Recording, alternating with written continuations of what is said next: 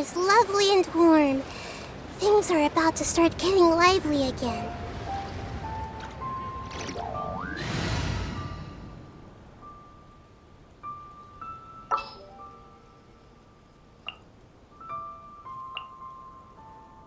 Witness my magnificence!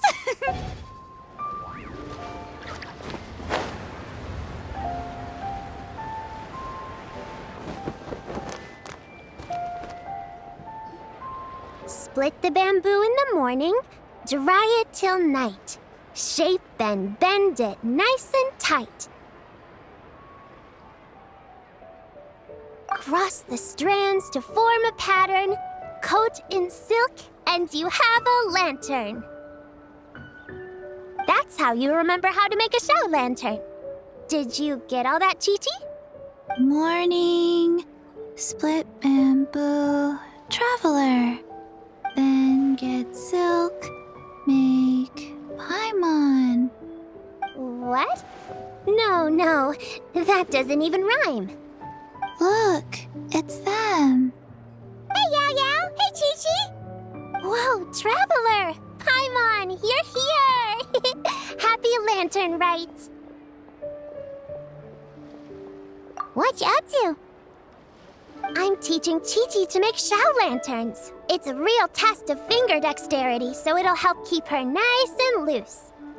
Yes, I do finger exercises to be a nimble zombie. Wanna try too, you two? Oh, okay. Well, we need a whole bunch this year so it doesn't get too dark at night. Too dark? What does that mean? Dr. Baiju has patients who got hurt walking at night. The moon disappeared, so it was too dark to see. The moon disappeared? Like, behind the clouds?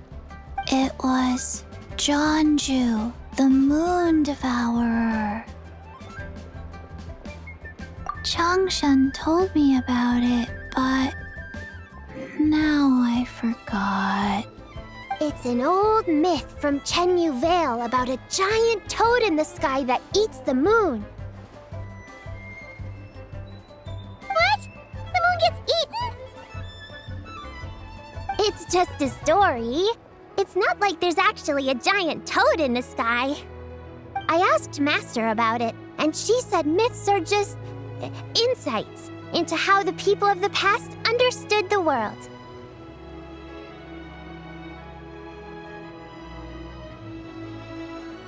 Well, I didn't see it that night. But I've checked several nights since, and it's been there same as ever. According to Chi-Chi, though, the Ministry of Civil Affairs sent someone to do some kind of serious investigation. So, I don't know. Maybe something did happen. The Ministry of Civil Affairs? This is starting to sound bad. It's okay. You can fly. Even if it's too dark, you won't fall and get hurt. Yeah, exactly. So turn that frown upside down, Paimon, or someday you'll get a whole bunch of wrinkles and wake up looking like an old granny. What? Okay. No more frowning. But the Traveler can't fly. She could still fall and hurt herself, right? Don't worry. That's what the show lanterns are for. As long as we make enough, Liyue Harbor will never go dark. Yeah, and there's the giant lantern too. Oh, right! I almost forgot. Look! This year's Grand Lantern commemorates the Adeptus who guards the moon. With her watching over it, the moon will be safe for sure. A white horse? Wait! So that's the White Horse Adeptus? Yeah! Legend has it she used to live on the moon. So if it were ever in danger, I'm sure she wouldn't just stand by and watch. Huh! We've heard of the White Horse Adeptus before.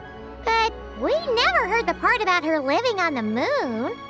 Probably because it's a folk legend from Tenyu Vale, so not a lot of people know about it.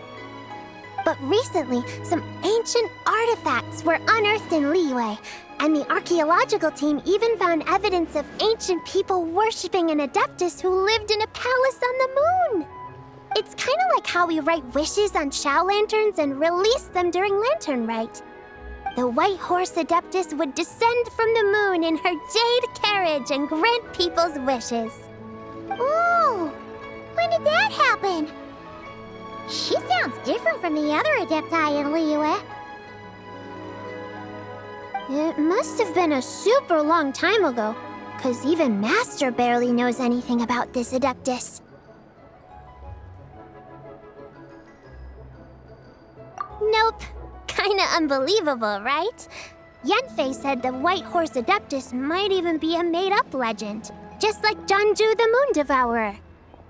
Yeah, a made-up horse and a made-up toad. You're mistaken, children. The White Horse Adeptus really does exist. Oh, Mr. Liu from the Baiju Guest House. But how do you know that for sure? Have you ever wondered how the guest house got its name, Yao Yao? Baiju... White Colt. So, it's named after the White Horse Adeptus? That's right. And that's because one of my ancestors was once blessed by the White Horse Adeptus. Wait, really? Tell us more! Tell us more! It was a long, long time ago, when this ancestor of mine was still a young girl. She was out gathering herbs and accidentally fell off a cliff, but the White Horse Adeptus rescued her. Oh, that's it? Paimon was expecting something a bit more... special? We've heard a whole bunch of stories like that before. Patience, young one. Let me finish. After the White Horse Adeptus saved my ancestor, she told her a story about the moon and the ancient kingdom of Langan. My ancestor was so captivated that she completely lost track of time. So much so, in fact, that when she returned to her village, she found nothing but a desolate ruin in its place. It was as if, without her knowledge, countless years had passed in the mortal world. Huh? The most extraordinary part of all is that it turned out to be a dream. When she woke up, she found herself at the bottom of the cliff, right where she had fallen.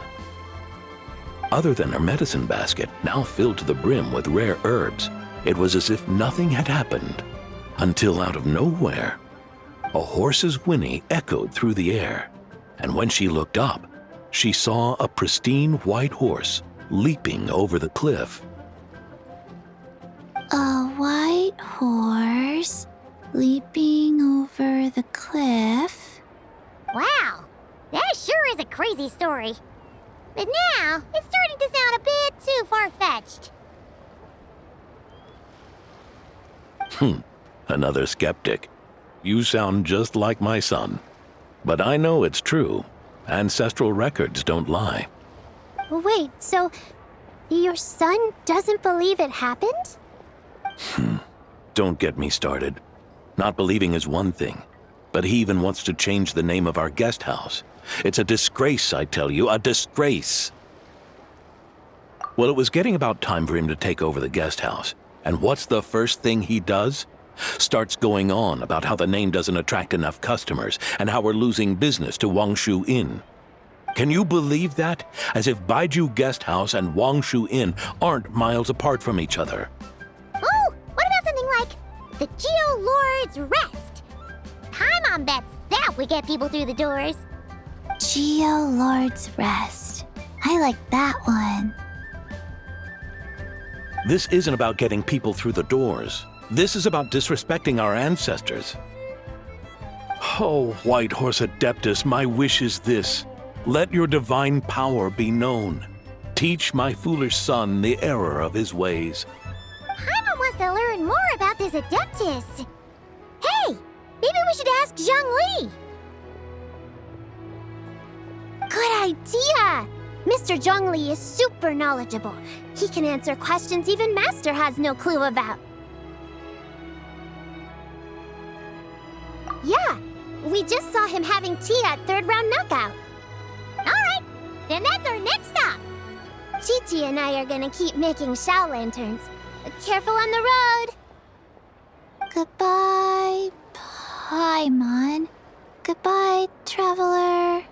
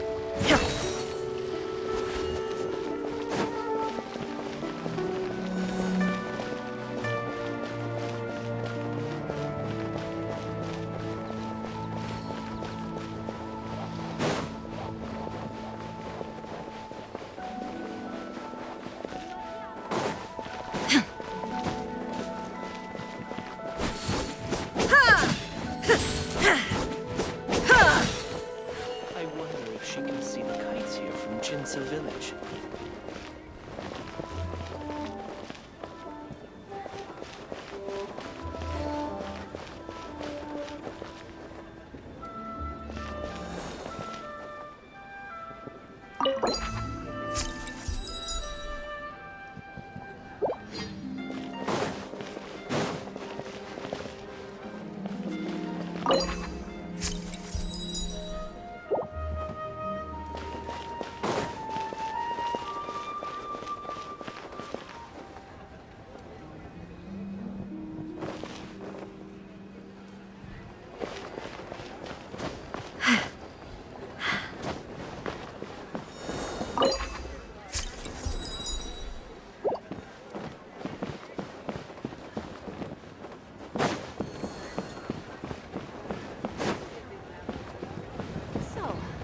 Buying or not?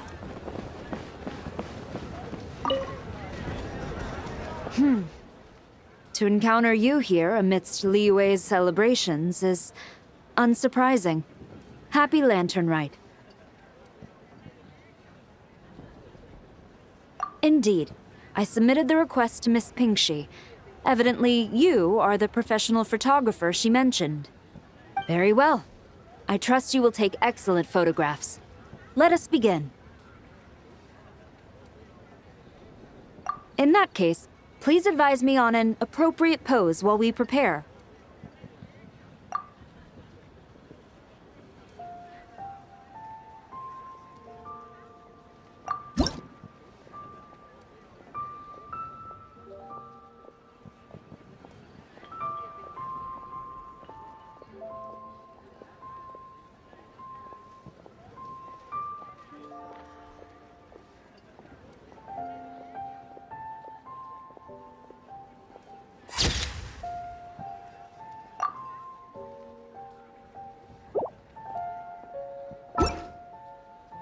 A commendable picture. A perfect memento for the occasion. My thanks. I will treat it as one of my personal effects and take care of it accordingly. Thank you. Happy Lantern Rite to you as well. But if I may ask, does the Millilith always maintain such strict vigilance during Lantern Rite? To maintain such strict discipline even amidst the festivities, I'm impressed.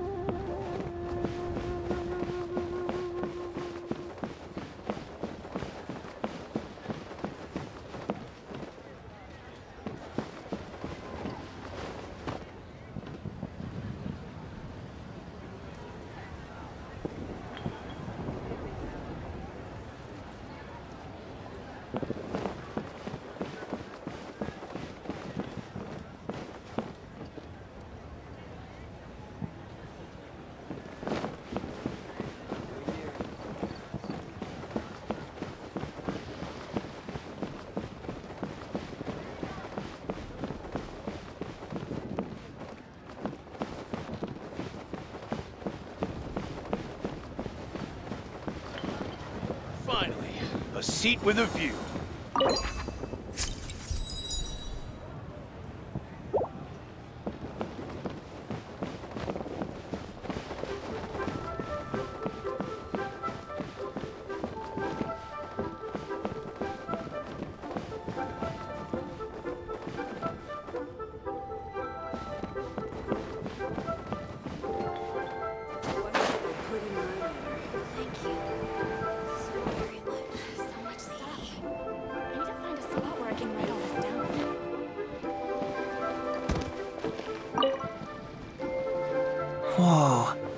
craftsmanship of these Xiao lanterns is something else. How does Lanyan do it? Oh, hey, Traveler! Happy New Year! Yup, took me ages, but this one's turning out pretty decent. I'm gonna paint Manzai on it too. Oh, and I gotta make one for Pops. Whew, that should do it. All that's left is sending it off to the sky. New stock at Zigo Antiques? Bad news for my purse. Is out of stock, but we have some new items in. The key here is consumer psychology. Join the Adventurers Guild. You'll have a blast.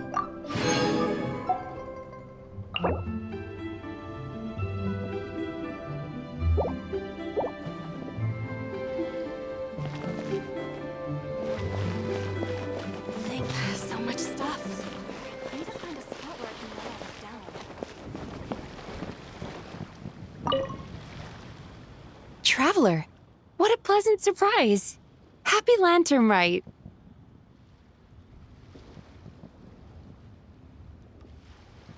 Ah, I did ask Miss Pingshi to help arrange a commemorative photo shoot. You must be the photographer she had in mind then. Wonderful. Looks like I'll be bringing back some lovely photos from this year's Lantern Rite.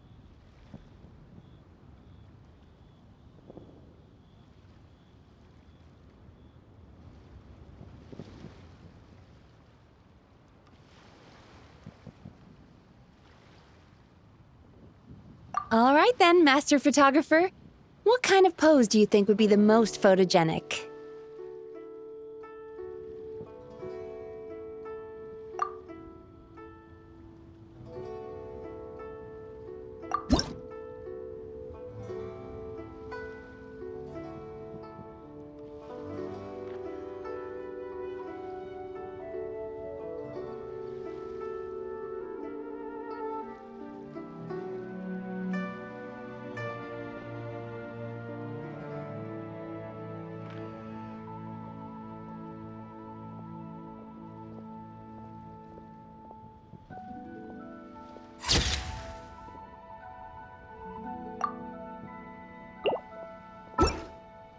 Oh, what a lovely picture. Thank you. I'll keep it safe.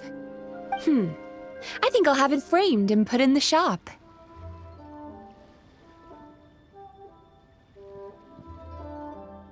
And to you. Nobody in Liyue Harbor is sleeping a wink tonight, are they?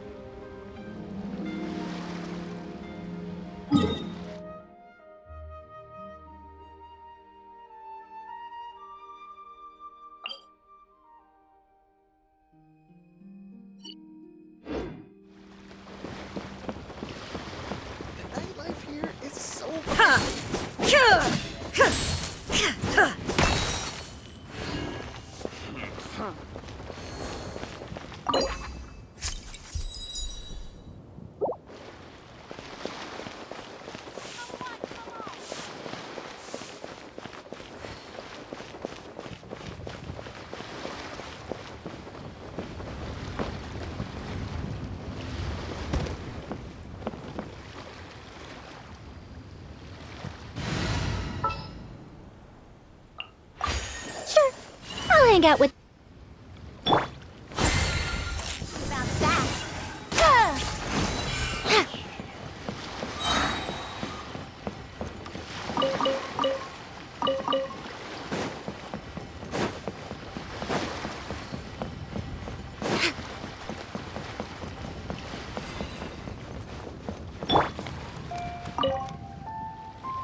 another one finished. And the paint's all dry. Oh, happy holidays! Are you here for a Xiao lantern too? Yep. You know how Miss Pingshi made a customizable lantern frame? Well, lots of people bought them to tinker with. Oh, Gaoming got one too. I offered to help, but he was adamant about doing it himself.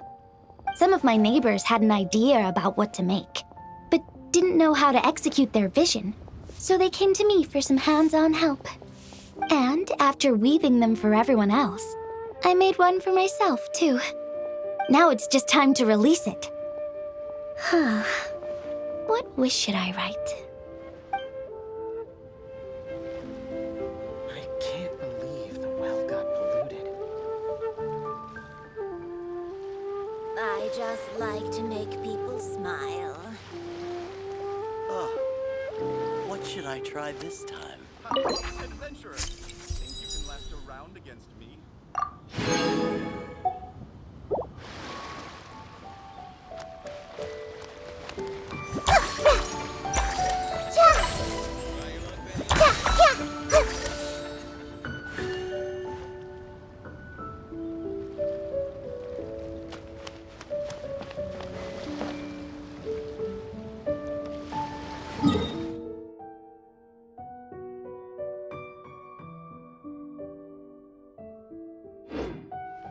Oh, what should I try this time?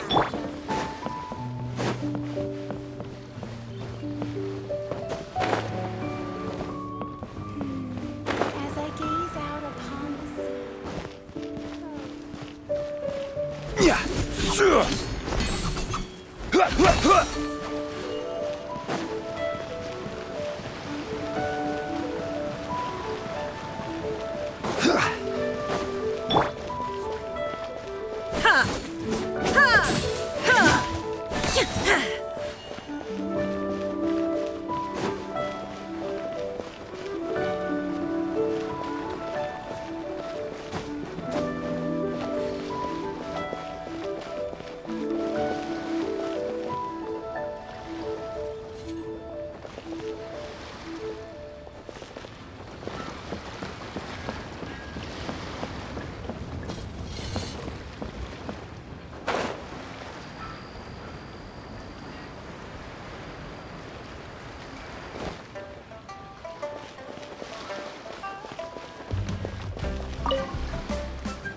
Traveler, had a feeling I might run into you here. Allow me to extend a traditional Liyue greeting. Happy Lantern Rite. Correct. I requested one from Miss Ping Shi. Seems she really did secure a professional photographer. Shall we, then? Take a good shot. I plan to stick it up on my office wall when I get back to Fontaine. Sure. Do I need to strike a pose, or... Suggestions are welcome, traveler.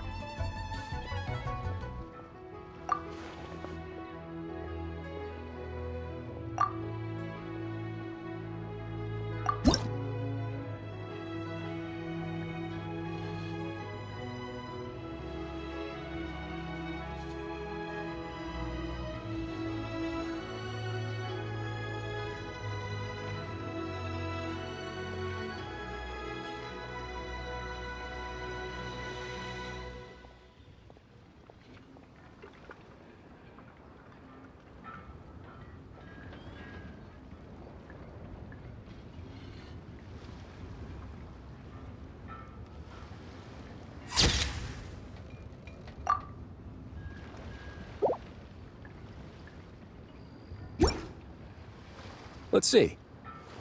Not bad. Pretty standard shot. If you look at it from the neck up, it could even pass for a mugshot. I'll be keeping this. Really appreciate the help. Oh, and to you too. I'll still need to buy some gifts later. Other than tea.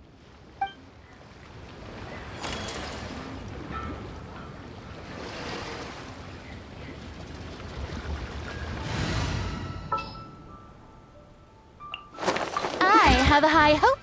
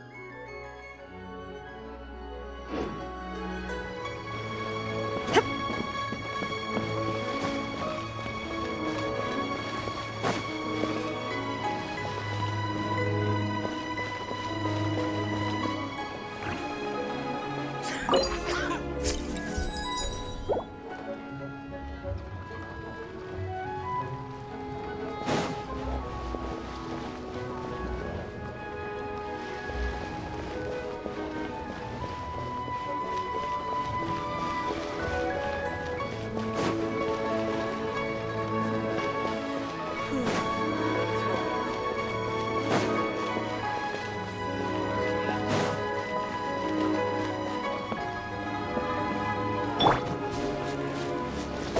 me with praise!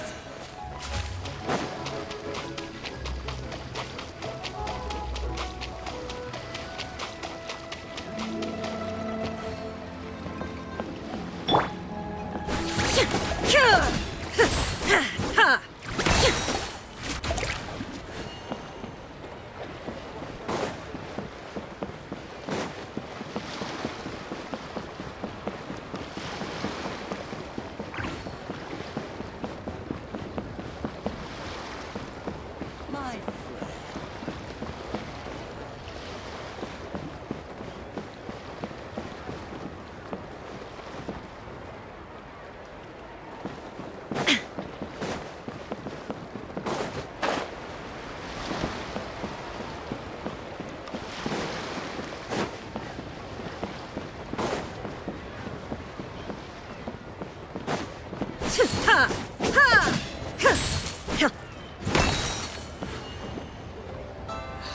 Brain fog.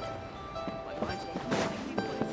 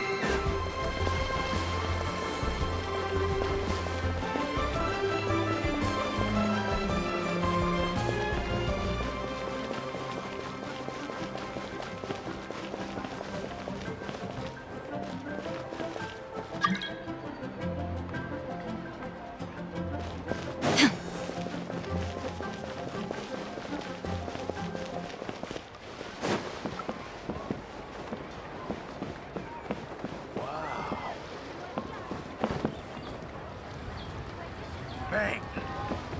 And with that, the fate of the Wu-Wah brother was sealed. You do tell the cleverest jokes.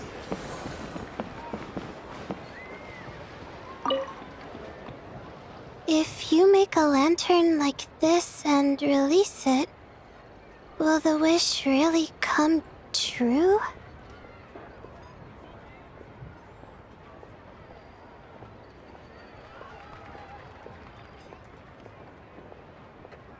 Oh, you're in Liyue too? Happy Lantern, right? Yeah, my advisor sent me. She said participating in folk festivals might help spark some inspiration for my research. But I work on star charts. I'm still not sure what that has to do with holidays like this. But she had already bought me a ticket and escorted me onto the boat before I even had a chance to ask. As soon as I got off the boat, a lady stopped and offered me a free Shao lantern frame. She said releasing one would bring good luck for the entire year. I'm not sure I need a whole year of luck, but a little bit when it's time to submit my thesis wouldn't hurt.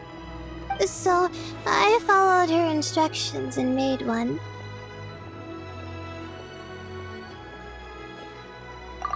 Thanks. I should release the lantern now, right? Oh, I need to write my wish on it first. He's a class act, that one.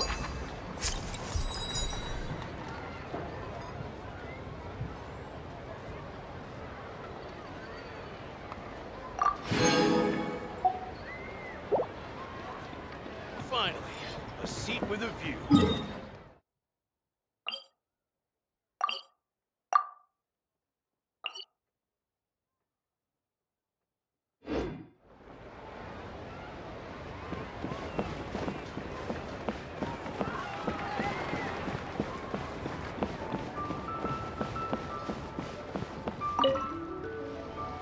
Traveler? Happy holidays! It's been some time since we last spoke.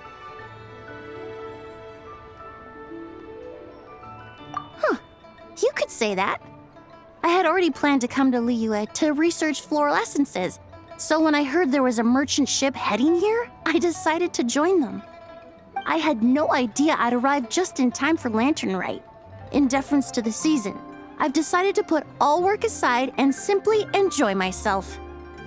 I even asked a young lady to teach me to craft Xiao lanterns.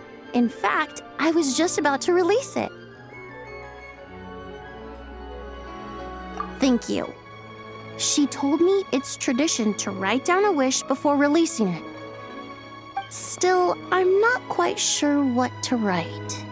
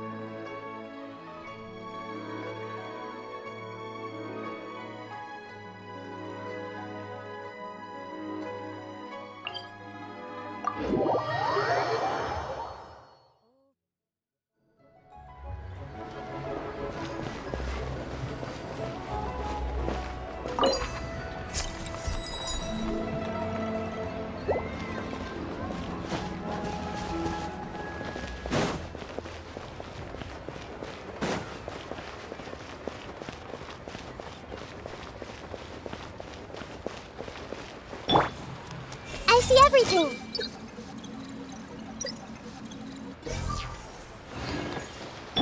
Yoo-hoo!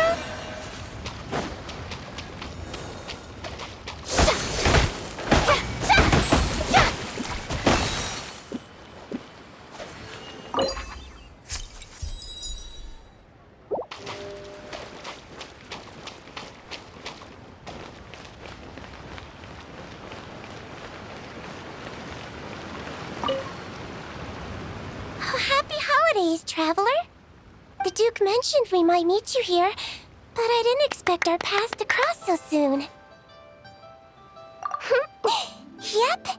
He invited me to experience Liyue's lantern rite with him, and also to finally use up all the vacation days I never got around to taking. We met a very kind lady at the harbor who said that if we'd like, she could arrange for a professional photographer to take our picture as a keepsake. Oh, that's perfect! Oh, I'm sure you'll take a really good photo, and then I'll be able to show it to Monsieur Nervillette later. Sure. Well then, as the professional photographer, what pose would you recommend?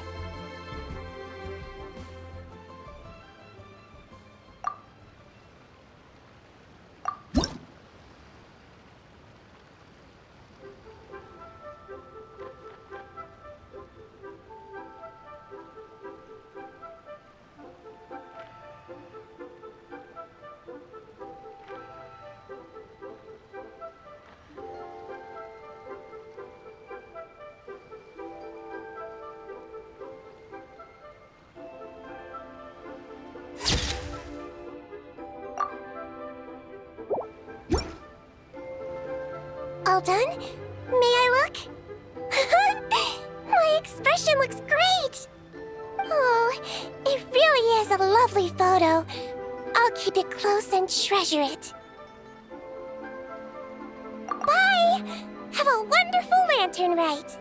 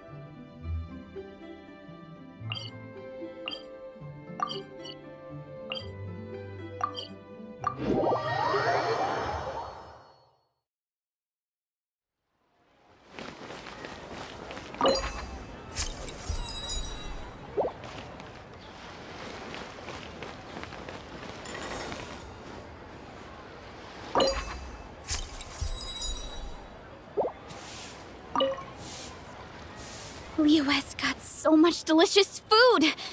What should I eat next? Oh, how about boiled fish? No, wait. I need to take a picture for everyone back at the tribe first. Traveler? Oh, wow. So you're the pro photographer that lady was talking about? That's fantastic! You're so talented. Of course you're good with a camera, too. Sure! I want to strike a cool pose. But what if it looks weird in the picture? Any advice?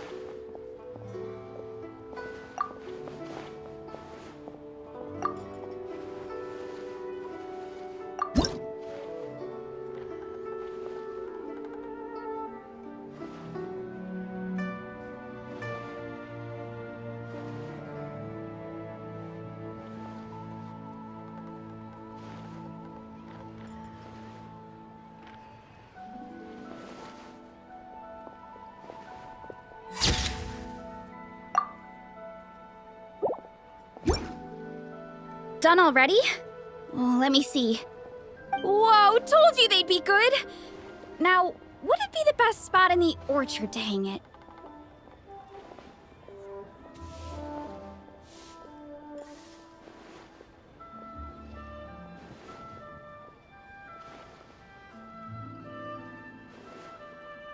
Thanks! Next up, some more delicious food. Starting with boiled fish.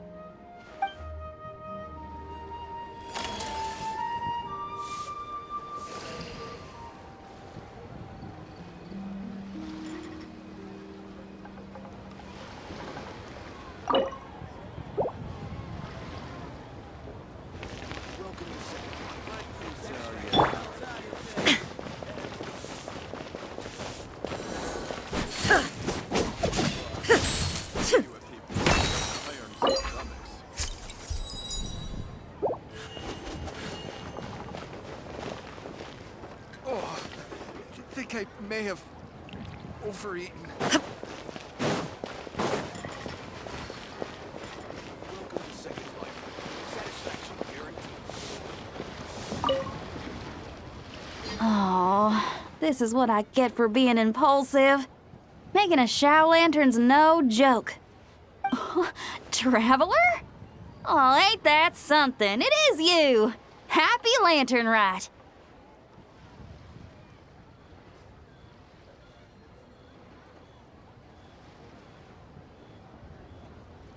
Yeah, Miss Pinkshi gave me the frame, but I designed all the details and made all the ornaments myself.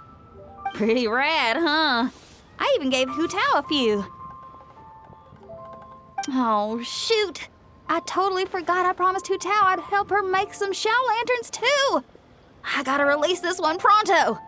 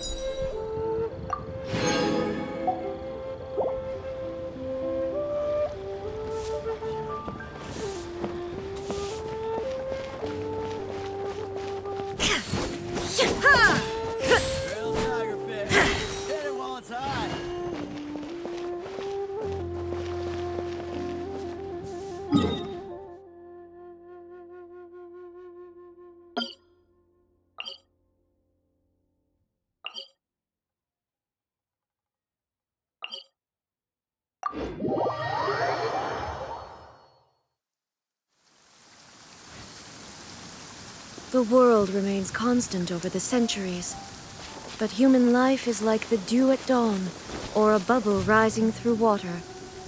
Transitory.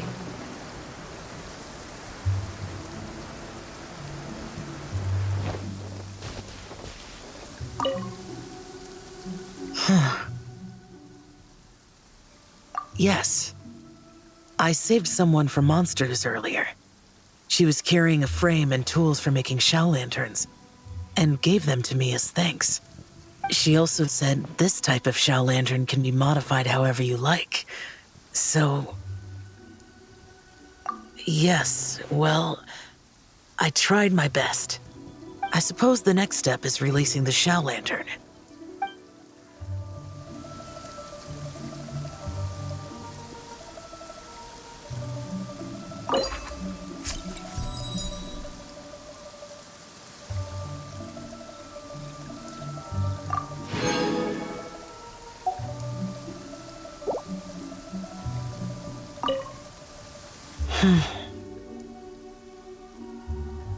Happy Lantern Rite to you as well.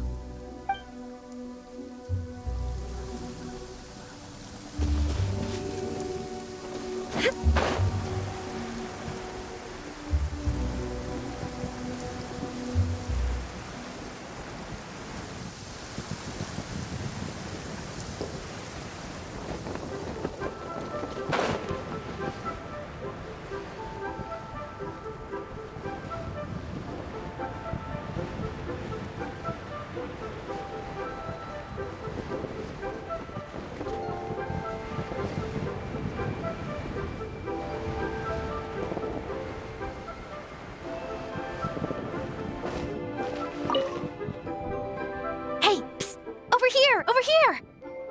I knew you wouldn't miss Lantern Rite. I was wondering when I'd bump into you.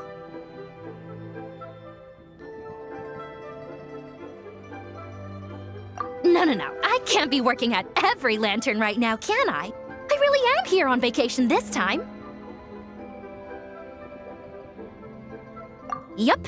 Miss Pingshi said she'd find a professional photographer to take a good portrait photo. Hey, wait a sec. Don't tell me...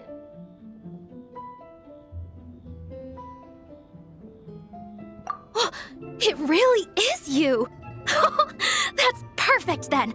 Come on, take my photo. Let's see who's better behind the lens. So, ready to start? Alrighty! Can't take a picture without posing for the camera though. Any suggestions, traveler?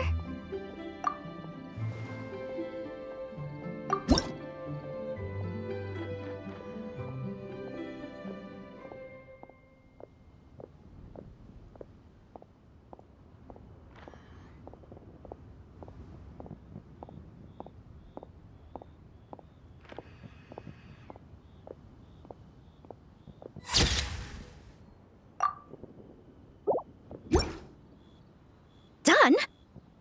Did you adjust the lens and check the lighting? Make sure the focal length was properly set? Let me check. Wow, you actually nailed everything! Oh, a shot like this is front page quality! Next interview, I'm definitely bringing you along. Imagine the amazing shots we could take together! And a very merry Lantern Rite to you, too! Oh, hang on, that doesn't sound quite right. Whatever. Have lots of fun!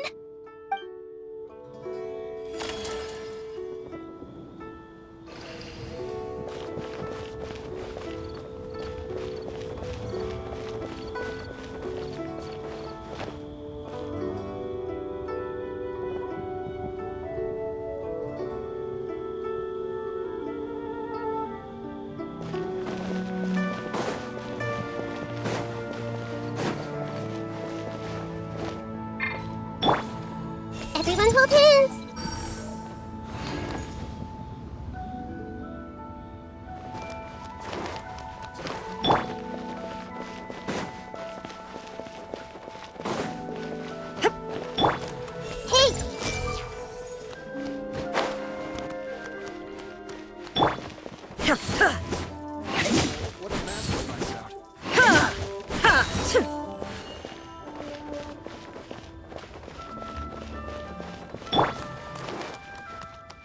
I see everything!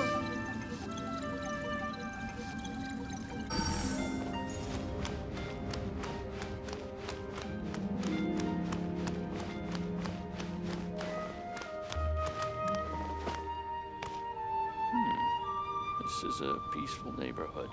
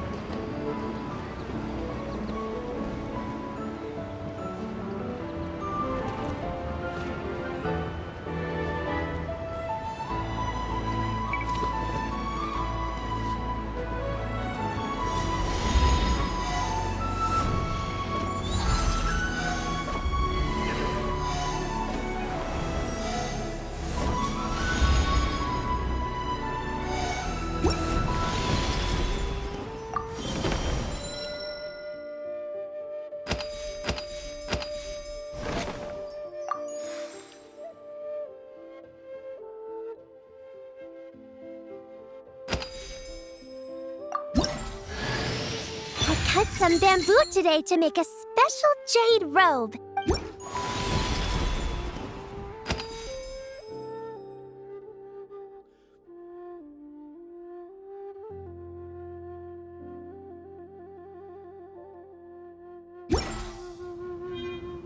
If you're not sure what to do...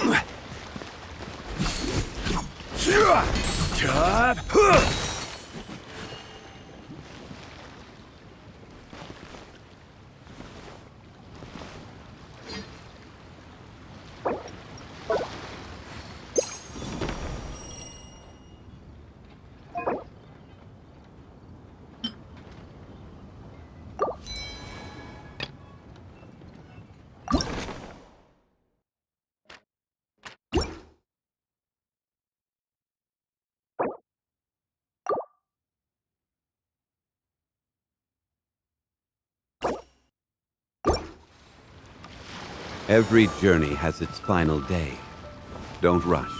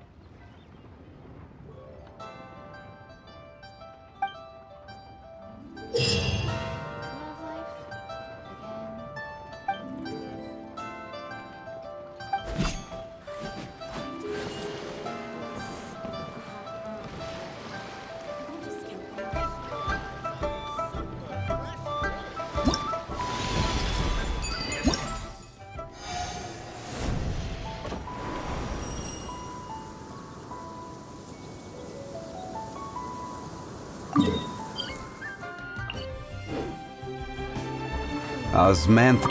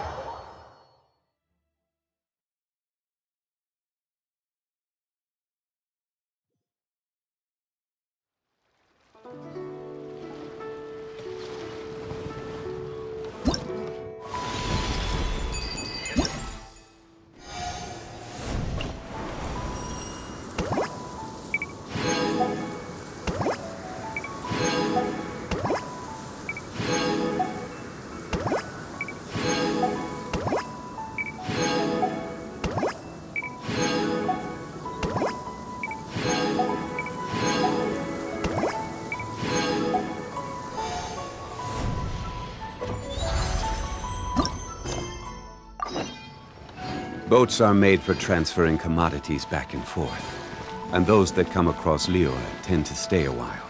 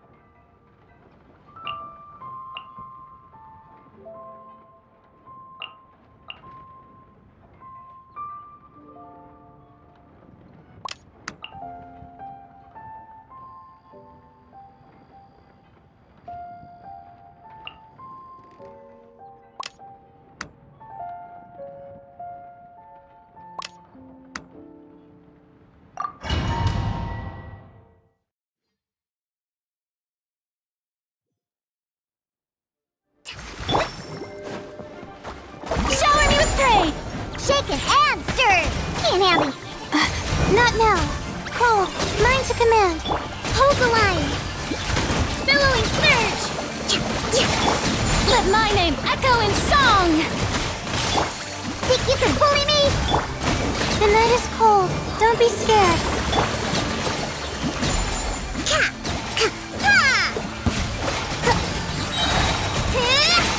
Rest and rebuild. Torrent, bring refuge. My guiding stars. I'm a rock. Look at you, Boozip. Let the world collide! Cold, mind to command. A brash maneuver. The night is cold. Shaken and stirred. Hold the line. Billowing surge.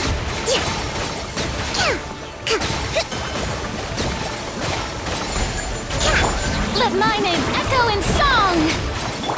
Scratch that. Can't handle your drink. My guiding stars. Stars. Rest and rebuild. Yeah. Covenant of the deep. Let the world collide! Not now. Not cold. Mind to command. Allow me. Billowing surge. Look at you, Boozle. Think you can bully me? Yoo-hoo! Let my name echo in song! Stars, shine for me. The night is cold.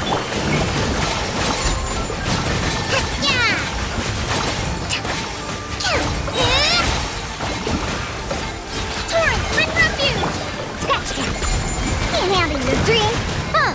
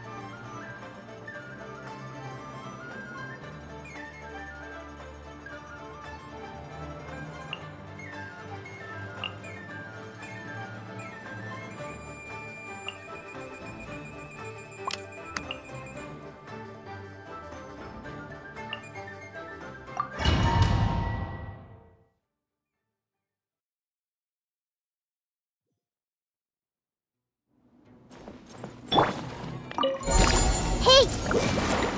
Sharing my knowledge! Annihilation mode. Enhanced animal module 75. Be silent. Close your eyes. Night falls. Be silent. Night falls. Close your eyes. Night falls. I see everything. This way through a little. Animal test 6308. Stand clear. Preparing for dust up. Make yourselves a move. Hey.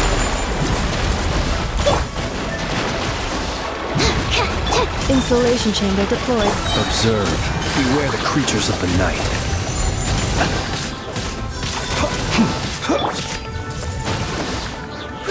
Grow!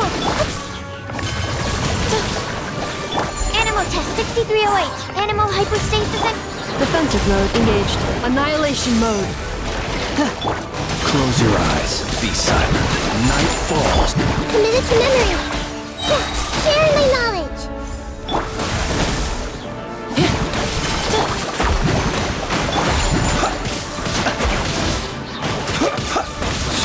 Close your eyes. Observe. Night falls. That's absorption test. Installation chamber deployed. Grow, grow, grow.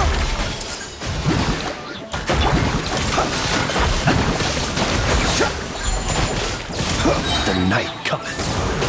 Must learn no more.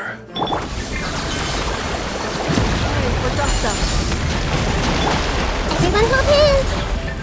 I see everything. Make yourselves at home.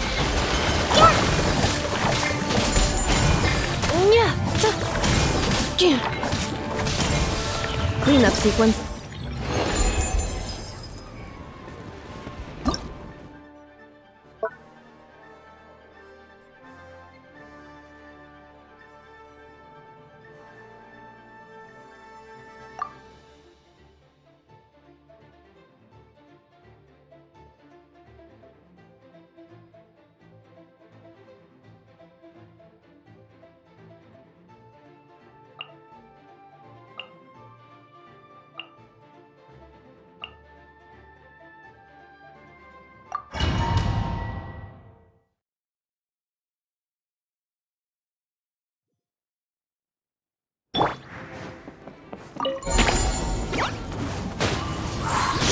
Fallen leaves, adorn my... Everyone hold hands. Share my knowledge. Strike a pose! Time to shine! Illusion shattered! As one with wind and cloud! Now you shall perish! I see everything. The Temple of Wisdom.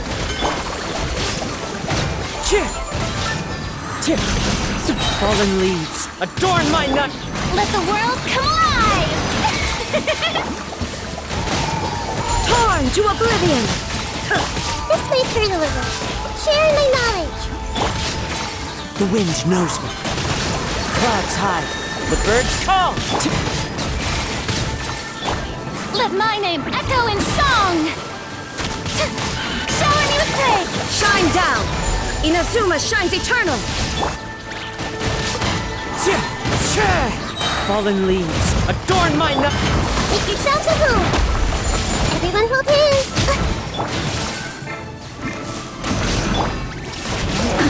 Absurd! That hurt! Into the wind, as one with wind and cloud! Strike a pose! Let the world come alive! I see everything. Share my knowledge. There is no escape! Torn to oblivion! One with nature!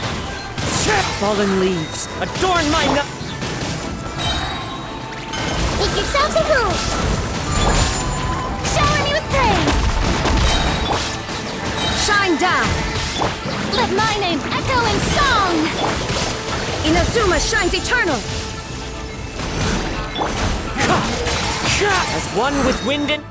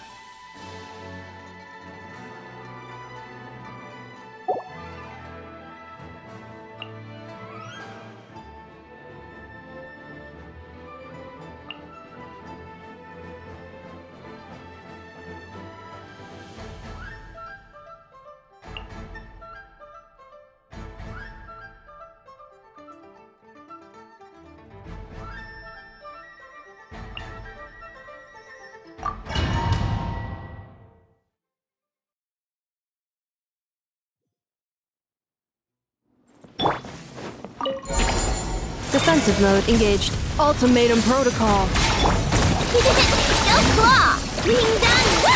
Stand clear. Animal test 6308. Enhanced tech. Beware the creatures of the night. Be silent. Observe. Be silent. Observe. Cleanup sequence initiate. Kerplunk! Chew on this! Rush attack! Be silent. Observe. Be silent. Do you fear the dark? Absorption test! He did it! Go claw! Installation chamber deployed. Preparing for dust up. Close your eyes. Observe.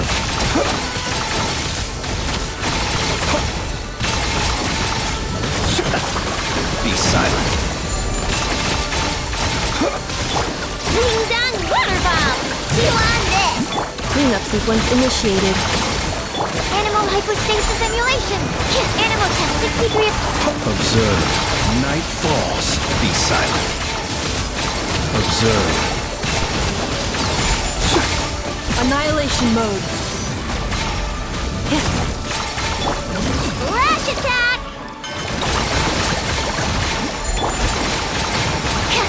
Close your eyes. Night falls. Be silent. Close your eyes. Do you fear the dark? Observe. Night falls. Wing down water bomb! Chew on this! Defensive mode engaged. Close your eyes. Observe. To dust. Look! The rainbow! Preparing for dust.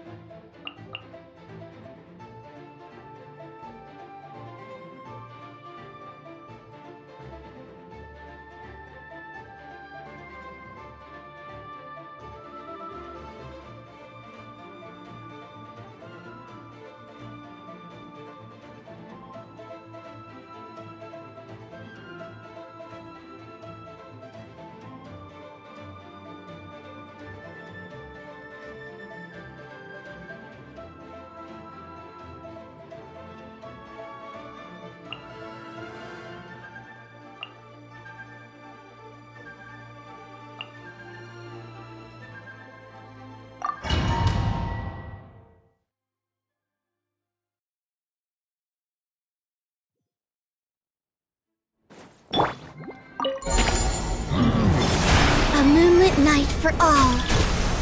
Cleanup sequence initiated. Ultimatum protocol. Absorption test. Animal test 6308. Enhanced animal modules. Close your eyes. Be silent. Do you fear the dark? The night cometh. To dust. Wane, a new moon rises. Defensive mode engaged. Annihilation mode. Absorption test. Swirl. Mark 2. Observe. Close your eyes. Do you fear the dark? The long sleep beckons. Be silent.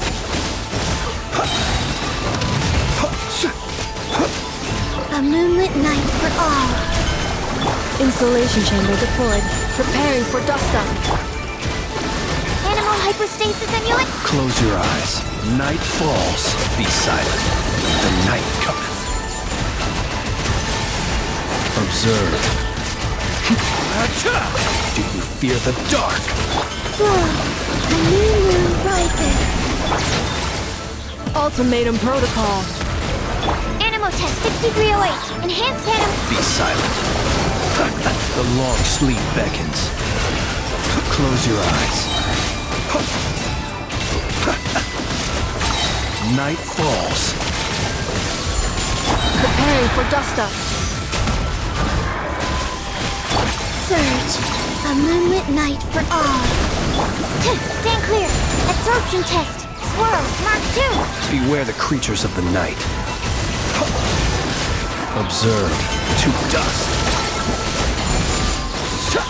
Do you fear the dark?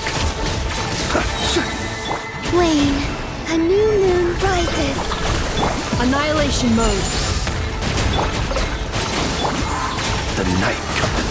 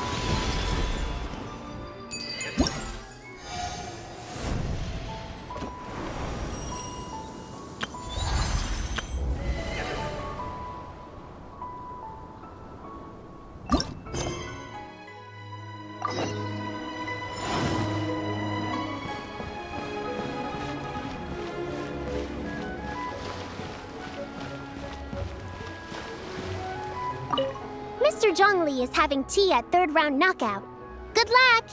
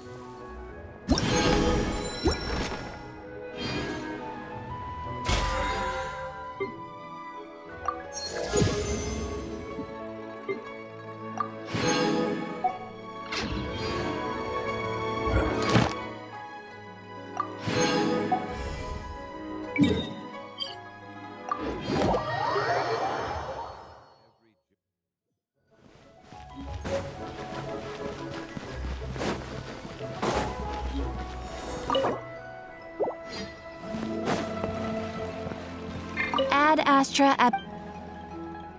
Thank you for Ad Astra...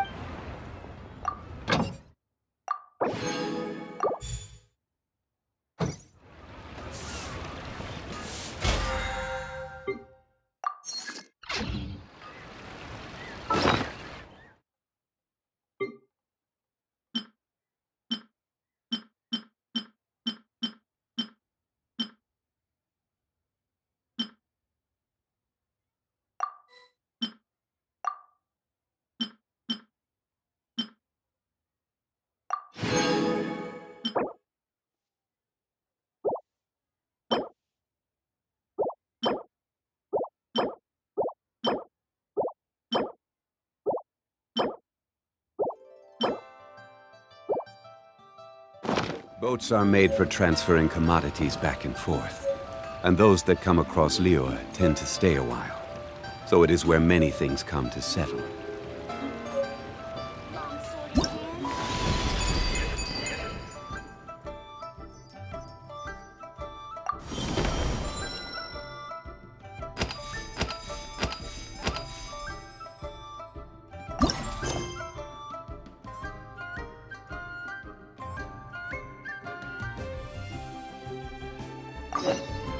Osmanthus wine taste.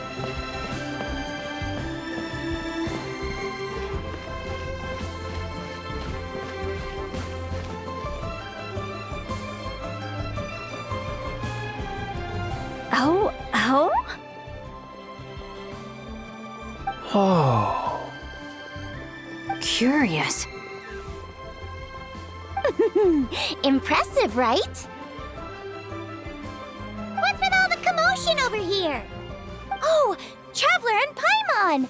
Perfect timing! I have something amazing to show you! What is it?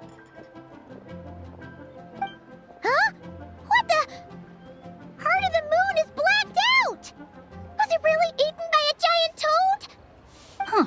I didn't expect you to know the story of Jonju the Moon Devourer, Paimon. Don't underestimate Paimon. She learned a whole bunch of things in Sumeru. But Jeonju the Moon Devourer is a Liyue legend. Well, knowledge knows no borders, so there. You're right about that, Paimon. But this dark circle doesn't look anything like a toad to me. A toad's egg, maybe? But that's about it. Oh, wait, Traveler! You've been in Nod-Krai, right? The people there worship the moon goddess. So you should know what's going on here.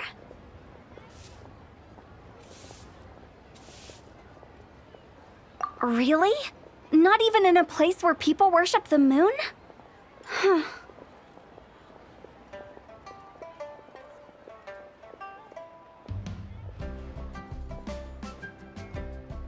Oh yeah!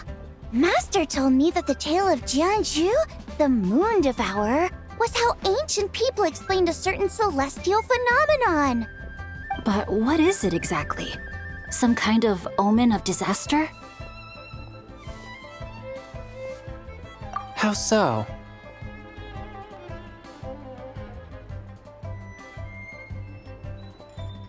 Oh, but in this picture, the moon is being covered from the center. So this can't be a normal eclipse. Then it's still an omen of some impending calamity? We never said that!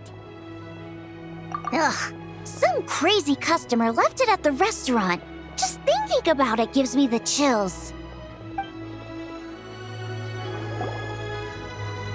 Attention, everyone! As the auspicious festival season approaches, I have an announcement to make. I, Lu Xiong, am on the verge of becoming one of the most renowned archaeologists in all of Liyue Harbor. No, scratch that, in all of Tibet. Even though I never trained at a prestigious academy, I've still managed to dig up tons of treasures. And I understand practically a whole dictionary's worth of big words, too. Like my pops always says, no pain, no gain. And I haven't had it easy, that's for sure. So, it's definitely my turn to make a name for myself. What's the deal with her? No idea. Maybe she ate a bad batch of perch stew? What? You don't believe me? I'm telling you, I dug up treasures from the ancient nation of Longan. I even got a picture of Jeonju devouring the moon. Longan? Jeonju? What is she even talking about? Sounds like she's a few perches short of a stew, if you know what I mean. So what if blackback perch stew is my favorite? Stop talking about me like I'm not here. Whoa, what are you doing? You're just a stupid, ignorant man, and I'm gonna kill you. Young lady, you need to calm down. What? So you're looking down on me now too? How about I take you both out then? How does that sound?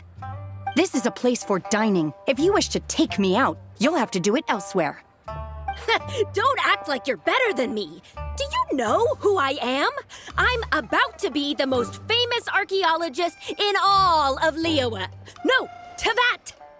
Show me some respect. Huh, it's respect you want? Very well. For the sake of the other customers, we'll do this your way.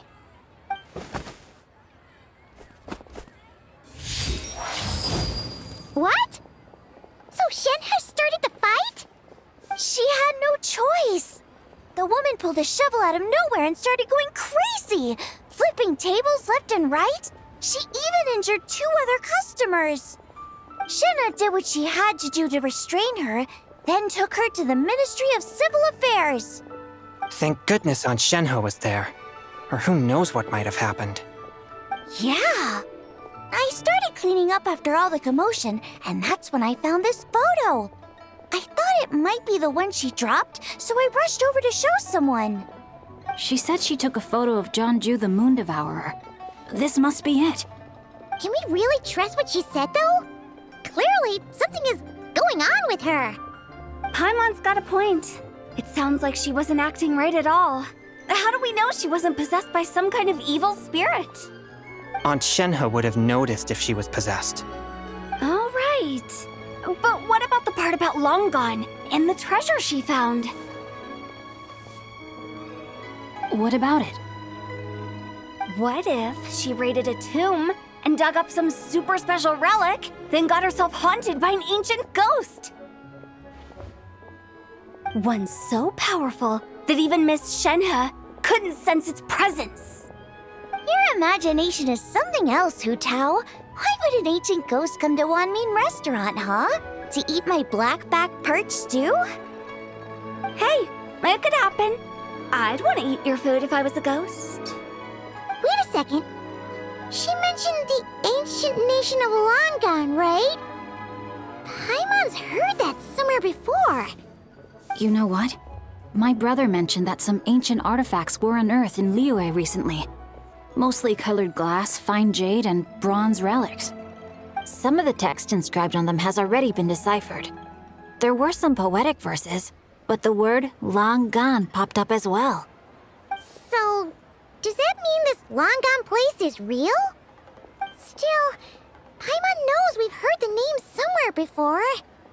Do you remember, Traveler?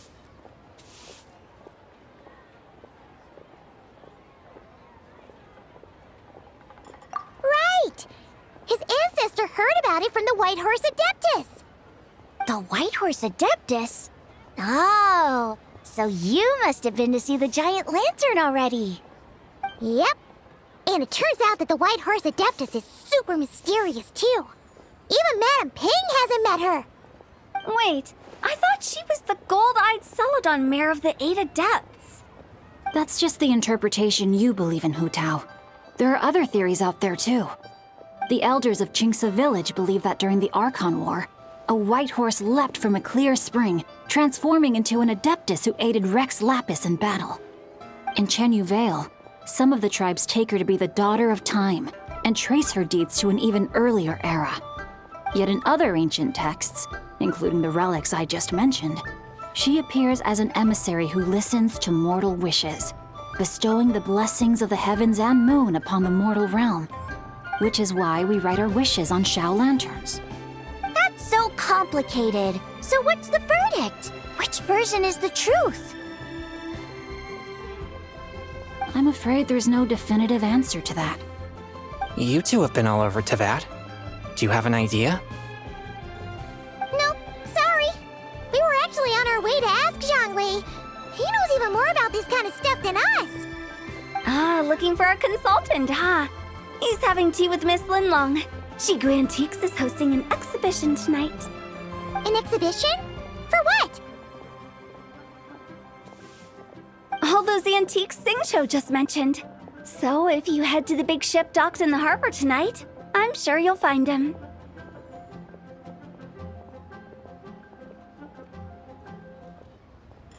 So, where to next? How about we go to the Ministry of Civil Affairs to ask about the White Horse Adeptus? If you're heading to the Ministry of Civil Affairs, could you give them this picture for me? Since it belongs to that customer, she deserves to get it back at least. It might even help the Ministry with their investigation. Ha! All right! We're off! Oh, wait! I almost forgot! Happy Lantern Rite! Come have a meal with us when you're free. We'll be there, or we'll be... square.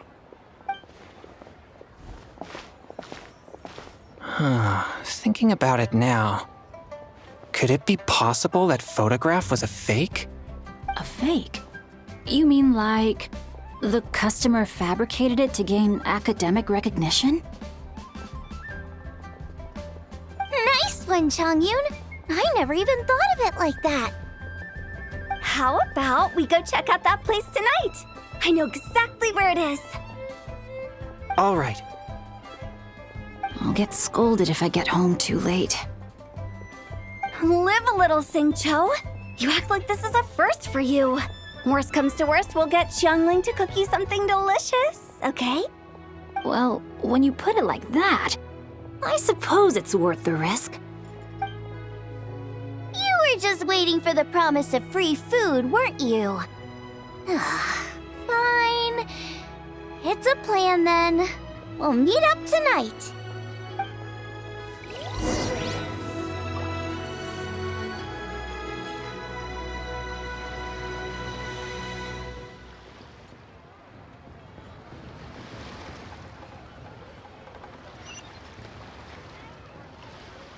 Where do you want to go next? If you'd like to see Liyue's tourist spots, I have a few references.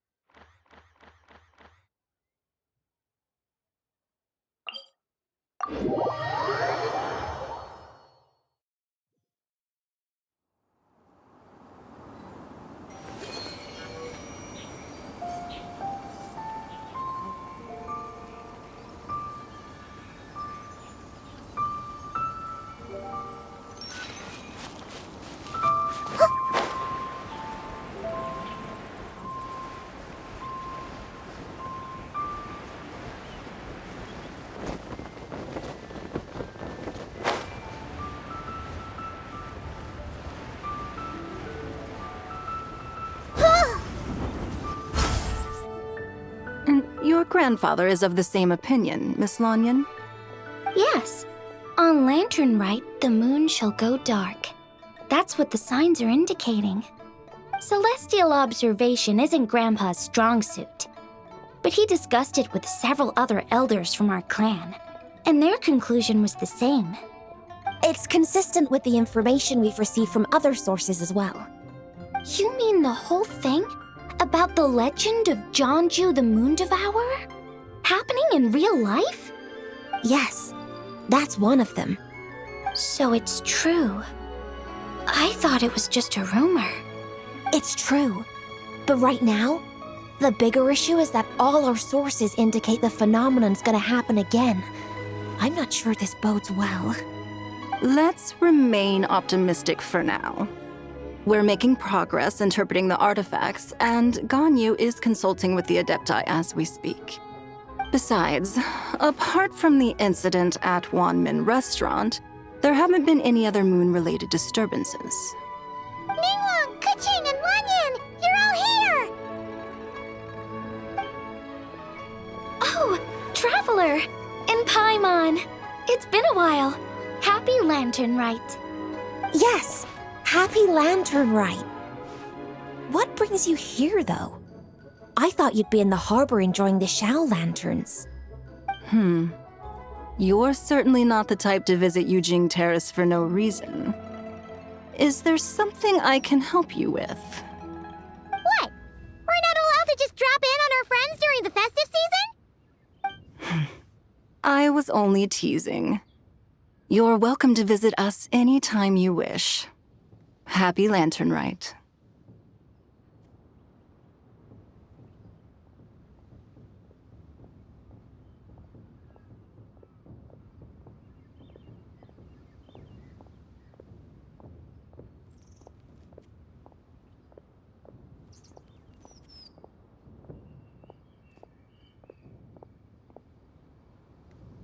Oh, and about all the moon business you were just talking about?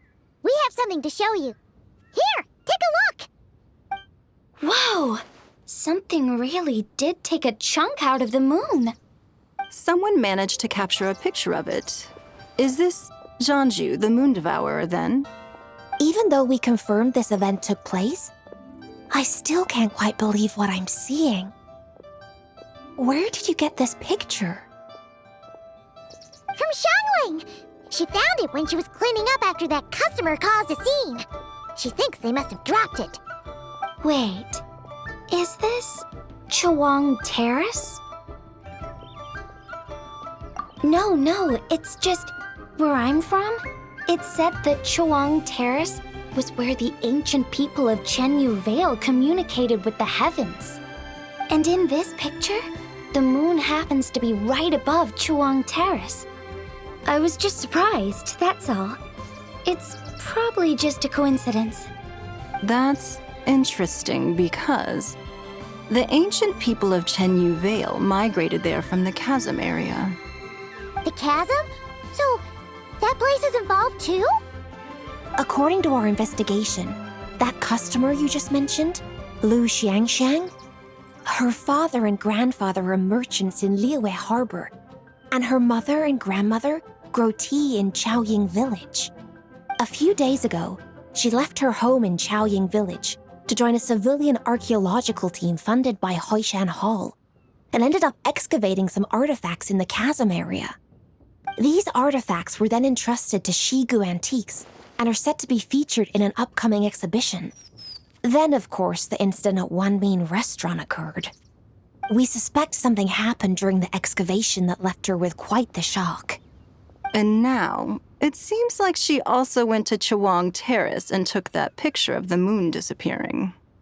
The chasm? Chawang Terrace? Things are getting pretty complicated. She's not in a good mental state, so we took her to Boo Boo Pharmacy to get some help. Why don't you come with me to check up on her? At this point, you seem invested in this case too. Then let's head there now.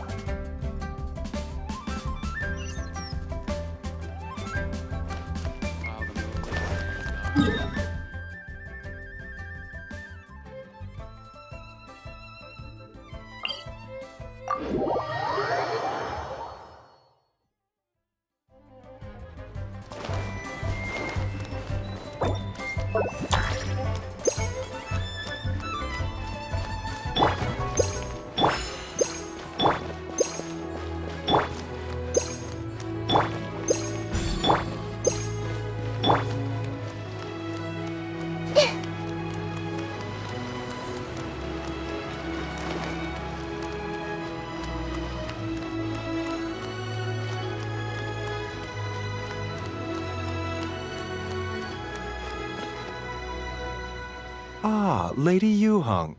Oh, and the Traveler and Paimon are here as well. What a pleasant surprise.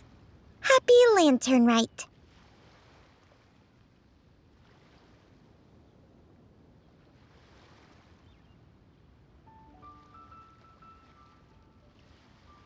I hope we're not interrupting, Dr. Baiju. Not at all. I assume you're here to see the patient? Unless it's urgent, however, it would be best not to disturb her rest. It's quite unstable. She's even more agitated than when she first arrived. And she refused to cooperate when we tried to check her over. I had no choice but to prescribe a calming draught and to have her rest for 2 days. So she's getting worse? That isn't the news I was hoping for. It's just a precaution. Based on an earlier conversation with her, it seemed more like a fixation than anything else. She hasn't lost her mind. That's right. When we asked about it, she kept insisting she was going to be famous far and wide. Well, it might not be far and wide, but she certainly made a name for herself around Yujing Terrace. Even some of the Qixing know who she is.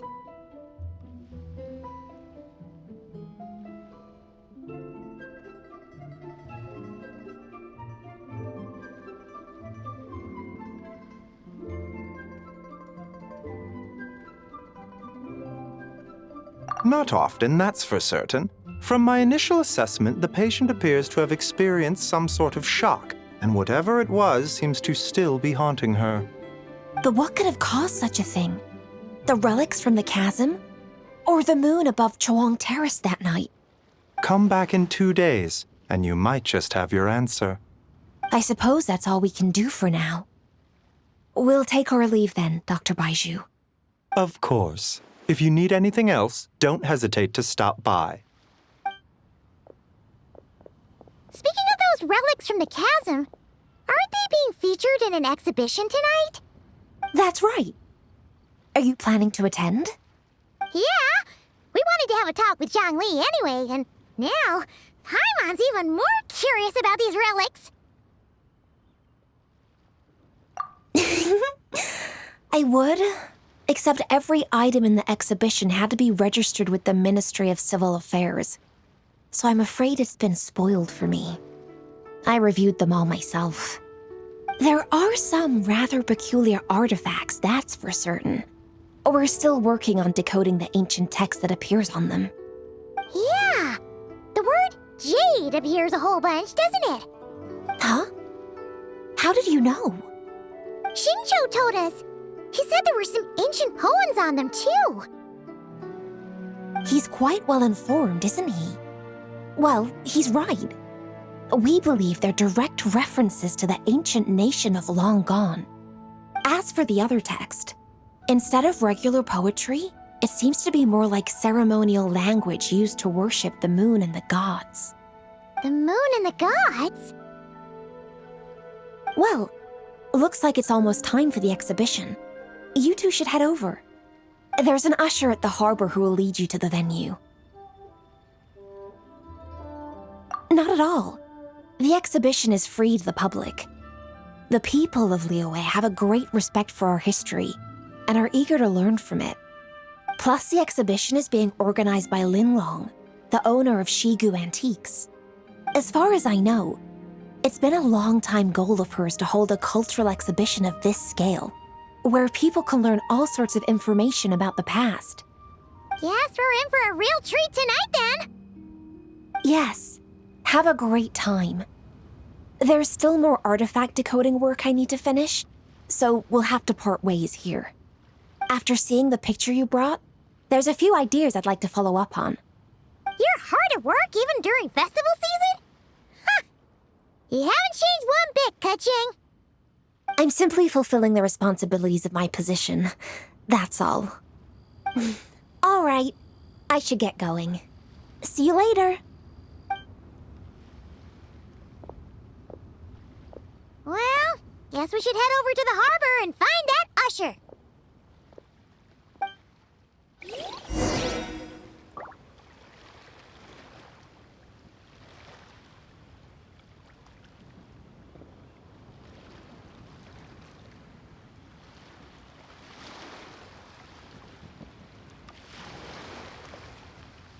Please, show me your prescription. Oh, so many medicines, but no cure for heartache.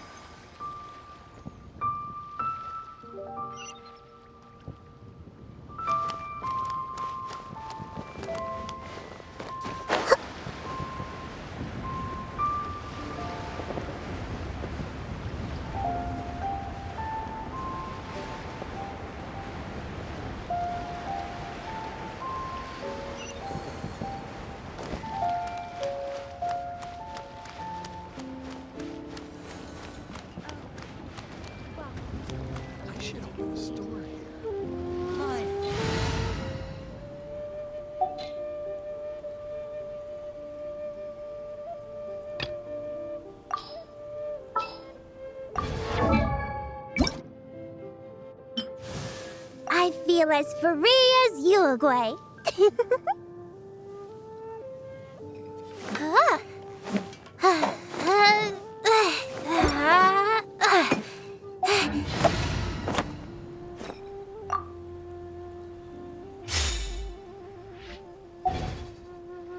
You can't beat the atmosphere here at Liga.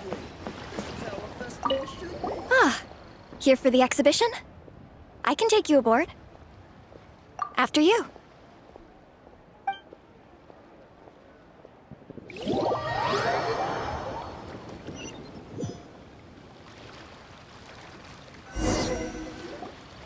Whoa! Look at all the antiques on this ship! It's almost too much to take in!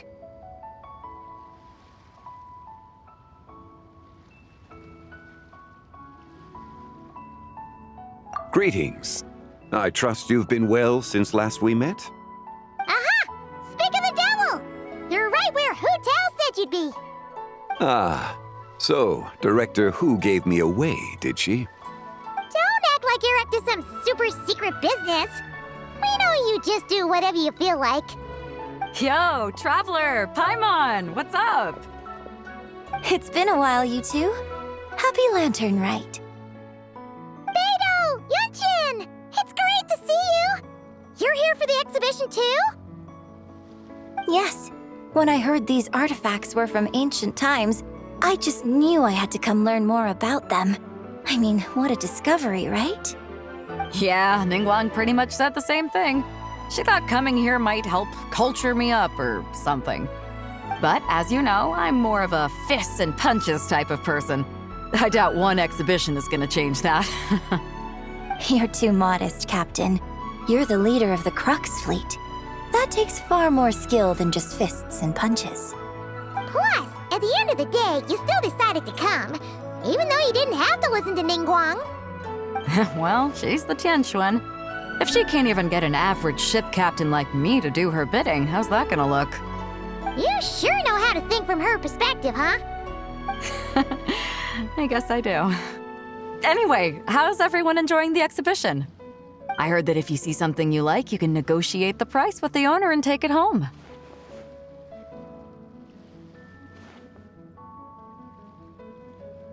Wait, so we can buy this stuff? Indeed. Although Shigu Antiques is hosting this exhibition, many of the items come from private collectors. As long as both parties reach an agreement, you can make an offer of mora or an equivalent trade. Well, shall we continue our conversation as we look around? Let's go! Paimon's super curious about all this stuff.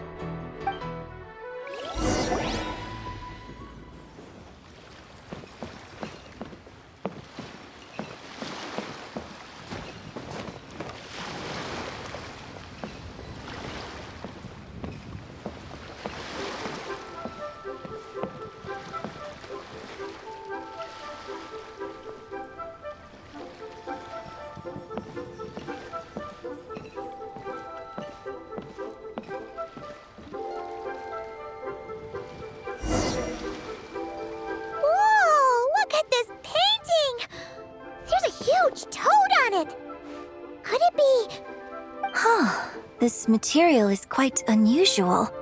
It doesn't look like paper, more like silk or some other kind of fabric. Yeah, I was thinking the same thing.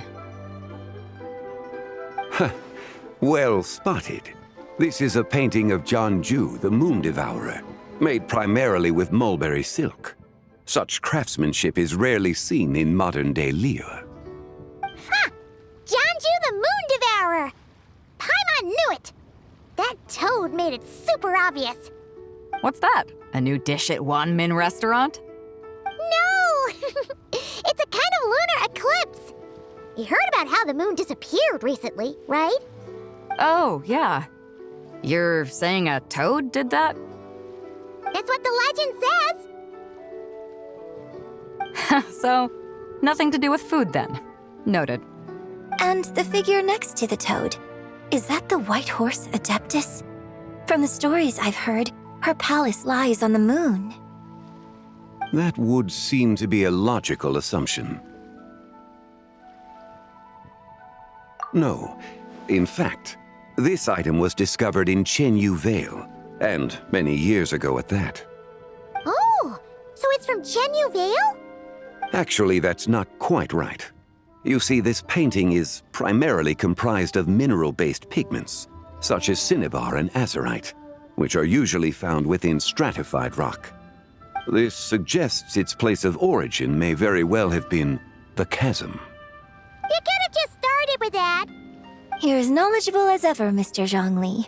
I had only ever heard the legend of Jianju the Moon Devourer, but now seeing it depicted in this painting, I wonder, if I purchased it, perhaps it could serve as inspiration for a new opera. Though I'm not quite sure who the painting belongs to right now. A splendid idea, Miss Yoon. Perhaps in lieu of mora, you could offer the lyrics to said opera as recompense. The lyrics? But to whom? Why, to me, of course. I am the owner of this painting, after all. Wait, so you're one of the private collectors of the exhibition? No wonder you knew so much about the painting. But lyrics in exchange for a precious antique? My work could never possibly be of equal value. I don't know about that. I'm not much of a scholar, but even I know your operas are in a league of their own. An astute observation, Captain Beto. In my possession, this painting is nothing but a lifeless artifact. In your hands, however, it could be transformed into a new piece of art entirely, Quite the worthy exchange, no? But I'm not sure when I'll be able to finish writing it. It certainly won't be ready this year. Allow me to be equally forthright, Miss Yoon. This silk painting is merely a copy I made of the original work. There is no need for such concern over its value. Huh? So it's a fake? I had no idea you were such a skilled artist, Mr. Zhongli. I pride myself on having some knowledge of antiques, but I didn't notice anything that would point to it being a replica. You never cease to amaze me, Mr. Zhongli. You flatter me. All that said, Miss Yoon, you must accept. Truly, I insist. Huh. He's gone from handing out fake Mora to fake paintings now, huh? Your kindness is impossible to refuse, Mr. Zhongli. Rest assured, I'll be sure to return the favor. I shall look forward to it. Man, that was quite the find. Huh. I should buy something too, if only so I can show it off to Nangguang. Let's keep going and see what we can find.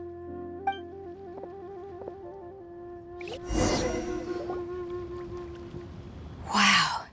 This bronze war chariot is really something. It must have quite the story behind it. I've never seen anything like it before. Do you know what this is, Zhongli? Ah. I heard from Miss Linlong that a carriage made of Celadon jade was unearthed in the chasm. A copper canopy, a body adorned with flowing clouds and geometric patterns.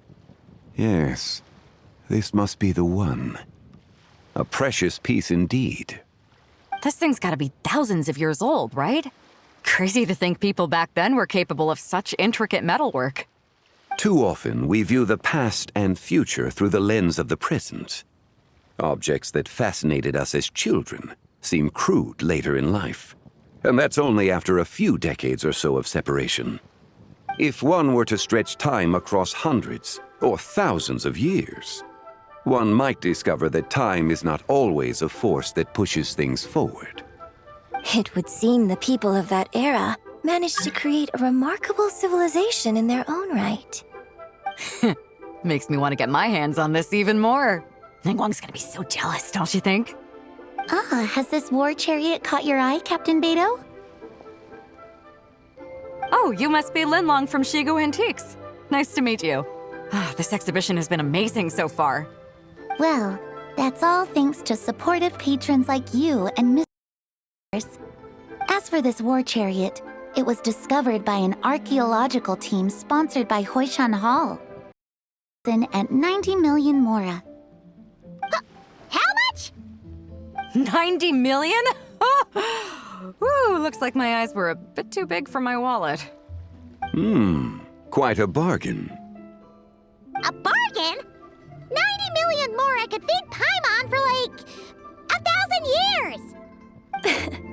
And if you actually went on an eating spree that long, perhaps you'd be considered an antique worth that kind of Mora too. What, 90 million? Nuh-uh! Paimon's worth way more than that! Well, if Mr. Zhongli thinks it's a good deal, I'm sure it's worth it. Beidou's putting way too much faith in Zhongli. What if he's only here to drive up sales? I'll take the chariot, Miss Linlong. Someone will come by with the payment. Quite the discerning eye you have, Captain. After the exhibition ends, I'll have someone deliver it to the Alcor. Actually, could you send it straight to Yujing Terrace? I'd like for the Tianquan to see the proof of my discerning eye for herself. Understood. Great. Yunjin and I both found something. What about you three? Want to keep perusing? And don't worry about the Mora. It's all on me. Nobody's going home empty-handed tonight. I appreciate your kindness, Captain, but I'm afraid I have some private matters to discuss with Miss Linlong. In that case, don't let us keep you, Mr. Zhongli. Right this way. Traveler, Paimon, perhaps you would like to accompany me. What? So you can show us another bargain antique that's so far out of our price range it's not even funny? Other people are always demanding Mr. Zhongli's time, but it's quite rare for him to extend an invitation himself. I wouldn't pass up this opportunity if I were you, Paimon. Yeah, just don't forget to come aboard the Alcor for a drink later. Yeah, guess you're right. Taking a quick look isn't gonna cost us anything. Let's go!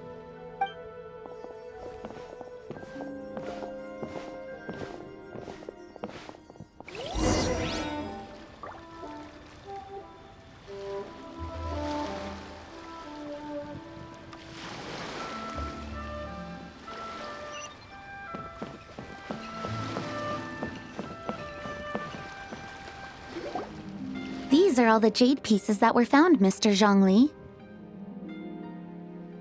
Wow! So many styles!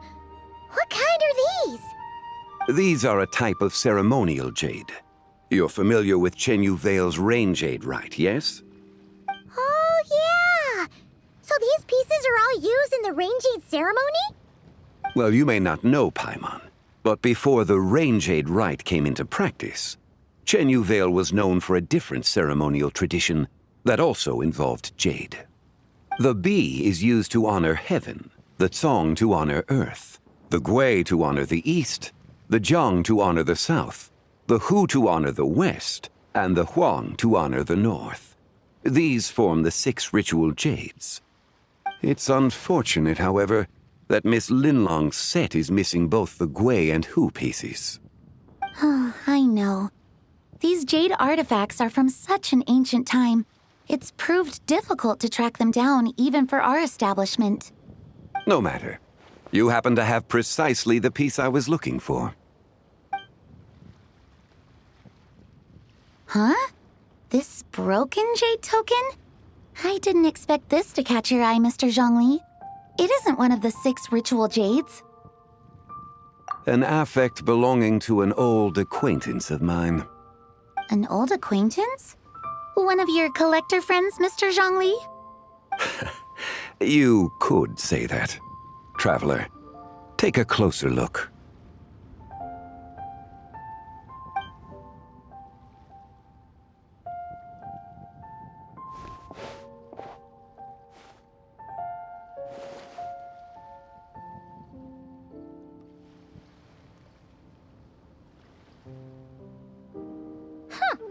It doesn't look all that special to Paimon. Just seems like a broken artifact. Indeed. It's been thousands of years since the moon has appeared in such a form. So, in the past, the moon wasn't always full. Then, could this missing chunk be from when Jeonju devoured part of the moon? It's worth looking into. Your insight is invaluable, Mr. Zhongli. I had no idea how special this piece was. Since it has caught your interest, allow Shigu Antiques to cover the cost. Oh, that is far too generous, Miss Linlang. Not at all. I've always wanted to give people a chance to appreciate these snapshots of history. So holding an exhibition like this has been a lifetime wish of mine. And it never would have been possible without your help, Mr. Zhongli. I merely put in a good word with a few acquaintances of mine. And it had a profound impact. Without your recommendation, I doubt half of these collectors would have come to the exhibition. So, on both a personal and professional level, I owe you my thanks, Mr. Zhongli. Wow! Zhongli actually did something useful for once.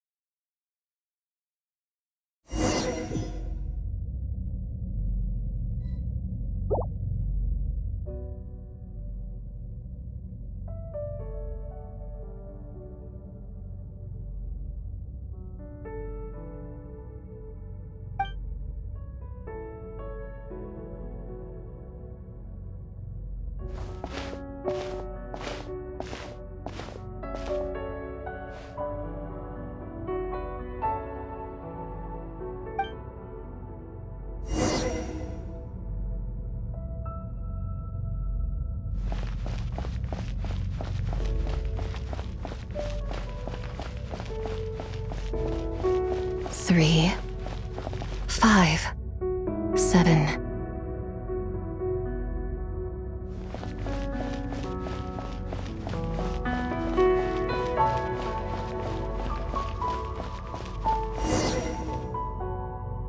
Eleven, 13, 17, 19, 23, 29.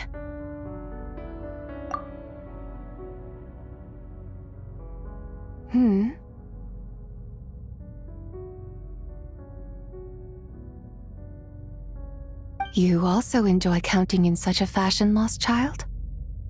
The same loneliness as them. It seems to exist in your heart as well. Me? I'm sorry, I don't remember. The shadow of the moon? Or a dream of time? I'm sorry. No one has asked me such things before. I've been here for so long. There is much I have forgotten. I know nothing of your arrival. All I know is the longing in people's hearts. Yet, I sense the moonlight's guidance within you, child. Perhaps that is what brought you here. You seem confused. Perhaps I can help in some way. The path home is... that direction. I believe someone told me that before. But I was never able to reach the end. You should take a look. No need. It would seem... my time has already run out. Farewell. May the moonlight ever shine upon you.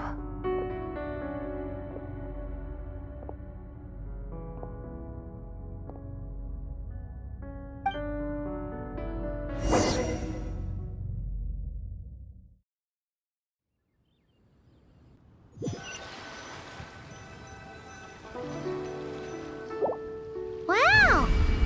Jiangwei actually did something useful for once. Your complexion looks rather ashen, traveler. Are you feeling all right? Yeah, what's wrong? Does your stomach hurt? Huh? What are you talking about? You were right here the whole time.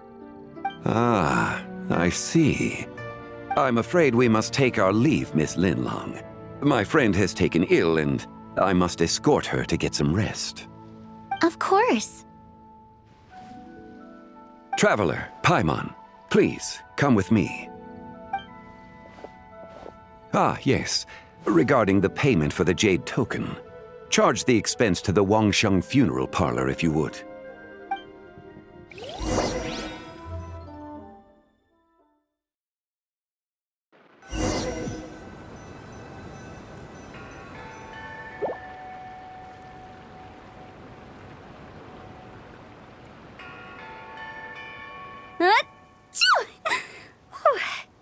Guess someone's thinking of me. But this late at night? Must be that consultant of yours. I bet he's out there spending all year more at the exhibition. Yeah, he'd be the perfect employee if he just knew how to rein in the spending. But never mind him. Let's focus on the moon. We gotta see if it gets eaten tonight. I don't think it's going to happen. We've been out here all night, and the moon's the same as ever. It is quite late, and Chongyun's getting tired. How about we head back? We can come back another time. Head back? Already? Actually, I do have a new dish I'm testing out tomorrow. And as part of my New Year's resolution, I'm trying not to oversleep. All right. Guess it just wasn't meant to be. Let's go.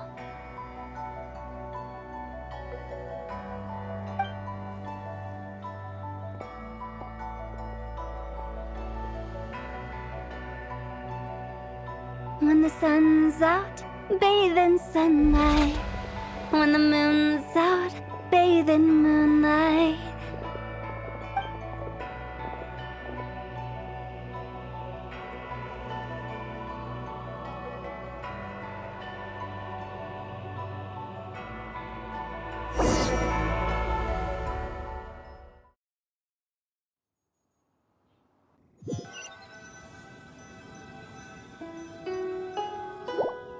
Wait, aren't we going to rest? Why did you bring us here? Because I imagine the traveler would like to know what just happened to her. Oh, right. Ugh, Paimon's confused, though. She could have sworn you were there the whole time. Oh, how is that possible?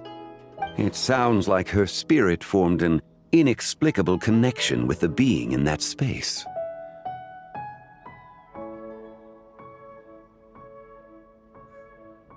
Ah, you suspected from the beginning, didn't you? Indeed, the being you met is the fabled White Horse Adeptus, and the original owner of this jade token. Her name is Tibai. Wait, does that mean she's inside this token? No, she does not reside within this token, but rather within the moon's shadow.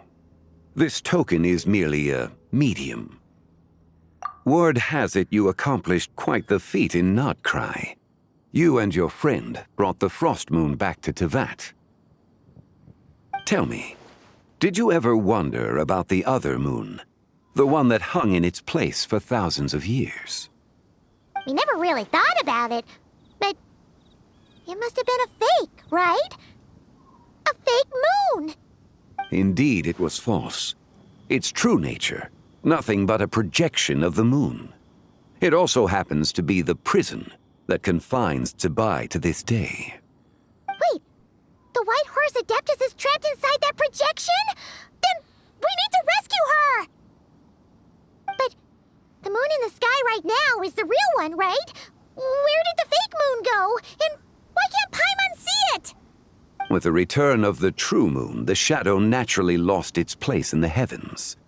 Now, it is disintegrating bit by bit. It's a process that comes and goes. When it occurs, it looks like the moon is being obscured by a black shadow.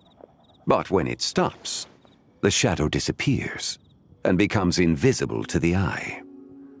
So, you're saying there's an invisible fake moon blocking the real moon right now?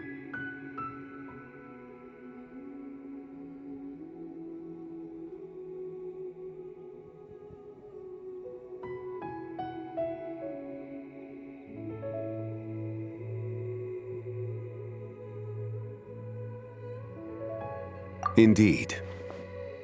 Okay, this is not what Paimon was expecting.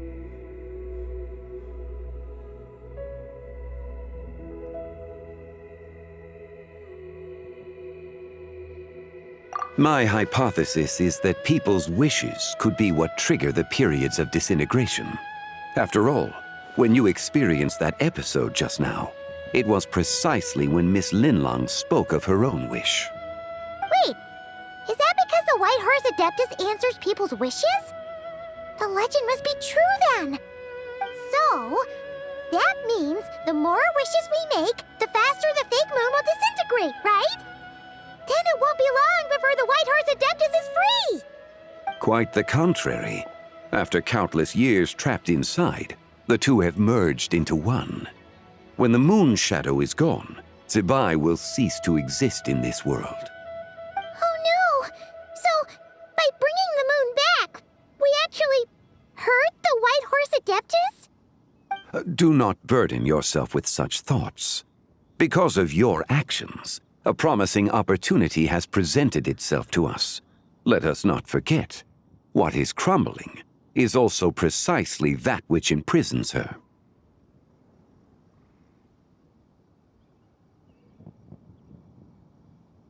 Yes, and that is why I invited you here tonight.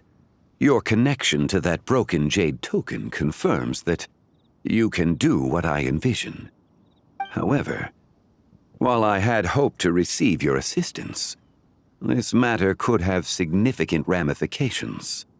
I must admit a certain reluctance to implicate you in more of Tevat's secrets. Often, the deeper one's knowledge of such matters, the harder it becomes to extricate oneself from them. You are someone who once traveled through the boundless sea of stars. I cannot help but wonder, perhaps it is wrong for your fate to become too entangled with the fate of any one world.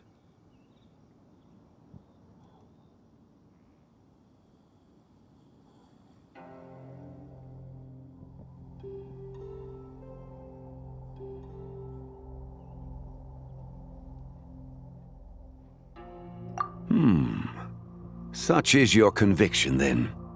Since journeying beyond Liyue, you have had ample time to reflect on these matters, it would seem.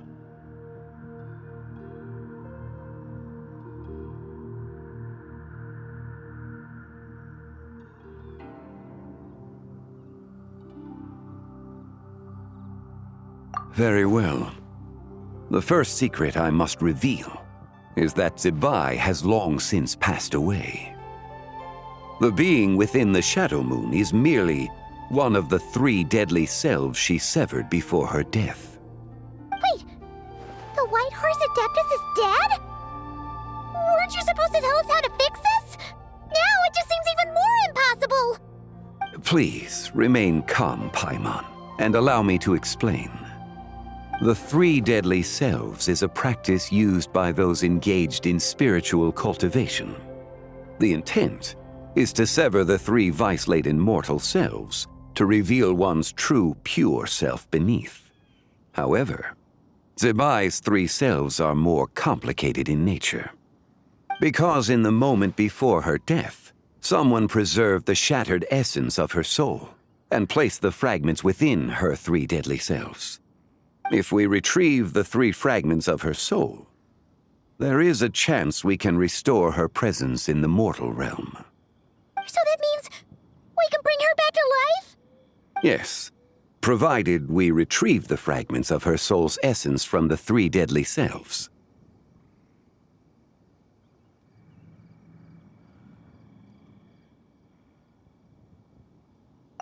Indeed, the being you encountered was Zebai's first deadly self, Ziju. After Zebai's death, she ascended to the heavens and became one with the Shadow Moon. The essence that resides within her is a heavenly soul, also known as Taiguang.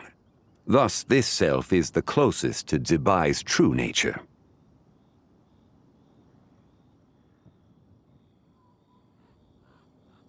That said, because she is trapped within the Shadow Moon, we have no choice but to seek out the other 2 soul essences first. Then we can unite them as one.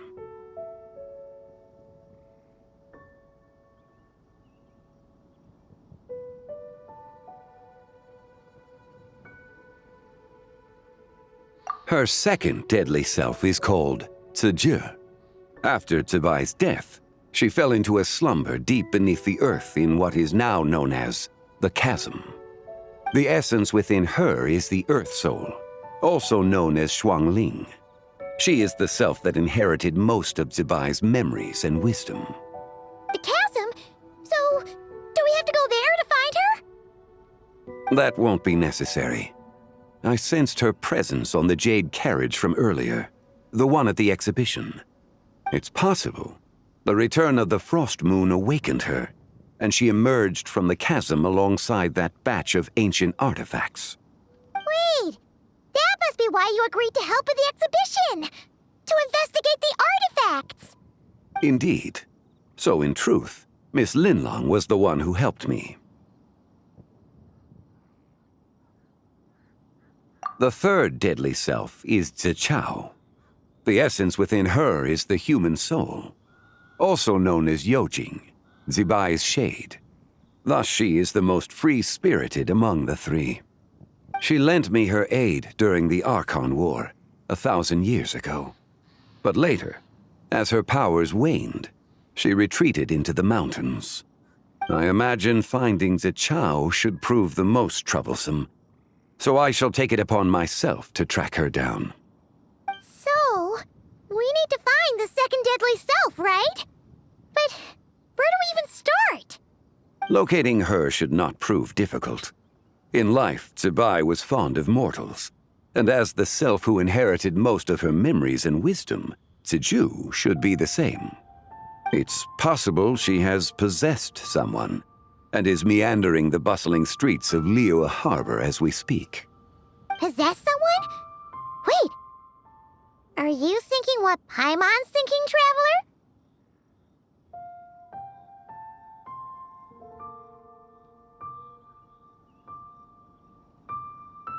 What if she raided a tomb and dug up some super special relic, then got herself haunted by an ancient ghost? Exactly! Lu Xiangxiang! It seems you have a lead in mind already. She'd still be at Boo Boo Pharmacy. She was super agitated when she first got there, so Baishu gave her some calming medicine and told us to come back in 2 days. Do you think it could be her, Zhengli? It's quite possible. The deadly selves are impure beings that can easily influence mortal minds.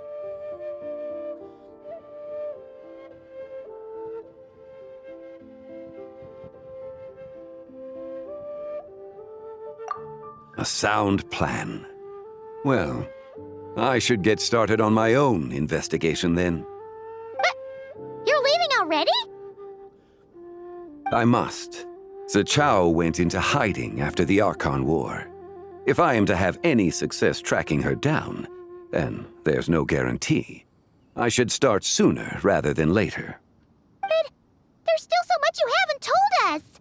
Like, who the White Horse Adeptus actually is, and how she died in the first place! Not to mention who it was that preserved the fragments of her soul.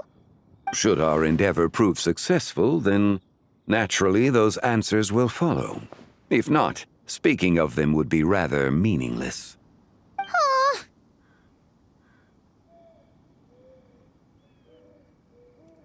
It would seem that this is a question you are unwilling to set aside. Very well. I shall tell you. It was the Avatar of Time.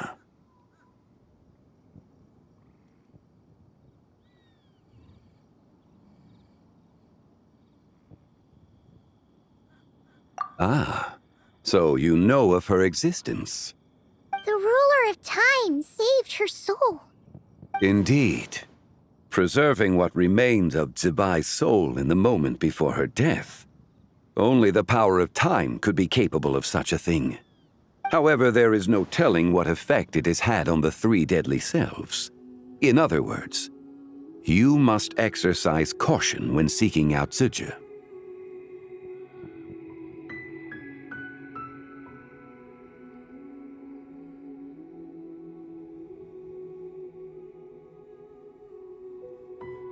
On the night of Lantern Rite, countless Shao lanterns and the wishes written upon them will be released into the sky. I estimate that this event will trigger the Shadow Moon's collapse. When that happens, the cage that confines the first deadly self will open. That is our moment to act, but also the moment where all could be lost. For if we fail to retrieve the other 2 soul fragments in time, Zibai's resurrection is hopeless. As I mentioned before, the answers to your remaining questions should come in time, providing our efforts bear fruit. Let us hope that all proceeds smoothly in the days to come.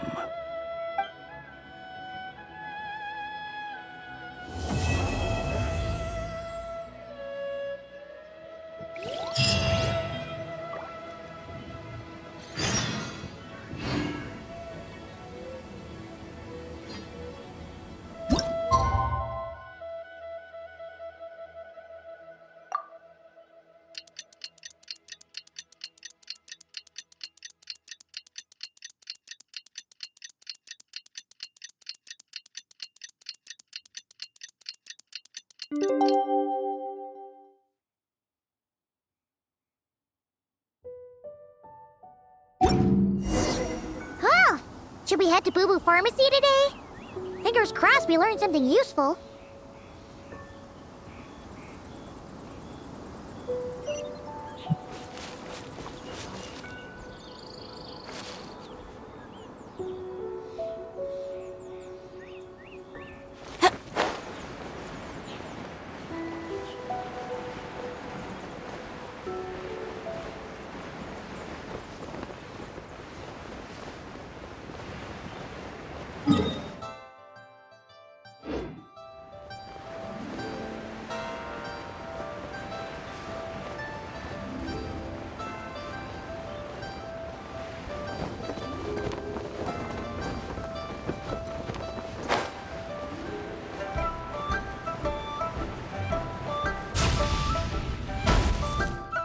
So let me get this straight.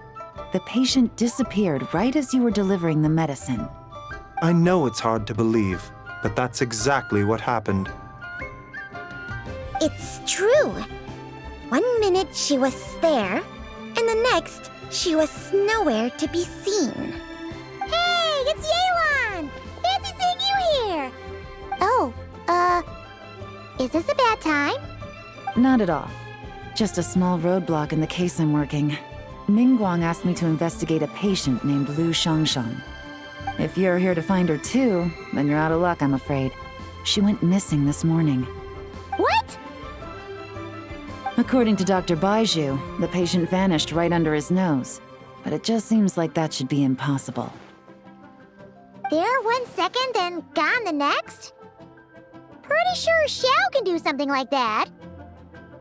Then you're suggesting this Lu Xiangshan is the vigilant Yaksha in disguise?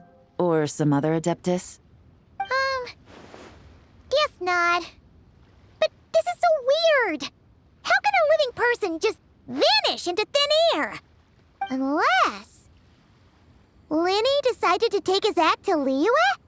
Who is this Linny you speak of? He's... Oh, never mind. Paimon's just grasping at straws. Let's set aside the how for now, and focus more on the where. You mentioned this patient has a strong obsession with achieving fame and recognition? Yes. She kept talking about becoming a renowned archaeologist and making a name for herself. So, are we looking for a place where it's super easy to become famous?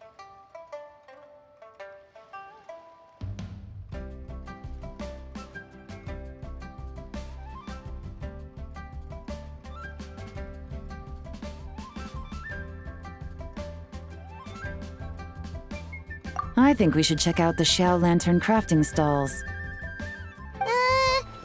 Because it's easy to become famous by making Xiao lanterns? Not exactly. When the people of Liyue need a solution to a problem, their first thought would be to pray to the gods and the Adepti. If her wish is to become famous, she might write it on a Xiao lantern in the hopes that the fabled White Horse Adeptus might make it come true. That certainly sounds probable. Turns out, the White Horse Adeptus might be a lot closer to home than she thinks.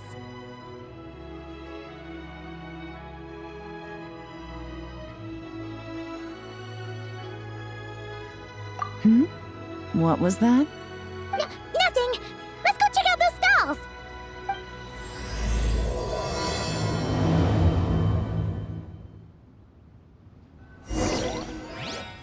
Please, show me your prescription. What this says.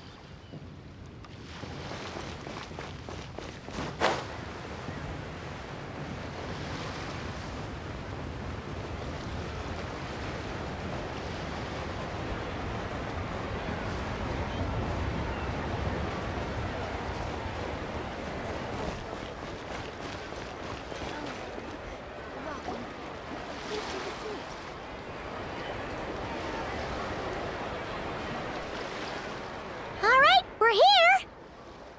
Still no sign of Lu Xiangxiang, though. As long as you're patient enough, Paimon, you'll find that hunting down people is no different from hunting boars. We need to blend into the environment, or we risk alerting the target. So as far as everyone here is concerned, we're just ordinary tourists. Oh, okay. If we need to blend in, Then let's make some shell lanterns and write our wishes down, like everyone else. What's your New Year's wish, Yelan? I haven't given it much thought.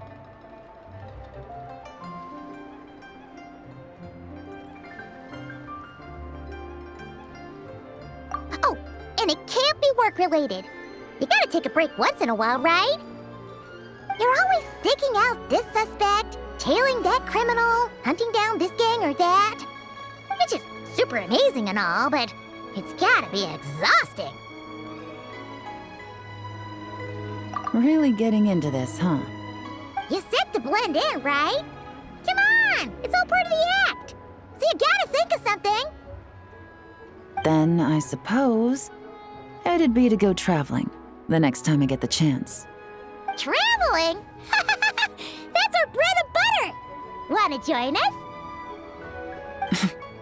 Thanks for the offer, but my desk is piled high with reports on your exploits. And that's not quite the kind of traveling I had in mind. I was thinking more the lie down and do absolutely nothing kind of travel. Ah, something a bit more easy and breezy, right? Hey, wait! We know just the place! The Easy Breeze Holiday Resort in Netland. It's super relaxing and full of fun activities. You've got the beautiful ocean and tons of cute little creatures called Asha. Seriously, you gotta go! Huh. I suppose I'll have to check it out. Hey guys, happy Lantern Night!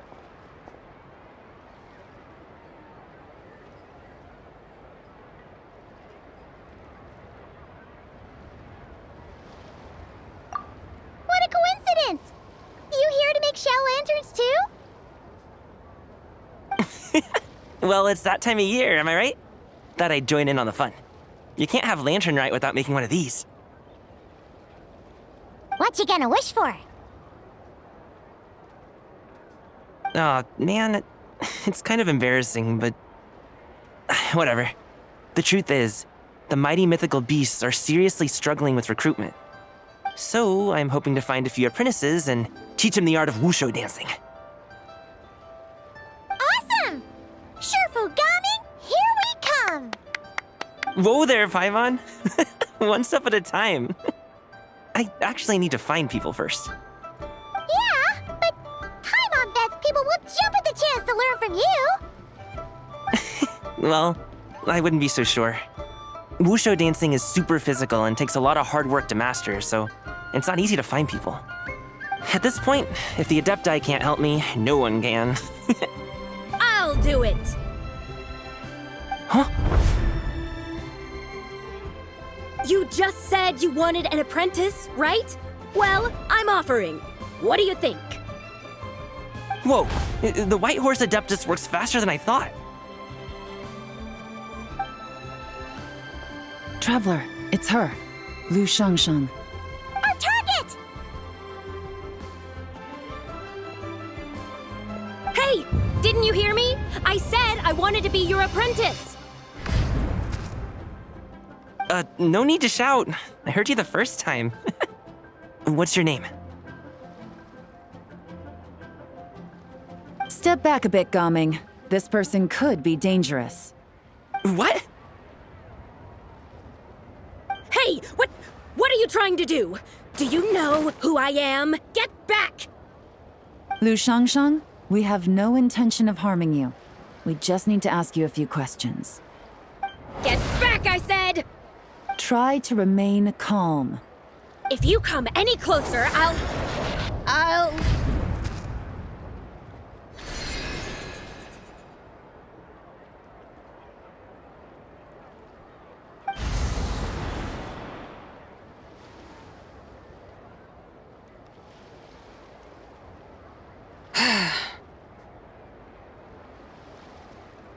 Little wisp of a being. How are you able to see me? So what if I am? Leave at once! You, a mere mortal, whose own life hangs by a thread, would dare reach for the power of life and death?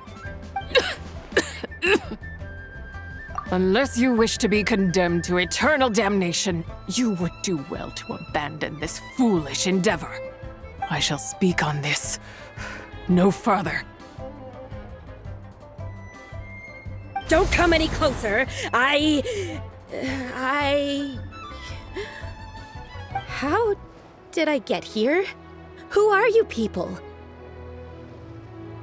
Playing dumb, are we? Save it. We know you attacked those people at One Min Restaurant.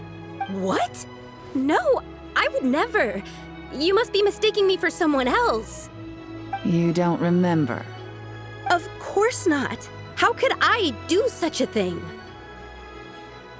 What about the photo you took near Chuang Terrace? What photo? What's going on? It's like she lost her memory or something. Well, this complicates things. I'll take her back for questioning and let you know what I find. Take her away. But I didn't do anything! I swear! That's weird. She seems so normal now, but she doesn't remember anything. This is just great. An apprentice falls right into my lap and now she's gone! Don't worry, Gaming. This is a special case. I'm sure you'll find one soon. Unless you're gonna pony up and offer a real solution, Paimon, I don't want to hear it. Gaming? What's up with... I'm done here! I'm gonna go find an apprentice, and I won't take no for an answer! Gaming, wait! Is it just Paimon, or was Gaming acting super weird just now?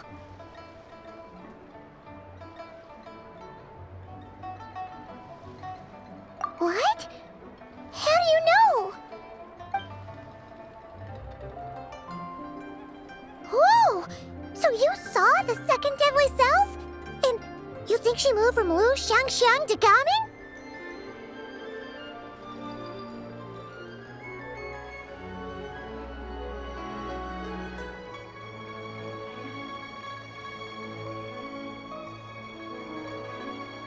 Uh-oh.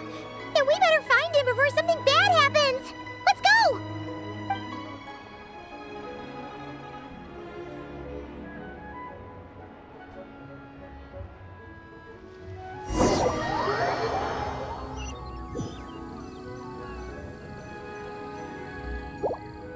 Alas, why must Cloud Retainer inflict such woe upon us, Mooncarver? By the order of Rex Lapis, we were supposed to make haste to the harbor to stand watch. Yet we arrived late, for you, in your inscrutable wisdom, chose that very moment to tend the mint. It is no wonder Cloud Retainer banished us to the wilderness in anger. A pity only that I, blameless as I am, was made to share in the punishment. Blameless indeed. You speak as if it was not you who decided to plant all that mint in the first place. Yet now, in its wretched state, overrun by blight and vermin, you would turn away? Utterly heartless, I say. Were I truly that heartless, would I have rescued those seedlings from this desolate wasteland, granting them haven in your hallowed garden? Alas, if blame must be laid, let it fall upon Cloud Retainer for failing to recognize the virtue of our plight. Ah, at last a sentiment with which I can agree. If ever Cloud Retainer is away, we should steal into her abode and plant a veritable field of mint. A tempting little ruse, is it not?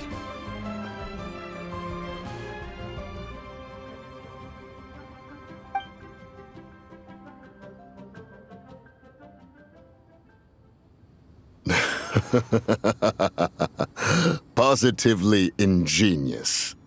Please stop chasing us. Just let us go. Get back here! If you keep running, I'll kill you! Please, we don't know anything about wushu dancing. Just leave us alone. What? You think I'm not good enough to teach you? Just agree to be my apprentices, and then we can talk. That child looks somewhat familiar. Ah, it appears to be the wushu dancer from Liyue Harbor. I have seen him perform on occasion. Come, let us take a closer look. Has trouble befallen you, young one? Perhaps we can offer aid. Oh, thank the gods! Please, sir, you have to help us. This guy's trying to force us to become his wushu dancing apprentices, and he won't take no for an answer! Oh, so it is you who require aid, not the other way around. Get out of the way, old man! This is between us. Preposterous! You dare to presume we are of a mature age? Listen here, brazen youth. Skilled you may be in the art of dance, yet your offstage demeanor leaves much to be desired. Hold on, Mountain Shaper. Something is amiss. Look closer. Huh. Indeed, he bears the mark of something unclean.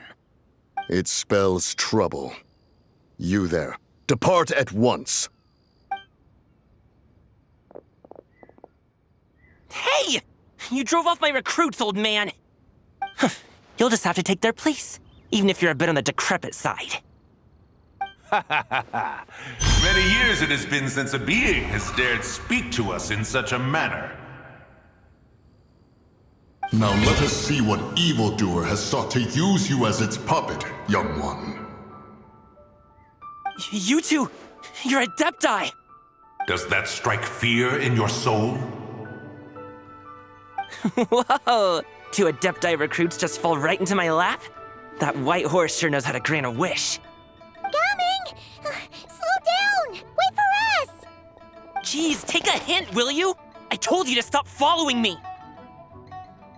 Traveler, Paimon, keep your distance from this youth. Evil has taken a hold of him. We know! It's one of the White Horse Adeptus' deadly selves! She's possessing Gaming! The White Horse Adeptus' deadly selves? Could it be that Rex Lapis called us to Liyue Harbor for this very reason? Hey! What are you two whispering about over there? Who's gonna be first apprentice and who's gonna be second? It doesn't matter! I'm not the kind of Sufu who plays favorites. Insolent spirit! Be gone from this child at once!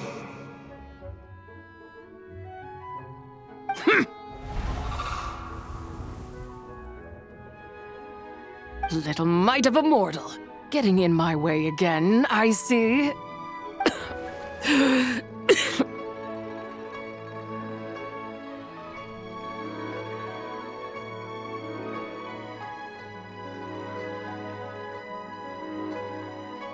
That is no concern of yours.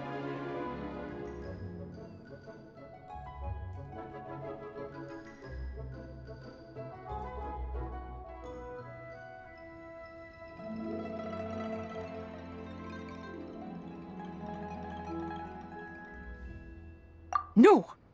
Only by doing it myself will I find peace. Otherwise, rage will consume me. If I lose control, all will turn to dust.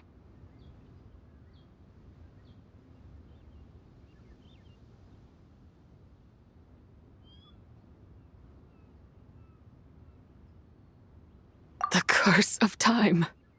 The memories this body holds. Come no closer! This is your final warning! Insolent spirit! Be gone from this child at once! Huh? Traveler and Paimon? And 2 Adepti? Where are we? Weren't we just making Xiao lanterns in the harbor? Gaming! You're back! Ah! The sun is most scorching. Agitation stirs within me. I require cooling mint to beat this heat. And speaking of, Cloud Retainer has scorned this verdant wonder long enough. It is time for her to feel its wrath. The wrath of mint!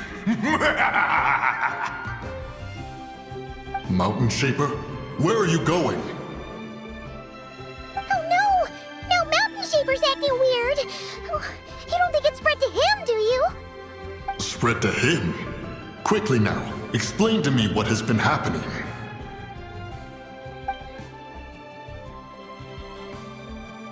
What? Was I really that rude? Jeez, someone get my dad to throw a slipper at me. I'm so... Ooh, you okay, Gaming? He is fine. It is simply exhaustion. But to think Mountain Shaper would succumb to something like this, it is most unexpected. So, what do we do? We can't just leave Gaming like this, but we can't ignore Mountain Shaper either, right? My cultivation level rivals that of Mountain Shaper. Were I to give chase, Zizha would but flee from his form and take refuge in mine. Seek out Streetward Rambler. Cloud Retainer and the Conqueror of Demons should be with her. I shall take this child back to the harbor and join you post-haste. Whoa! What are all the Adepti doing together? Rex Lapis charged us with keeping watch over Liyue Harbor should danger rear its head. I dare say this is the very crisis he anticipated. Come, we must devise a strategy before confronting Zizha.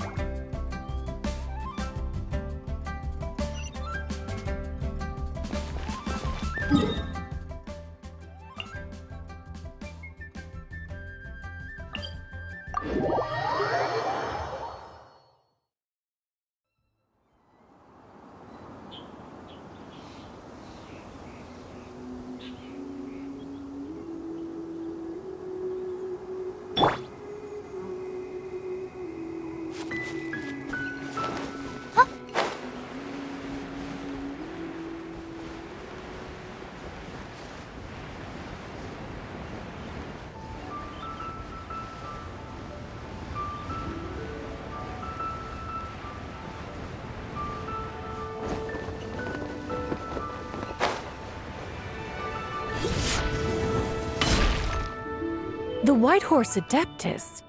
You mean the mysterious white mare that aided Rex Lapis during the Archon War? Even if it's not her, there must be some connection. She always avoided us back then, and I never knew why. Rex Lapis's recent trip seems to be related to this person as well. Shanyun! Madam Ping! Xiao! Great! You're out here! Ah, Traveler. It has been quite some time.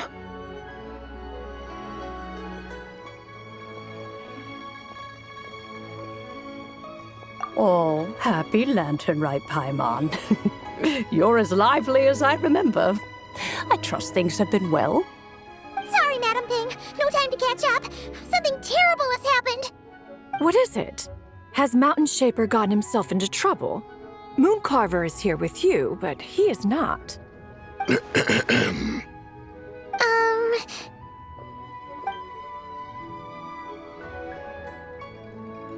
Wrath of Mint? That old fool dares to utter such nonsense behind one's back. Yeah, that's not really our biggest concern here. So, even a mere deadly self of the White Horse Adeptus was able to possess Mountain Shaper and affect his mind.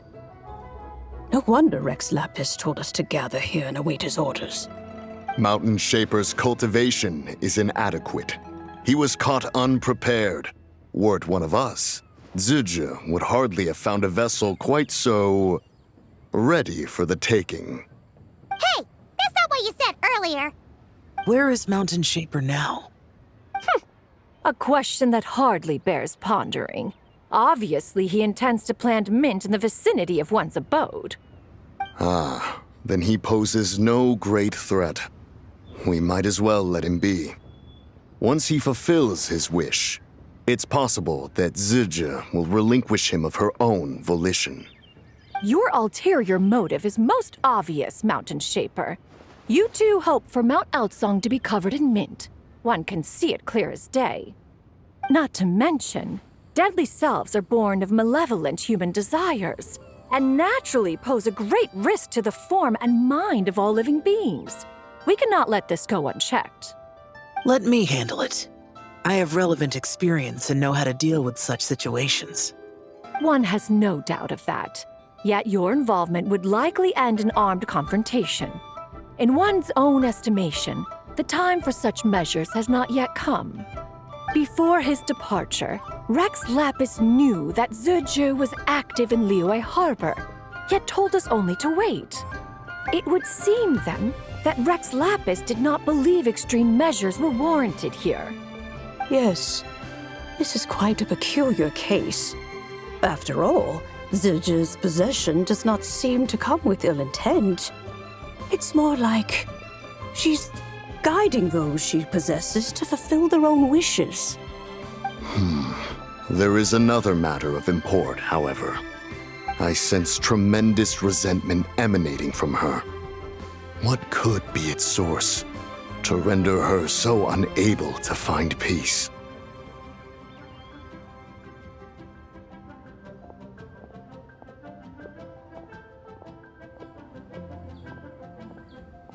She was talking about the White Horse Adeptus memories, right? From what the Traveler said, it seemed like she was about to explode with rage. But why? With Rex Lapis away, if we wish to understand that which occurred in the past, we shall have to ask her directly. She also mentioned the Curse of Time. What could that be about? Perhaps erosion. Indeed. We are of the same mind. I heard that ancient clans in the mountains once regarded the White Horse Adeptus as the daughter of time. It seems there was some truth to that, after all. The Daughter of Time. Cursed by time? Time does not treat everyone equally. The longer you dwell in this world, the more it takes from you. Then what do we do? One has devised a solution.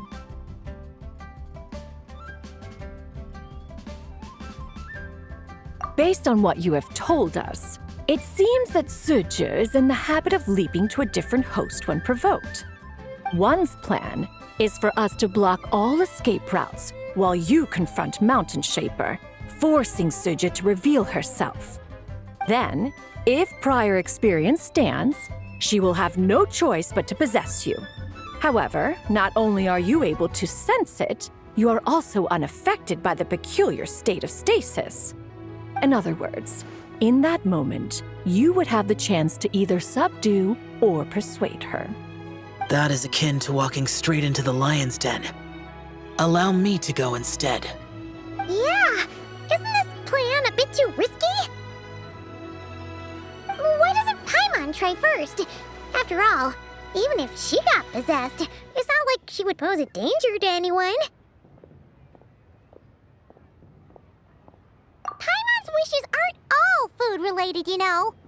One would not suggest this course of action if one had any such reservation. Time and again, the Traveler has proved immune to Zhuju's influence. Consider for a moment why that might be.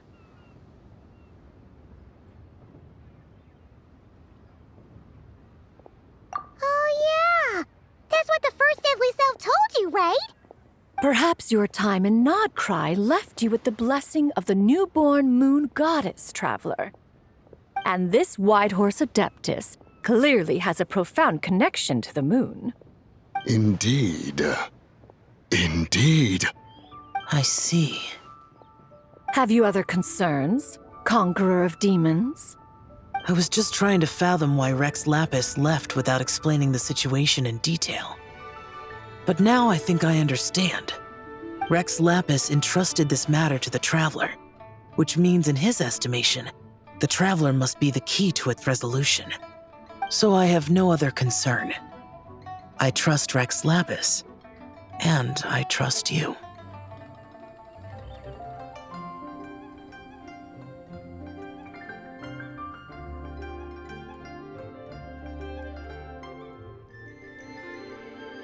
Then we are all in agreement on proceeding with this plan? Very well. We should depart at once, lest we lose our chance. Let us see whether that old fool truly dares to face one's abode with mint.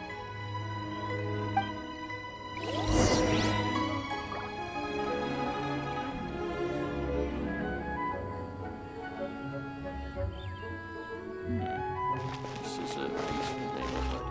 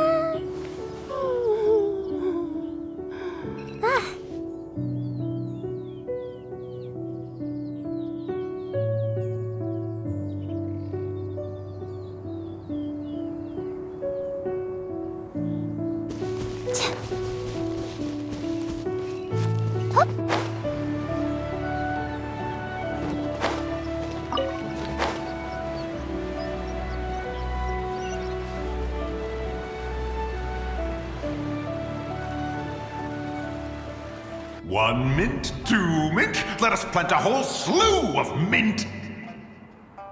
Once I reach 10,000, Cloud Retainer's abode shall be Mount Outsong no more, but rather Mount Mintsong! Oh, to behold the look on her face when she is confronted with such verdant splendor! Mountain Shaper. You dare disturb the tranquility of one's abode. Do not take personal offense, Cloud Retainer. He is not in control of his faculties. Exactly. Let it go this once. Zidja is the one driving him to do this. Huh? But Zidja just helps people fulfill their own wishes and desires. Not now, Paimon. Oops. Sorry, Mountain Shaper. Paimon might have just thrown you under the bus. When he wakes up, we shall have words. Everyone, to your positions.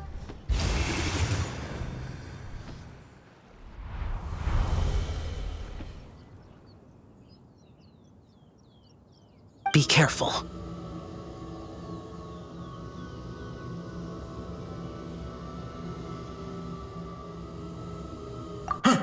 A pest? I must catch it! Again!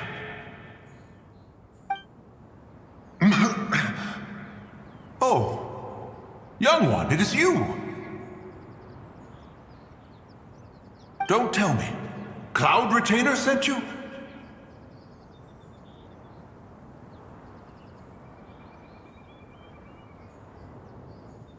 Ha! Such brazen insolence!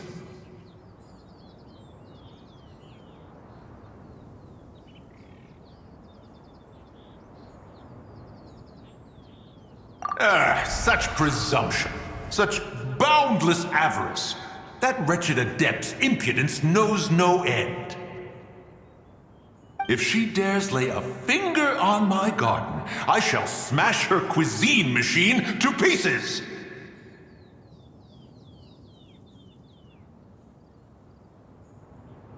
You think I am one to fold so easily?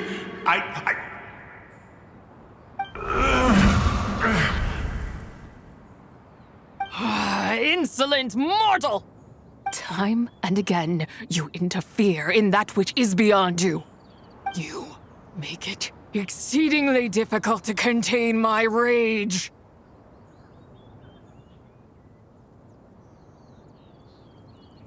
You have no conception of that which you seek. It is forbidden!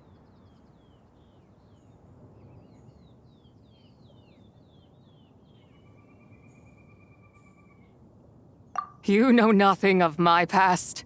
My warning was given. The cost entwined with this is beyond what you can bear. Stubborn mortal!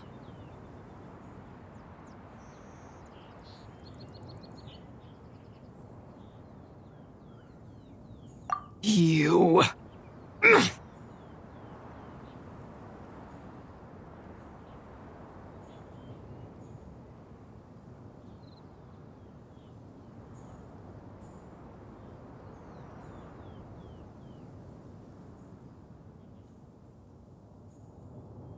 Very well. If death is what you seek, who am I not to oblige? Come, let us see the extent of your resolve. Your wish is to behold the curse of time and the memories of this form? Then, let it be granted.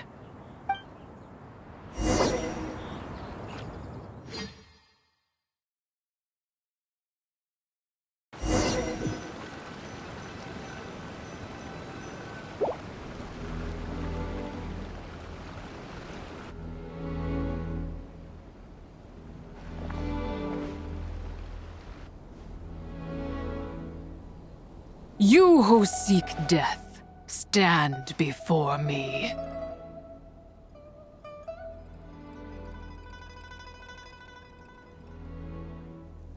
My prison.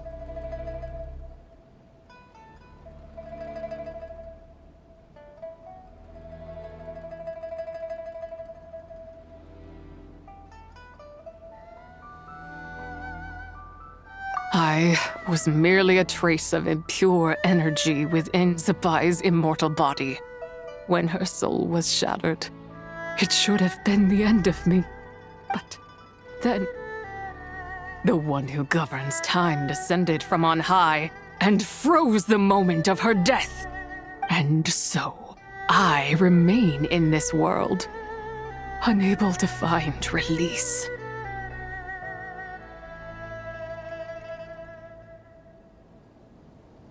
A mortal who knows of her existence and would dare to speak her name. Who are you? Help. No, there is nothing we can do for each other. Her power, the one who governs time, it has surrounded me ever since. A blessing and a prison, all at once. No, I have been asleep in this prison for countless years, until a familiar presence woke me. Then, through that mortal girl's eyes, I saw it, as pure and bright as ever, unchanged across the millennia. It was the moon.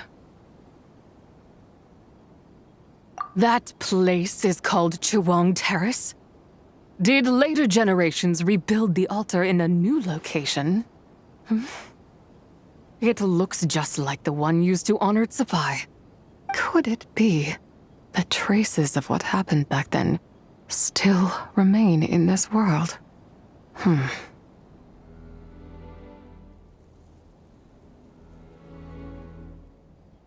That memory is embedded deep within the essence of Zapai's soul.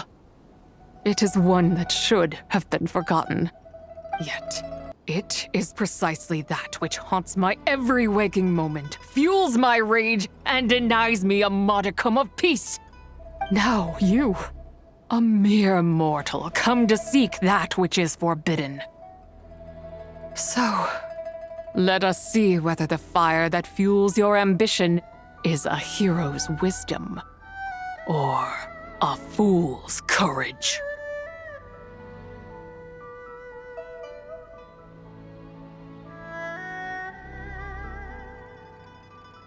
I shall relinquish control over this body's curse and let it devour everything within sight. Run as fast as you can, lest this prison become your grave. Look, it draws near. The river of time, come to sweep all into oblivion. A torrent of tears for the dead and departed.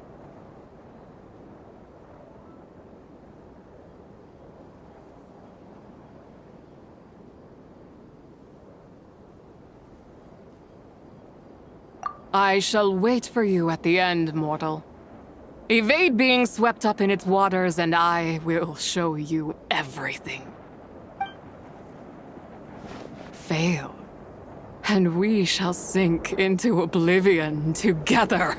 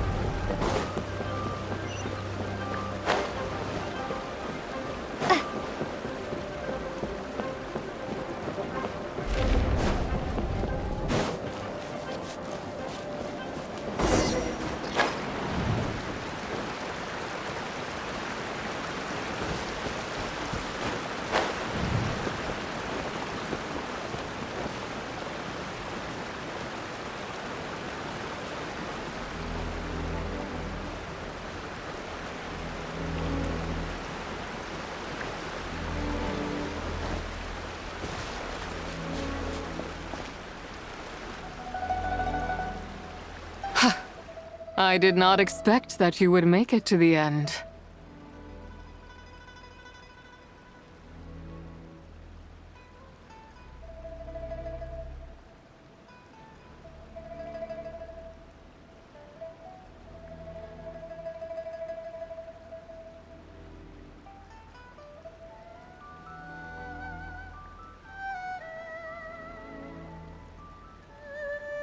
Yes. It would seem even time cannot hold you back. In that case, perhaps this truth is one you can bear. Come, let your wish be granted.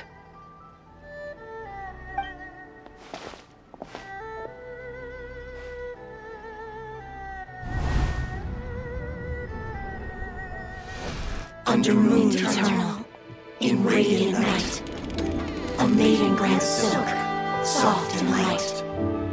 Under moon iridescent, in night divine, a maiden grants fiber for cloth so fine.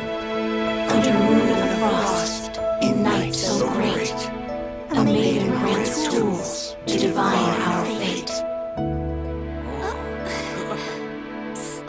What are Mom and Dad doing? Shh, just make a wish. The kind Adeptus on the moon is listening.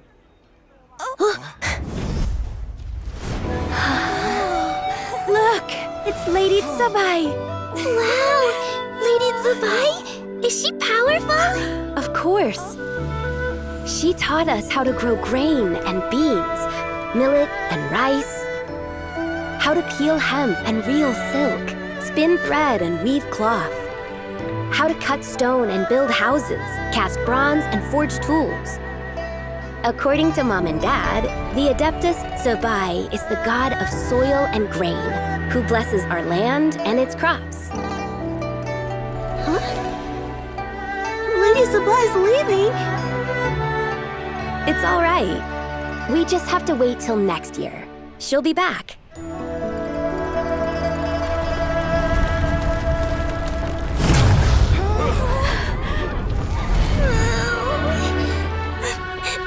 Mom and Dad are gone! Why hasn't Lady Tsubai returned? She'll come. We just have to believe. What is that?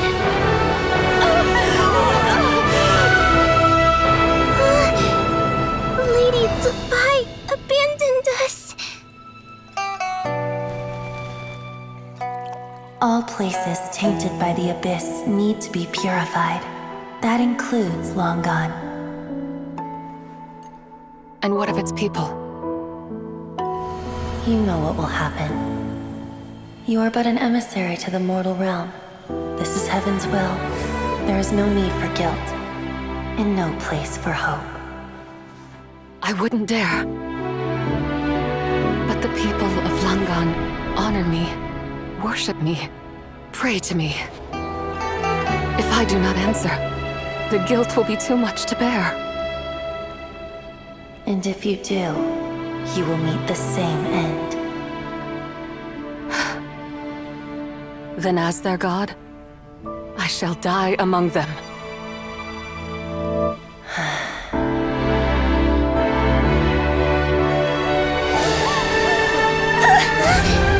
Look! Lady Senpai came to save us! I knew she wouldn't abandon us! Run!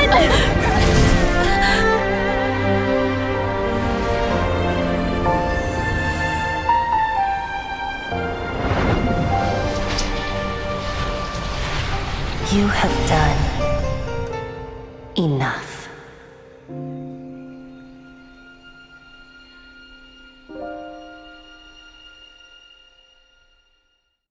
Now you know the truth. These are the memories that suffocate me where I stand and crush me under their weight.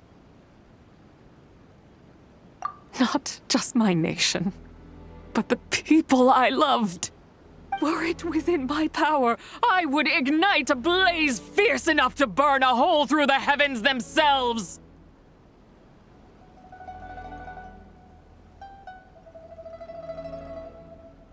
It was a time of war, one that ravaged heaven and earth. Remnants of the battles tainted with cursed power fell from on high and devastated Langan. The heavens decreed that the tainted filth had to be cleansed. No matter the cost, if I just had more time, I could have helped more people to escape. But it wasn't enough! I just needed a bit more, and they all could have survived.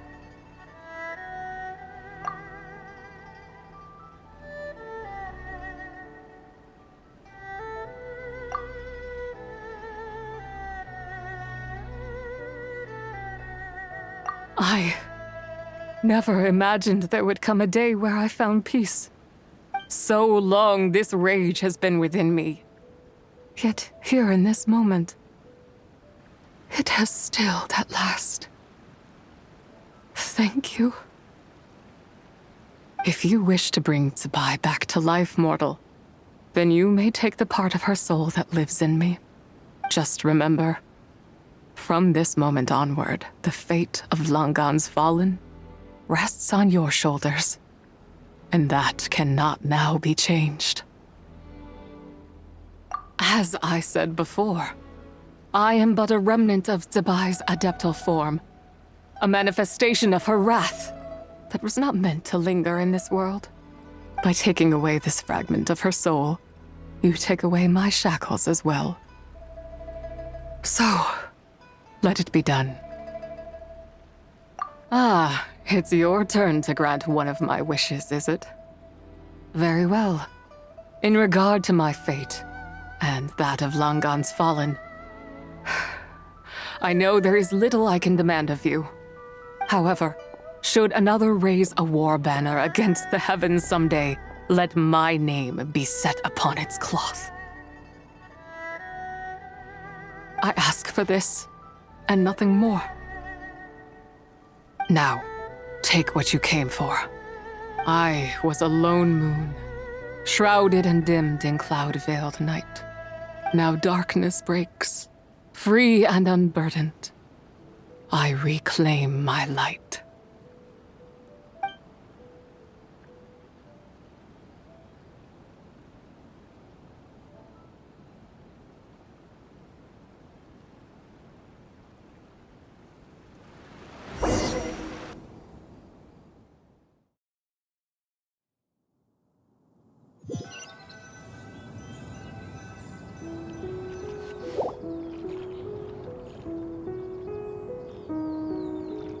You think I am one to fold so easily?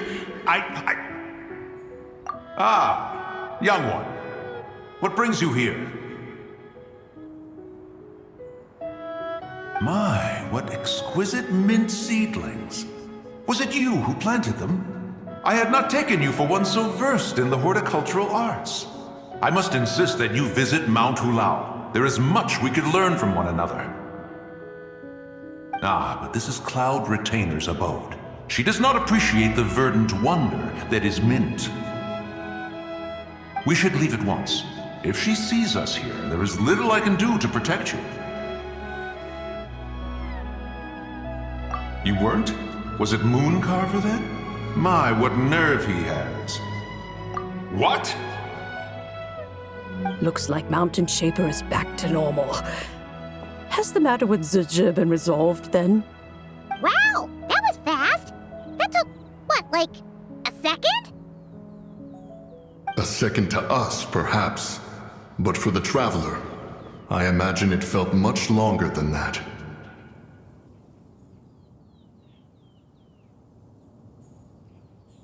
One's plan was most successful then. And you're all right, Traveler. You don't feel strange in any way? Well, sounds like good news all around. I'm glad this matter is resolved. What is this matter you speak of? The possession of that mortal child? The matter of Zizha may have been resolved, but there is another that is far from over. The mint you planted around my abode. Perhaps you have a moment to spare for a little chat, Mountain Shaper.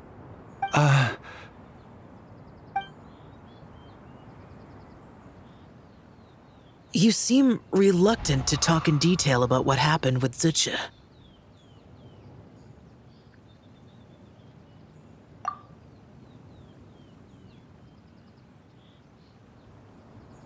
Don't worry. I won't ask you to reveal her secrets to me. And I doubt the other Adepti will either. Huh? You don't want to know what happened? The expression on your face. I know it well, Traveler. It's one I've seen Rex Lapis wear on many occasions. Whatever you learned, it must be too heavy to share. But you're okay, right, Traveler? That deadly self didn't hurt you, did she?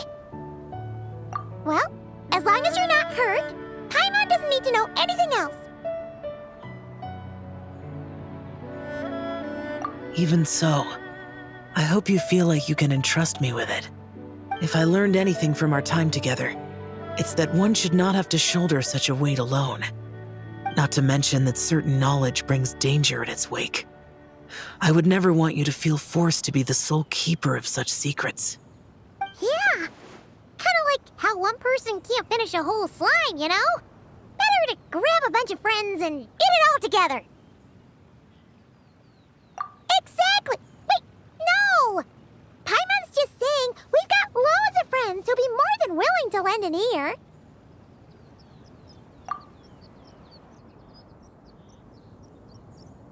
I never knew there was such a tragic chapter in the ancient past of this land. So, the people of that nation worship the White Horse Adeptus as the god of soil and grain. It would seem, then, that Rex Lapis had a similar reason for withholding the details of his recent trip. I've often wondered if he had companions to stand by him before we met. Or if he was forced to face things alone. Regardless, Lantern Rite takes place in 2 days. Let's meet back up again there. If there's no news of Rex Lapis by then, we'll have to come up with a plan. Fingers crossed it all goes well.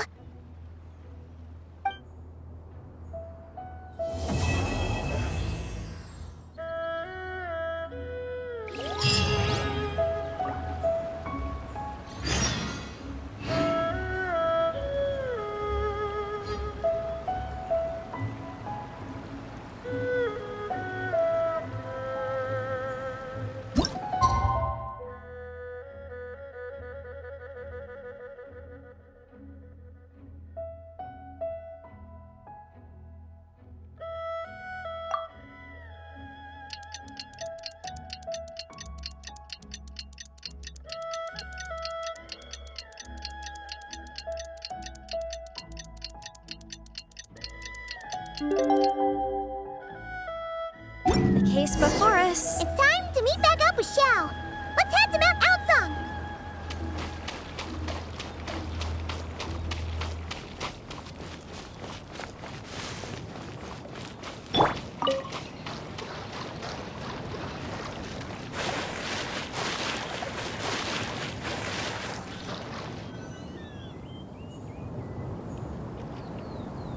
Xiao! Cloud Retainer! Madam Ping!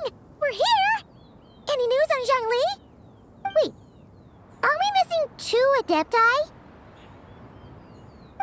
Well, Shenyun banned Mountain Shaper from Mount Outsong for 3 days. Oh, then what about Mooncarver? The scheme to plant mint in one's abode was one those 2 fools devised together? And when it comes to punishment, one does not discriminate. His banishment ends in 3 days as well. Wow, that's pretty harsh, Cloud Retainer. Let's get down to business. We have news of Rex Lapis. Huh? Isn't that... Yes, Rex Lapis's Geopillar. It descended from on high this morning. He must have sent it for a reason, but it does not respond to our touch. So, what does it mean? Is he in trouble? Not necessarily. It could be a message only a specific person is meant to receive. Traveler, you alone spoke to Rex Lapis before he left. Oh, so it must be for the Traveler. Give it a try.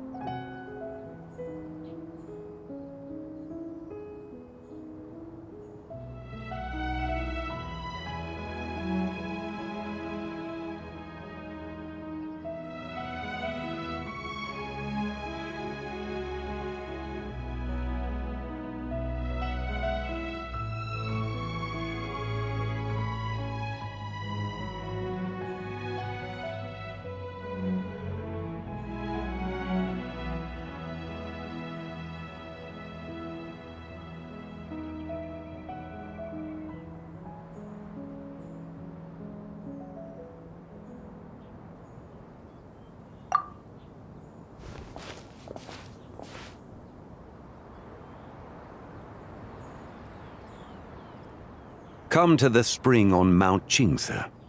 I have left an entrance for you.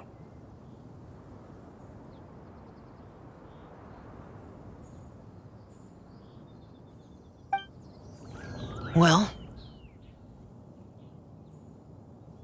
Just as one surmised, it seems that Rex Lapis will not countenance our involvement in this matter. That would not surprise me in the slightest. He's always had a soft spot for the Traveler, after all. But be that as it may, we have served Rex Lapis for millennia now. In other words, I'm sure this has nothing to do with favoritism. He's probably just trying to protect us. That's right. So you mustn't let your guard down, even if Rex Lapis is by your side. All right, let's get going. We'll try not to keep you all waiting.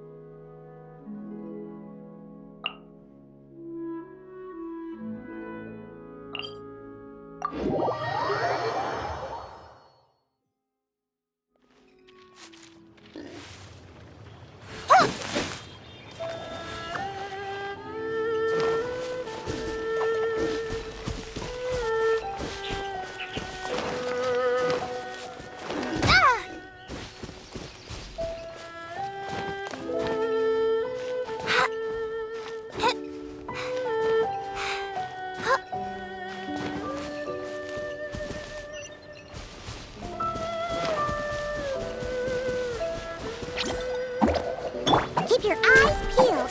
He should be around here Another test somewhere. subject. Now, don't be scared.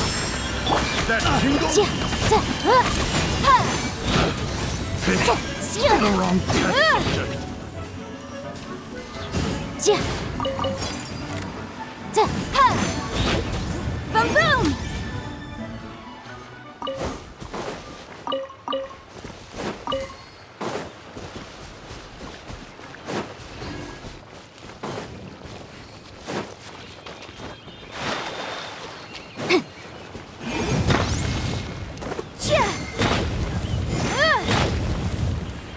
My guiding stars. By royal decree.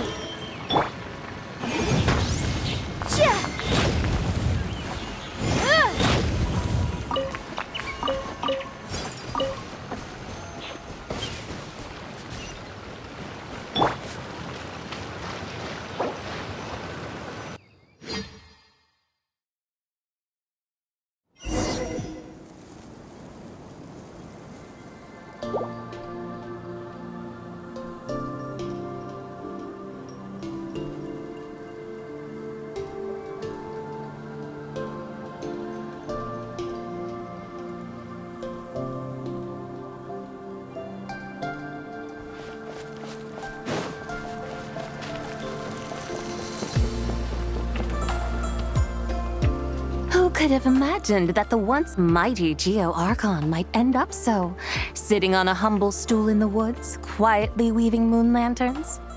You really do look like an old man now. This is a Shao lantern, not a moon lantern. In ages past, when the gods waged war and the world was in turmoil, these lanterns were lit to guide fallen warriors back to their homes.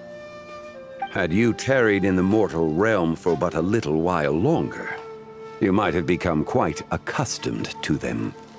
Even so, it bears such a striking resemblance to the moon lanterns they used to offer up to the heavens. Could this truly be mere coincidence? Perhaps in some sense it is, yet in another, it isn't.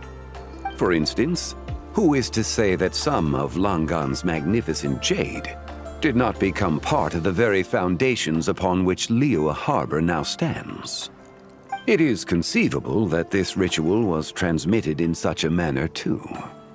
Now, let's not let ourselves get carried away. For all its splendor, do not forget that, in the end, even Langan could not escape its heaven-sent fate.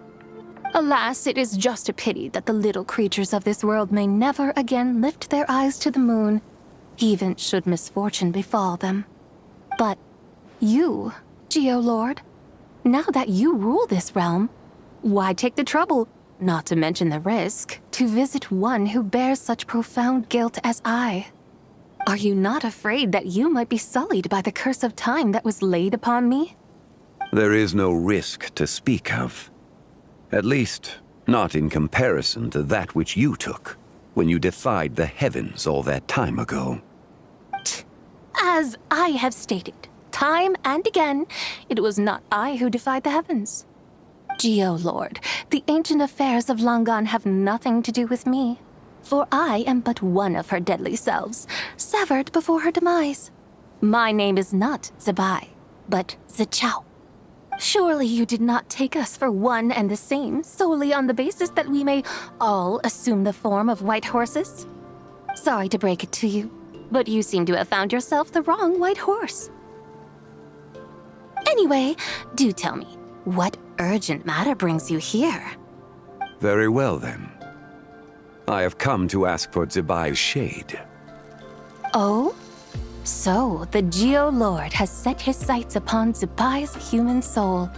And what is it that you intend to do with it? The world outside is changing. With the new moon's birth, the confines of the shadow moon are gradually disintegrating. In other words, the heavenly soul is set to return.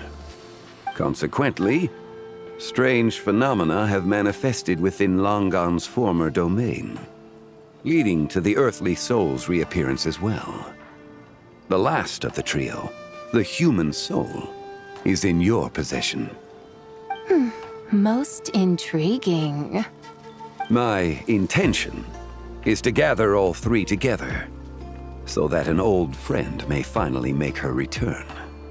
I must admit, it seems that some remarkable affairs are coming to pass in the outside world. Yet there is one thing you seem to have overlooked, Lord of Geo. Back in the day, it was you that freed me from that painting.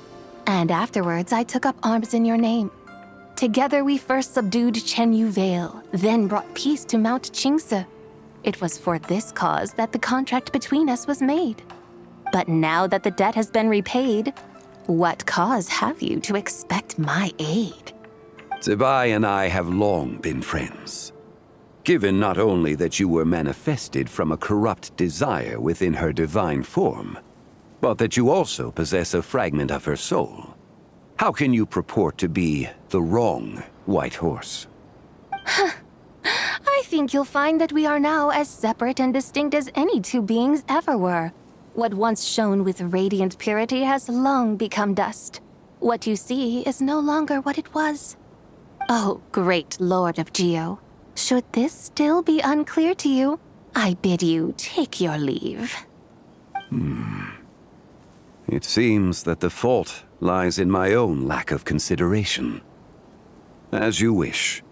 I shall let this matter rest. Wait! One moment, if you will. Should this not be your opportunity to propose a new contract? The part where you make me an offer I simply couldn't refuse? Even those puny mortals know how to haggle when striking their bargains. Should you, the famed god of contracts, not likewise strive for success through negotiation? Come now, enough with the posturing. It's time to name your price. Very well. I had, in truth, prepared a new contract for your consideration. I knew you would not come before me unprepared. Yet, you should know that I want for nothing, for I live in the mountains, carefree and untroubled. Occasionally, I even find sport in teasing the mortals who stumble into my presence. Then why persist in telling them those ancient stories? I speak of what transpired before the sky collapsed and the earth sank into itself.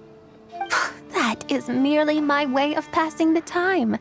And what of it? Would any believe, much less remember, the ramblings of a mountain hermit? Those tales have long since spread throughout the mortal realm. Who? Should my words prove insufficient, I invite you to see the world for yourself. To this end, I have found you a pair of trusty guides. The lantern rite is presently underway in Liyue, and should prove quite intriguing for you. So this, then, is the contract you have prepared for me? Indeed it is. Think of it as a contract for a one-day festive excursion.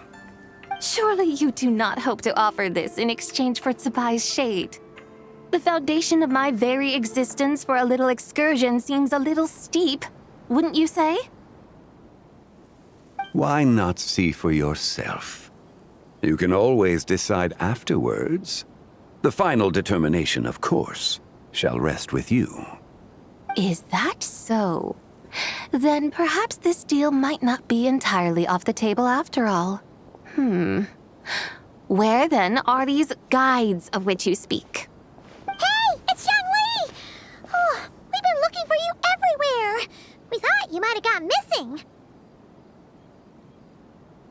You're here. So these are my guides. Well, well. They certainly look the part, I'll give you that. Guides? Oh, you poor innocent little creatures. The benevolent Lord of Geo has sold you to me, which means that for the rest of this day, you belong to me. Sold us to you? Just what have you gotten us into, Xiangli? The situation is not quite as dire as that would sound. I ask only that you accompany my Adeptus friend on a tour of Liyue. I would suspect that depends on how well you entertain me. Entertain you? Let us start with This Liyue harbor of which I have heard so much. Nowhere is quite so fascinating as a place teeming with little mortals. How come this Adeptus sounds so different from what Paimon imagined? Okay, we'll take care of it. Get ready to find out why they call Paimon the best travel guide in all of Tibet.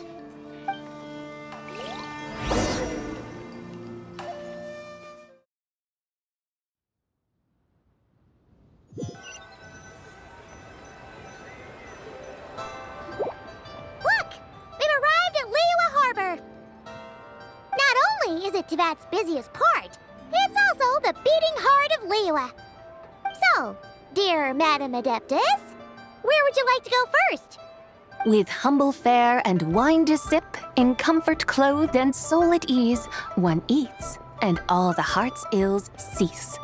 So we're heading straight for the good stuff? Well, you're in luck, because Paimon's an expert when it comes to food. There are two main cooking styles in Liyue.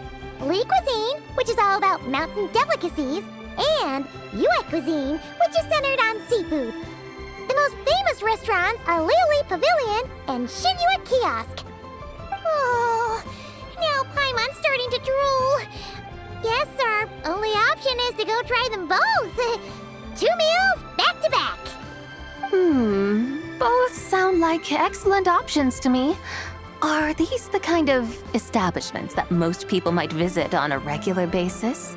Not exactly.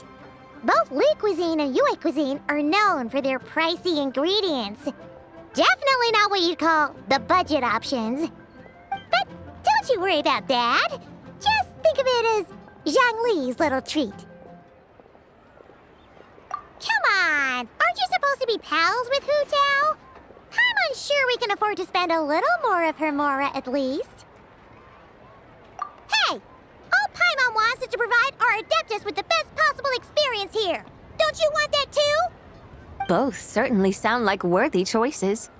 Just now, though, I happened to see a porter pass this way. Where might individuals like him go to eat? A hungry porter, huh? Oh! Paimon knows just the place! Yep. Nothing fancy schmancy there. Just tasty dishes made with simple ingredients in a variety of different styles. Most importantly, it's great value for money, too. No wonder everyone loves it, huh? Oh, and the owner happens to be a good friend of ours, too. One mean restaurant. Yes, even the name itself feels lively and down to earth. All right, let's make it our first stop. Yippee! That's a great choice, too. Alrighty, let's head over there right away. Paimon can't wait to dig in. Wamin Restaurant, here we come.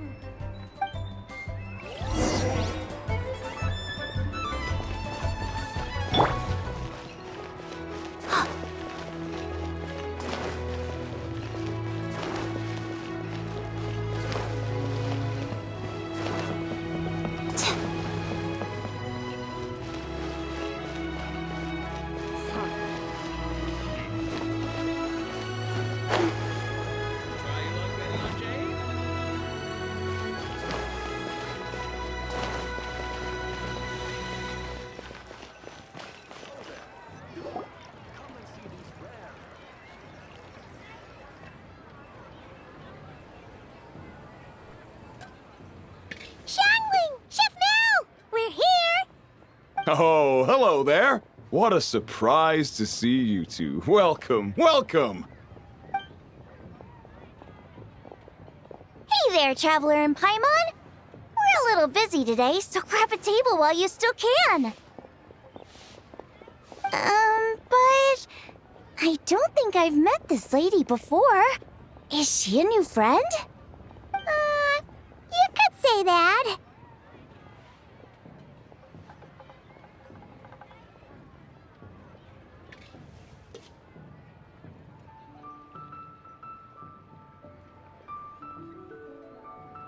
Oh, I see. Well, hey there. A friend of the Traveler's a friend of mine, too. So, Don't worry, we'll take good care of you. Just order whatever you want, it's on the house. By the way, I'm Zhangling. I cook here at Wanmin Restaurant. What's your name? Miss Xiangling, have you ever heard of the White Horse Adeptus? Of course. What about her? I am her, and she is me. Huh? You mean you're an Adeptus? Oh, you young'uns crack me up. Come on, Xiangling. You've got to keep up with the times. Haven't you heard of cosplay? It's like a role-playing game where you dress up as famous characters and pretend to be them. Seriously, it's all the rage, and it looks like this young lady is quite the expert. Your friends sure keep their fingers on the pulse, huh, Traveler? Wow, Dad. Didn't know you were so tuned in.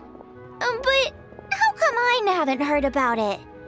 You gotta listen to our customers. Didn't I tell you to spend less time chasing after wild vegetables and more time making friends? You're even more out of touch than I am. Hey, I like making friends too. Isn't that what I'm doing right now? Anyway, even if it is just a costume, is it alright if I still call you White Horse Adeptus? Of course it's all right, because that's exactly who I am. Okay. I can see you're really committed to the role. How about I call you the real White Horse Adeptus instead?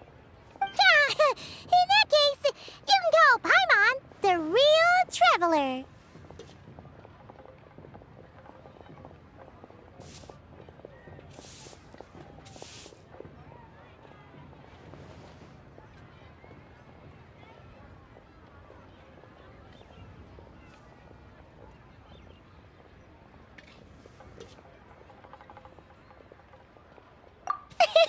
Yeah, right. You could have at least switched outfits. Puny mortals. Nevertheless, I suppose it might be amusing to indulge in your little charade for a while at least. All right, go grab yourselves a table. I'll come take your order in a bit.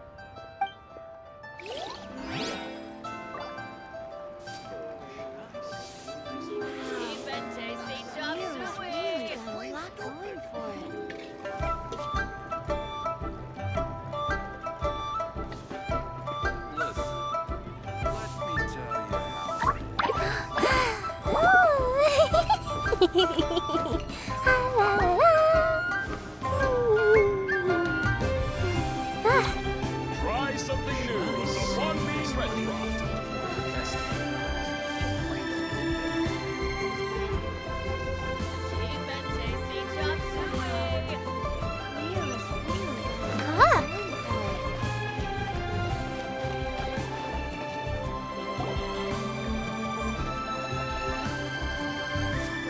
Hello. May I ask if Miss Xiangling and Chef Mao are here? Yeah, they're just over there. Wait a sec. Aren't you? So, what would you like to... Huh? You're... Hello, Miss Xiangling. It's me, Lu Xiangxiang, the one who broke some stuff here at your restaurant a few days ago. I just wanted you to know how sorry I am. I honestly don't know what came over me. Please, please forgive me. Oh, it's you. You really gave me a fright that day, young lady. You didn't actually get food poisoning from our black back perch stew, right? Come on, Dad. She's come to say sorry. It's all right, Miss Lu. You must have been feeling a bit off that day. You're looking so much better now, though.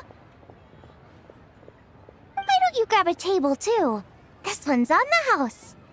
No, I couldn't possibly. Hey, it's totally okay. We all feel under the weather sometimes, especially when we're away from home. Go on, find yourself a... yikes. Looks like all the tables are taken. Wanna come sit with us? We've got an extra seat over here.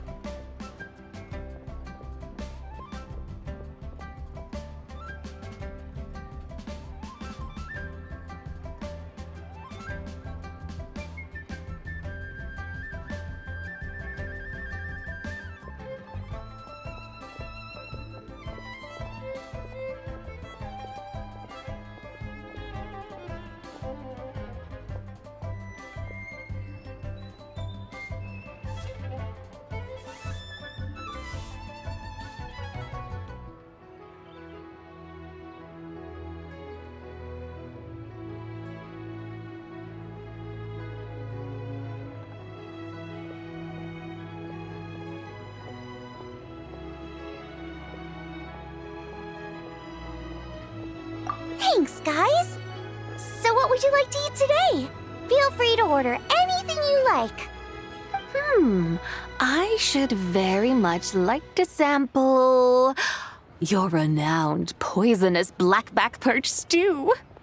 It wasn't poisoned. That was all on me. So that's one portion of blackback perch stew. How about you guys? Paimon wants...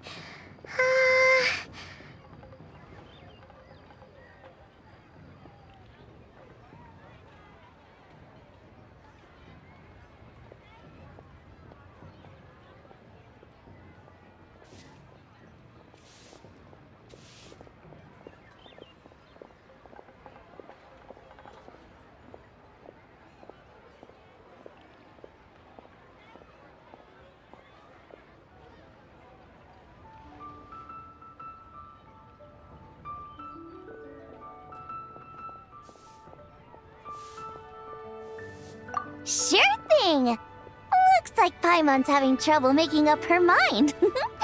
Anyway, I guarantee you'll love it. Let me think. Well, since the blackback perch stew is on the spicier side, I guess it makes sense to balance it out with a serving of stir-fried shrimp. And since it's lantern rite season, you better try out the triple-layered consomme and come and get it too! Those are our seasonal specialties. As for the carbs, since we've got a full table, how about some right at home? Along with our special chili mince cornbread buns. Trust me, you won't be disappointed. Then for dessert, I'll whip you up some Lucky Snow Delight. I just came up with it a few days ago, and I can't wait for you to try it. Wow! Sounds like quite the feast! Looks like Paimon's in luck today! Am I the only one who thinks that's way too much? Not at all. Don't worry, I know what I'm doing. And to top it all off, our star dish, Adeptus Temptation.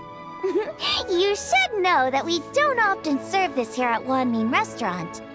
But since this is my first time cooking for the White Horse Adeptus, I'm pulling out all the stops.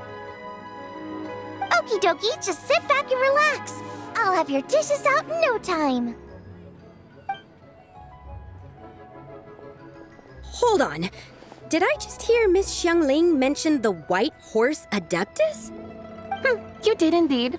And you're looking right at her. That's a joke, by the way. She's cosplaying. Oh, I see. Phew, almost believed you there for a moment. Tell me, little one, what business might you have with the White Horse Adeptus? It's a long story. Basically, a while back, I took part in an archaeological dig over at the chasm. While we were there, we discovered a number of relics. Our findings show that they date back to the era of Long Gone, an ancient nation whose people are said to have been the ancestors of some of the modern-day inhabitants of Chenyu Vale. And why might such matters concern the White Horse Adeptus? Because some of those relics not only seem to contain textual references to her, but even depictions of what she looked like. There have long been legends claiming that the White Horse Adeptus was a deity of that era, but there are plenty of other theories out there too. If I could just locate some more detailed records, I'm sure we'd be able to find out so much more. So you're into history? Well, to tell you the truth, I actually joined the archaeological team by sheer accident. But once I'd started down this path, I knew that I wanted to make something of myself. Recently, though, things seem to have taken a turn for the worse. Still can't believe I caused such a mess and even ended up hurting someone.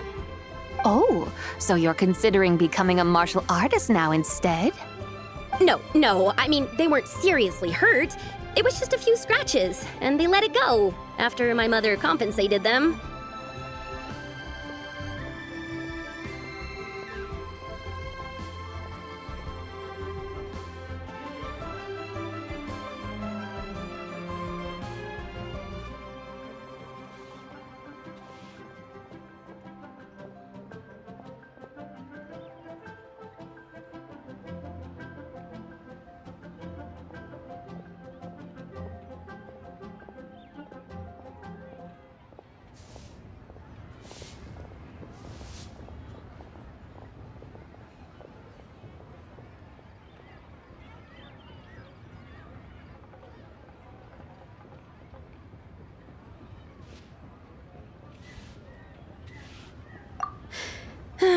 Either way, my career's pretty much over. And even though both the victim and the Ministry of Civil Affairs say they won't be pursuing the matter any further, my father says he's going to punish me according to our family rules. Family rules?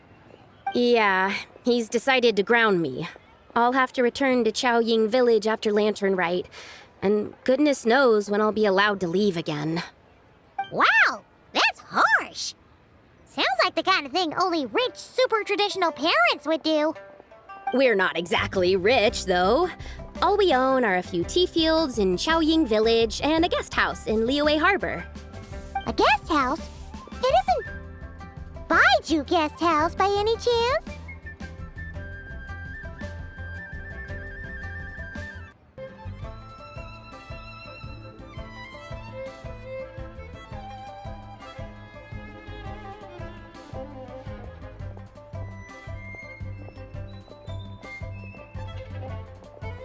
Yep, he's my grandfather.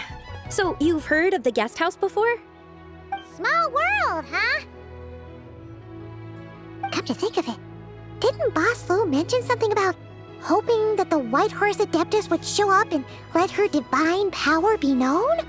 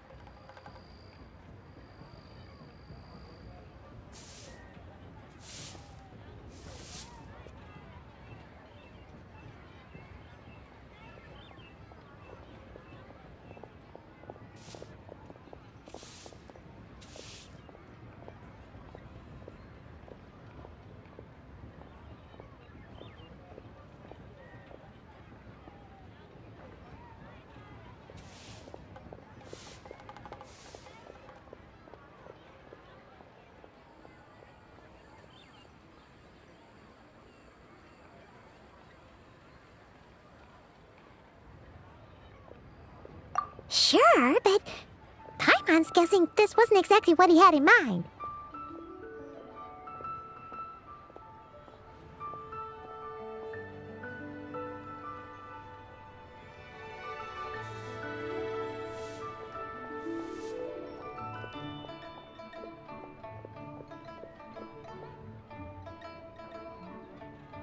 Little one, it sounds to me that your family is rather well off after all. What then drew you to archaeology? Why subject yourself to such unnecessary hardships? Even if I stayed at home, there's no guarantee I'd lead a nice, easy life. Just look at my father. Recently, my grandfather put him in charge of the guest house, and he came up with a bunch of ideas right away, starting with changing its name. That didn't turn out well, though. My grandfather yelled at him for days, even calling him a bad son, and they still haven't let it go. Oh! Paimon thinks we might have heard about that too. Long story short, being dependent on others is never fun. You just end up being completely under their thumb. That's why I want to make it on my own out here, no matter how hard it is. After all, as the saying goes, to rise above others, one must endure the hardest of hardships. What's so funny about that? You poor, innocent little creatures never fail to amuse me. To think you would endure all manner of hardships in your brief time on this mortal plane, and all that merely to rise above others. I would have thought that the wiser path would be to simply roam this world as I do. Huh? Tell me, what is it that you truly delight in? Archaeology? Martial arts? Tea planting? Or perhaps the keeping of a guest house? What I delight in? Yes. Surely there must be something you don't find quite so exhausting. Whatever delights you should not feel like a burden. But do things like that really exist? Of course! Take Miss Xiangling, for instance. I defy you to detect even a hint of hardship on her face when she wields her walking spatula. So, Since it seems you are resolved to tread the rocky path, you should strive with all your might to pursue that which brings you delight. You mean, like cosplay? I suppose you might say that. Looks like the White Horse Adeptus is really getting into her role. I think I get what you mean then. Maybe I should have a chat with Miss Xiongling before I head home. Okay, everyone. Sorry to keep you waiting. Here's your food. Wow. It all smells so good. Oh, finally! I get to try that famous poisonous stew. Hey! Didn't you hear what Shang Shang said? It wasn't the stew. If anyone's to blame, it's that other you. What's up? How fiercely this mortal fare burns upon the tongue!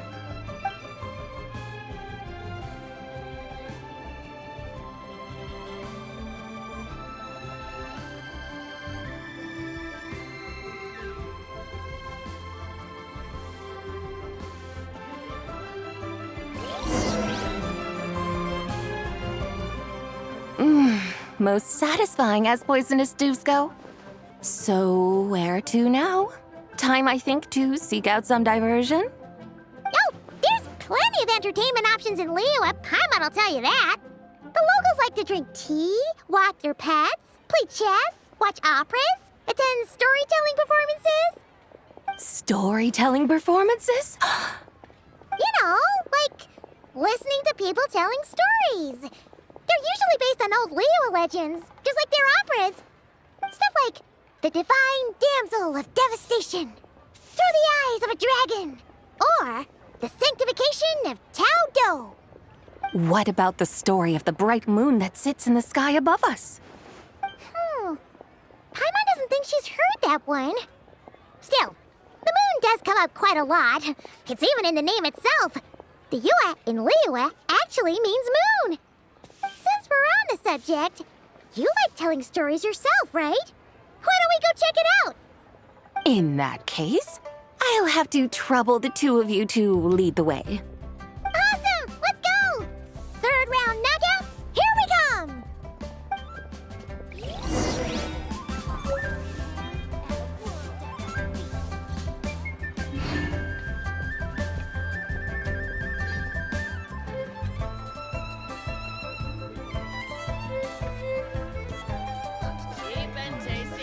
Whoa, what's happening over there? Can we take a sneaky peek? Huh? Can we? Wow. Leo's really got a lot going for it.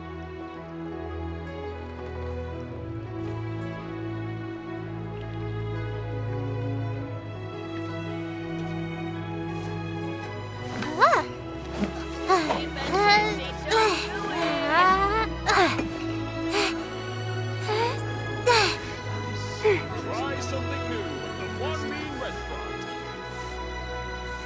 Wow. Leo's really got a lot going for it. Long sword in hand and the world at my feet.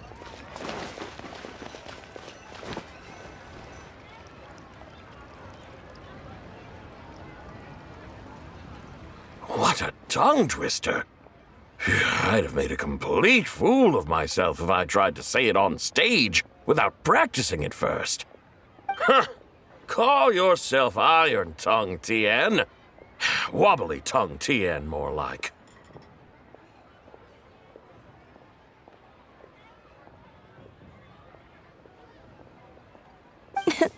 I used to have that problem a lot. But if you just take your time to grasp the meaning and commit it to memory, you'll be able to say it smoothly in no time. You're right, Miss Yoon. I'll give it another try. Hey, Yunchin! Fancy seeing you here! What are you two talking about? Ah, Traveler and Paimon, we meet again.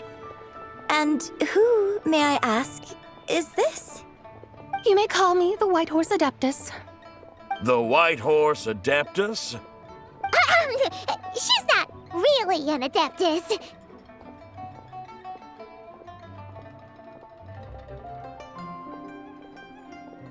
I see. Well, it certainly looks like a lot of fun. Oh, funny you mention it. This type of thing is actually something I'm quite familiar with. Once, to perform Through the Eyes of a Dragon, I decided to imagine that I was Rex Lapis himself. It was the only way to truly inhabit his mindset and understand his resolve to quell those demons. Sounds like you just wanted an excuse to feel all big and powerful. Hey, you just don't understand how inspiration works. You're one to talk. Paimon's traveled all over with the Traveler, and she's seen things that would make your jaw drop. All right, then. Since you claim to be so knowledgeable, why don't you prove it by reciting an ancient poem? An ancient poem? Which one? Ha! See? You mean to tell me you've never even heard of the ancient poem called An Ancient Poem? What kind of a title is that? Quit teasing, Paimon. We only just found out about that ourselves. He's talking about the writing on those ancient relics. When we first saw it, we couldn't figure out what it all meant. So in the meantime, we decided to just refer to it as an ancient poem. However, thanks to the painstaking work of the scholars who were tasked with decoding it, it seems like that's exactly what it was. Or rather, an ode offered in veneration of the moon and the White Horse Adeptus. Oh yeah! Didn't Kuching mention that before? It's got something to do with Langan, right? That is correct. The Ministry of Civil Affairs has issued a notice stating that, although it is true that the moon may disappear tonight, we should be in no danger. In other words, there's nothing to fear. But if you're worried, we can always take a leaf from the Book of the Ancients. By reciting this poem, I mean, and calling for the White Horse Adeptus' aid. If we do that, I'm certain she'll protect our moon and keep us safe. Whoa, seriously? Paimon has to get a look at this.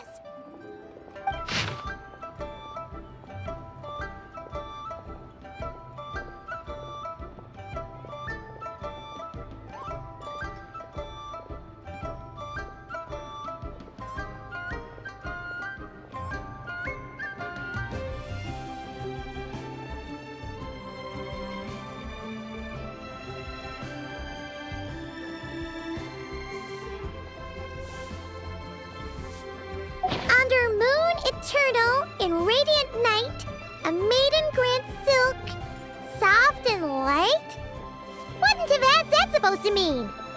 Under moon iridescent, in night divine, blah blah blah, something cloth so fine. Something about fields being plowed, something else about seeds being sown from the earth. Seriously? What is this?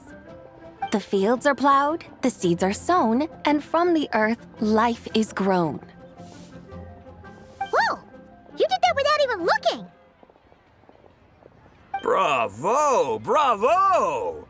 We have an expert in our midst. Looks like this young lady really does know her role inside out. If I didn't know any better, I'd have taken her for the real deal. That's because I am the real deal. That's the spirit. This is exactly the kind of mindset I was talking about. Behold, mortals, I am none other than the indomitable Rex Lapis himself. Kneel before my godly splendor. Believe me, young lady, I know exactly why you do it. Back in the day, I was just like you. I must say you are rather amusing as mortals go. Miss White Horse Adeptus, it is a great pleasure to make your acquaintance today. I have some questions regarding the poem, and I was wondering, perhaps, if you might be able to shed some light on it? You want me to explain the full meaning of its verses? Your guidance would be much appreciated. Fascinating. Tell me, do all the people of Liyue still express such reverence for the ancient ways? Well, It's true that we hold a deep fondness for our history, but it is hardly our only pursuit. One of my good friends, for instance, is even more devoted to the modern Fontanian art of rock and roll. Exactly! And don't forget, great practitioners of the role-playing arts walk among us too. People like me and you, young lady. Yes. So rather than placing too much emphasis on our reverence for the ancient ways, it might be better to say that here in Liyue, 100 passions bloom, each with a voice of its own. I see. Then, I suppose it wouldn't do any harm for me to enlighten you. In truth, it is but a simple poem of blessings. Its meaning is this. As the eternal moon rises in the night sky, a maiden adorned with lustrous jade descends upon the earth. She blesses the kudzu vines and mulberry leaves so that they may be used to make coarse cloth that is nevertheless soft, light, and comfortable to wear. As the iridescent moon rises in the night sky, a maiden adorned with lustrous jade descends upon the earth. She blesses the kudzu vines and hemp so that they may be used to make fine, luxurious cloth. As the frost moon rises in the night sky, a maiden adorned with lustrous jade descends upon the earth. She blesses the mugwort and artemisia so that they may be perfect for divination. So she really did come down from the moon? She shows the people how to use the plow and spade to purge the land of weeds, till the soil, and heap up the earth to make it fertile. Then with the hoe, she teaches them to sow their grain, bestowing the promise of life upon every seed. She blesses the millet and the beans, ensuring that their stalks and vines stretch forth without end. She graces the wheat and the rice, so that their heavy heads are filled with plump, glistening grain. Sounds like she's a real pro at all this farming stuff. The fruits of the field are harvested and brewed into sacred wine for honored guests. This we reverently present to the divine maiden, with every ceremonial step flawlessly observed, so that she may witness the depth of our piety and respect. Oh, divine maiden, how can your graceful presence in the sky not seem like that of a fairy descending from the heavens? Oh, divine maiden, how does your pure and radiant form not resemble the guardian spirit of our land? I send my heart's desire, ascending to the heavens, beseeching you to grant us good fortune and blessings in the coming year. Huh? So, that's what it's supposed to mean? I find myself speechless, moved beyond the power of words to convey.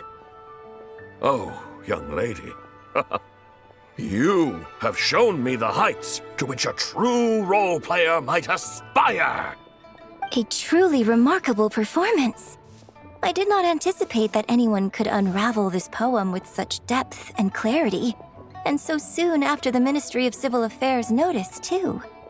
I'd even begun to consider myself somewhat versed in the matter, but as they say, there's always someone more knowledgeable out there. Allow me to extend my thanks to you, Miss Whitehorse Adeptus. You are far too humble, young one. I must confess, it is I who have been surprised, not only by you, but also by this Liyue harbor of the present day. Ah, so you're not from Liyue. And what, may I ask, has surprised you about it? Oh, it's nothing really. Just some old memories scattered here and there. Very well, my guides. I suppose it is time we set forth on the next part of our excursion. I'd like to go see that wharf now. What say the two of you? No problem! We'll take you wherever you want. Oh, leaving so soon? Before you go, allow me to introduce myself. I am Yunjin, director of the Yunhan Opera Troupe. May I ask your name in return? My own name is scarcely worth mentioning, but since you asked, perhaps I'll tell you the title of that poem instead. Huh? So, it isn't actually called an ancient poem? Of course not. Its real title is Odes of Lung Zabai. Odes of Long, Zubai. Mm-hmm. All right then, until we meet again.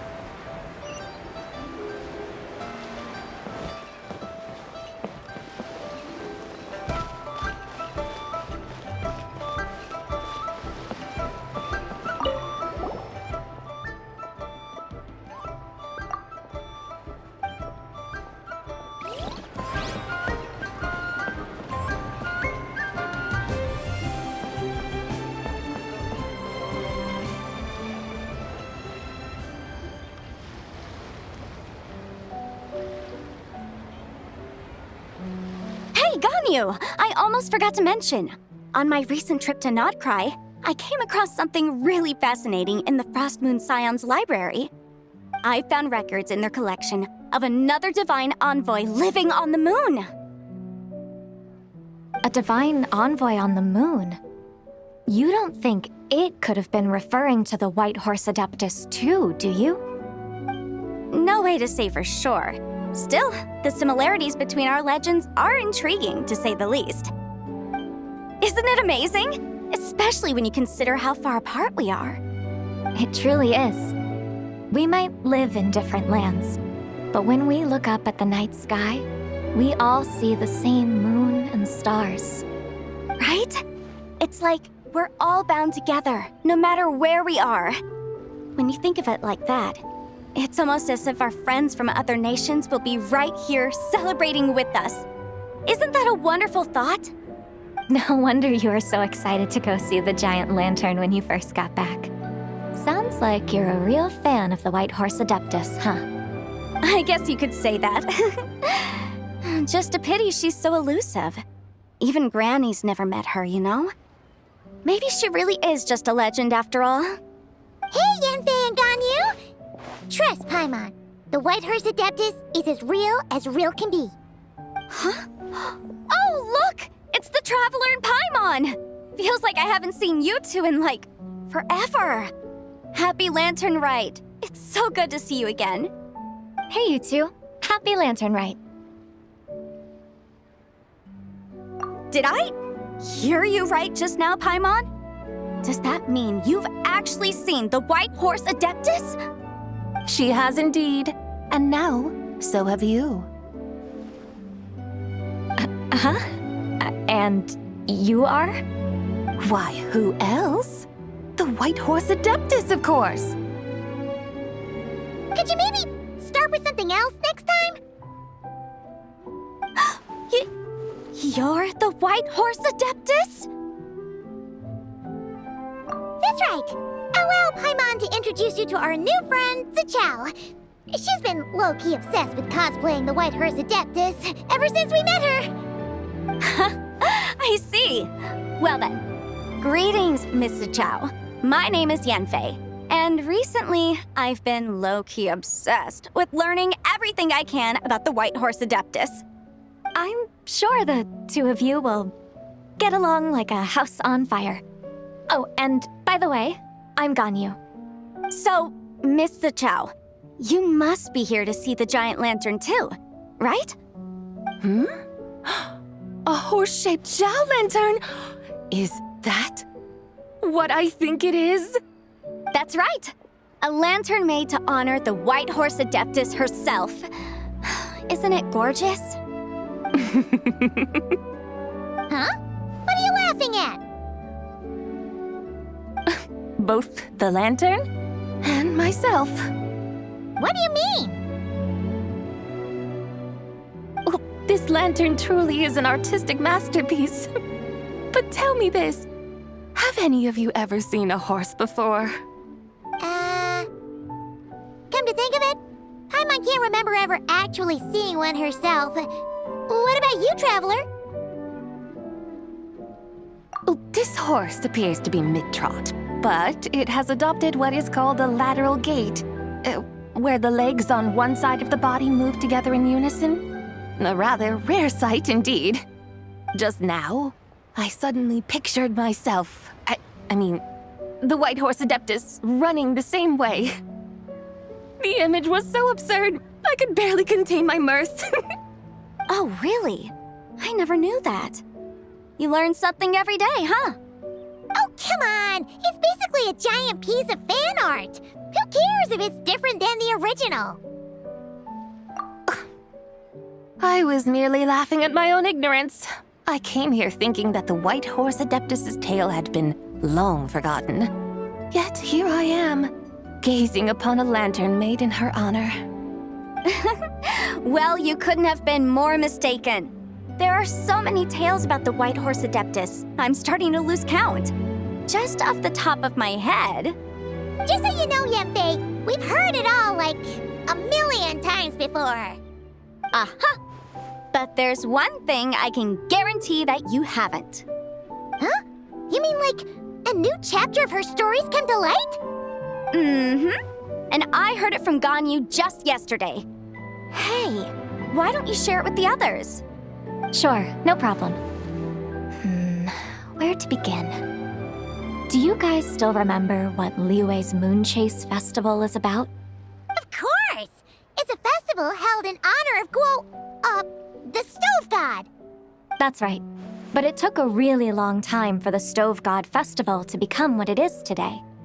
In its earliest form, it was actually an adeptal ritual known as the Moon Chase Rite. Paimon remembers Madame Ping mentioning that before, but she never explained exactly what it was.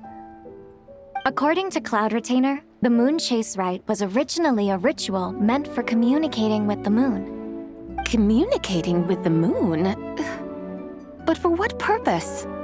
At first, Cloud Retainer wasn't entirely sure either, as it was always Rex Lapis who performed the ritual. Whoa! Rex Lapis did it himself? Must have been a really important ritual. That's right. Unfortunately, despite numerous attempts, they never actually received any response from the moon, which is why they eventually stopped performing it. But then, just yesterday, Kaching took a picture of the moon being obscured by a dark hole to Cloud Retainer and asked if it had anything to do with the Moon Chase Rite. The moment Cloud Retainer saw it, it suddenly dawned on her that the rite might have been an attempt to reach the White Horse Adeptus all along. Does that mean Zhang Li's been trying to bring back the White Horse Adeptus all this time? So how about that? Bet you never thought there might even be a link between the White Horse Adeptus and the Moon Chase Festival. If Kaching hadn't taken that picture to Cloud Retainer, we would never have known any of this. This is probably what Kaching was referring to that day when she mentioned there were some ideas she wanted to follow up on. So, Geo Archon. All this time, you've been striving to awaken her. Huh? What do you mean, awaken? Nothing. What I truly meant to say was, this new insight you've provided has been truly eye-opening. Oh, by the way, my trusty guides, I've been meaning to ask, where in Liyue Harbor might one enjoy an expansive scenic view? Huh? We're off to the next stop already? But Paimon's barely done digesting that lore bomb just now. All the more reason to find the right spot to let it sink in. Oh, so that's what you're up to. A tour of Liyue Harbor? In that case, if you're looking for a spot with a panoramic view, I'd recommend Yujing Terrace. That's a great idea. Since the terrace is on higher ground, the sea view from up there's so much better. Great! Well, the lantern rite's about to start, so We should get back to Granny's now. Hope to see you all at the festival tonight. Oh, you're off too? All right then. See you both soon. See you soon.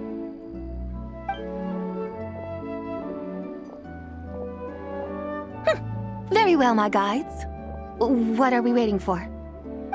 Okay, you're the boss. Eugene Terrace it is. After all, the customer's always right. Something else you needed to do? Oh, Paimon likes that idea. And what, may I ask, is a photo? It's this awesome invention that lets you record moments in the blink of an eye. Except, you've gotta try not to actually blink. Oh? What must I do in preparation then? Nothing. All you gotta do is choose a pose. The Traveler will handle everything else.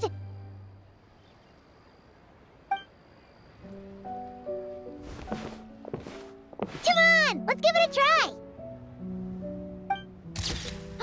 Look, we got a great picture. Paimon's gonna call it The White Horse Adeptus Meets the White Horse Adeptus in Liyue Harbor. Huh.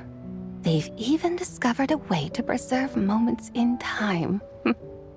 Now I truly am curious to witness what else these mortals might accomplish. Very well, let us proceed. Eugene Terrace lies in that direction, does it not? Hey, wait for us!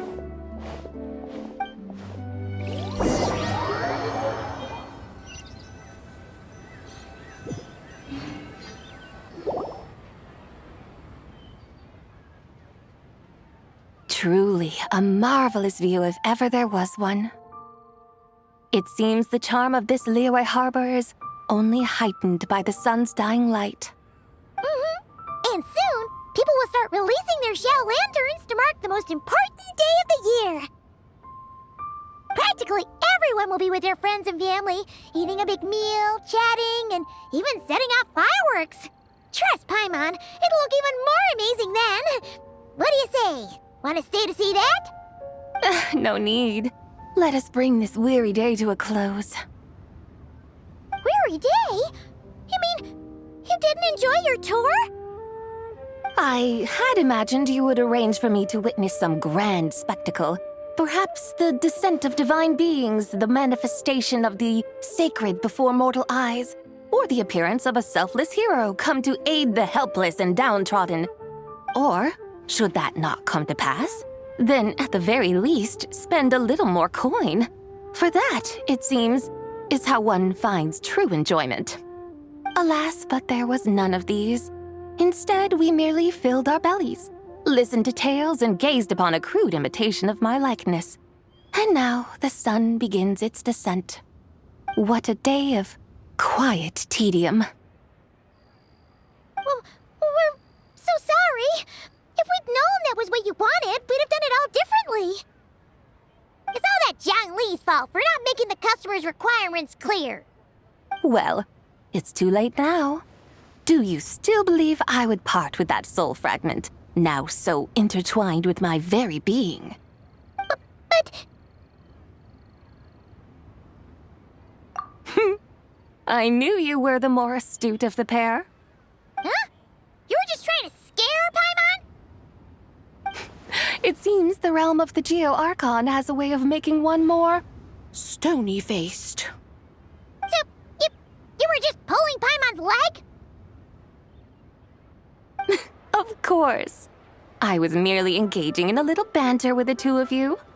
Long ago, I shared tales with various mortals who chanced upon my mountain abode. Never did I imagine that those stories would endure. It seems I greatly underestimated them. Perhaps, as your Geolord said, a few pieces of ancient Langan's magnificent jade have truly become part of the very foundation of this land. So, you've decided to help us? Again, that goes without saying. I made up my mind some time ago now. When I beheld a rather intriguing scene as I set foot in this city. I saw porters passing through the alleys, setting down heavy wooden crates from their weary shoulders. Peddlers pushing carts as the kites and lanterns upon them rustled gently in the breeze. I saw cooks cooking, actors acting, scholars reading, soldiers marching, children playing, elders resting, officials officiating, and the common folk absorbed in this or that, reveling in the simple joys of life. Some, it seems, have already found that which stirs their hearts, while others continue to fret, troubled by uncertain futures. Yet, in this gentle and serene order, each holds fast to their anticipation, not only for the celebrations to come, but also for the first light of the morrow. Scenes I once yearned to behold now unfold before me, no longer in Langan, but in Liyue Harbor, thousands of years on. How wondrous is this mortal realm! Thank you, White Horse Adeptus! Thank you so much! Adeptus, Adepti, perhaps the singular art in which we are truly proficient is that of sequestering ourselves within the high mountains. But once we leave our mountain refuge, we find ourselves drawn back to mortal ways all the same. So, it is I who should offer my thanks to the two of you. Traveler, Paimon, you have made this day more delightful than any I've known in a long, long time. Come now, and take what it is you need. You mean, like, right now? But don't you think we should wait for Zhangli? That won't be necessary. All things shall meet again in their time, for the waters know no rest, and the flowers their appointed season. One need not fear that life is but a journey of goodbyes.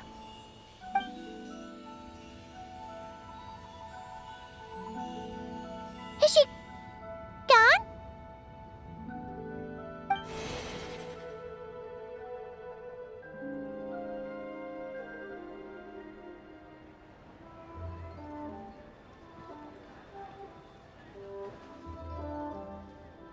Yes, she's gone.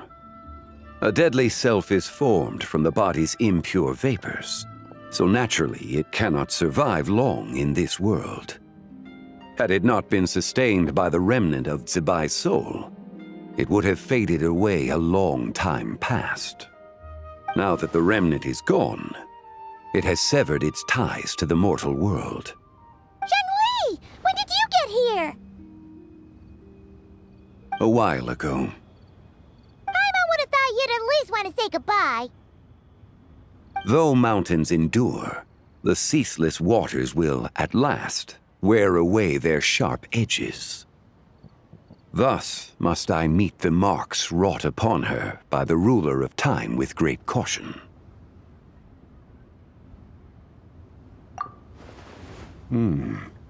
It may be goodbye for now, but someday, we will meet again. Really? And when might that be? Who can say for sure? Years and years from now, perhaps. Or maybe tonight, at the Lantern Rite. Are you saying that if the White Horse Adeptus were to be resurrected, she'd still have the memories of the three deadly selves? That she'd still remember us? We will find out soon enough.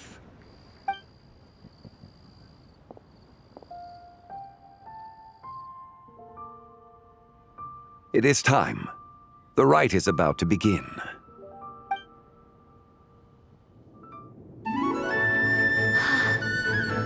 The rite is about to begin. Is the moon really gonna disappear? Got your lanterns ready, everyone? All set. Might be about time to put eyes to the sky. Wouldn't you say, Tianchuan?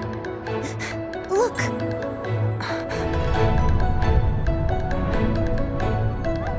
When the sun's out, eat the sun. When the moon's out, eat the moon! Whoa, is this the lunar eclipse? Under moon eternal, in radiant night, a A maiden grants silk, soft and light. Under moon iridescent, in night divine. A maiden grants fiber for cloth so fine. Under moon of frost, in night so great. A maiden grants tools to divine our fate. The fields are plowed, the seeds are sown, and from the earth, life is grown. The seedlings stretch, the crops do rise, and all unfolds before our eyes. Fruits are gathered, sweet wine is poured. These gifts we offer to our Lord. Pure is heaven, so fair and bright. She shines as light in this dark night. And with her does this, wish take flight.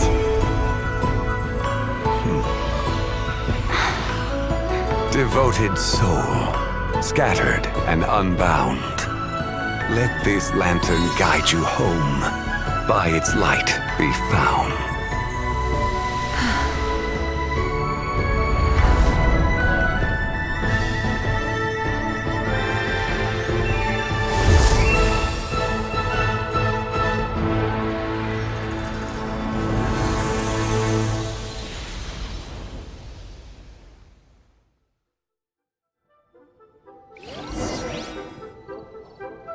Did we do it?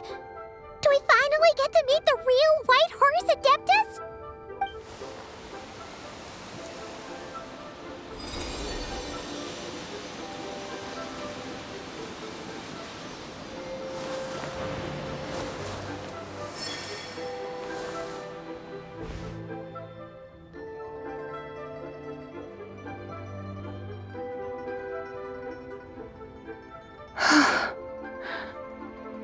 This place.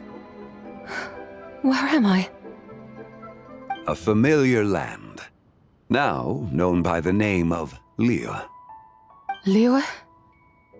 The peaks adorn the clouded moon. Then, who might you be? Oh no! She seems to have lost all her memories after all. And those countless lights in the sky. What are they? These lights, each like a dwelling in glad accord, usher in this day of joyous rebirth. And whose rebirth might that be? That of my old friend, Zebai. Zebai? Yeah, that's you! Don't you remember anything at all? That's... me? Oh, yes. The envoy of the Lunar Palace, my name, is Zebai indeed. Then, you must be... the Lord of Geo, Heaven's Star. Many years have passed since we last saw one another.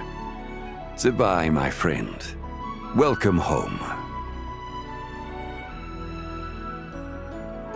Home?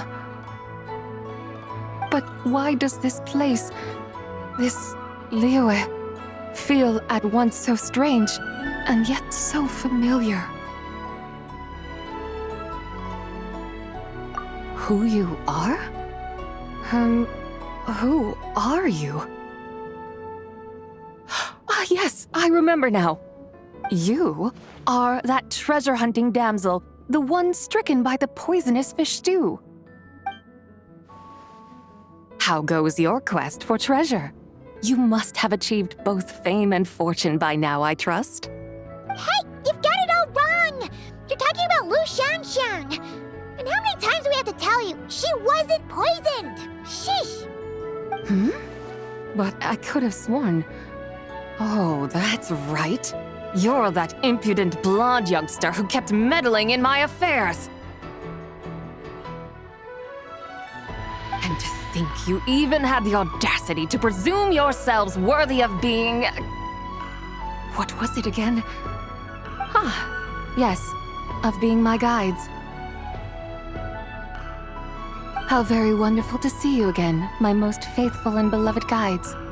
I trust all has been well in my absence? Well, she finally got it right. But that sudden mood swing felt even weirder. It's like her head's packed full of slimes. It is possible that her cells have not yet settled. After all, they've only just been brought back together. It may be some time before she fully recovers. Huh?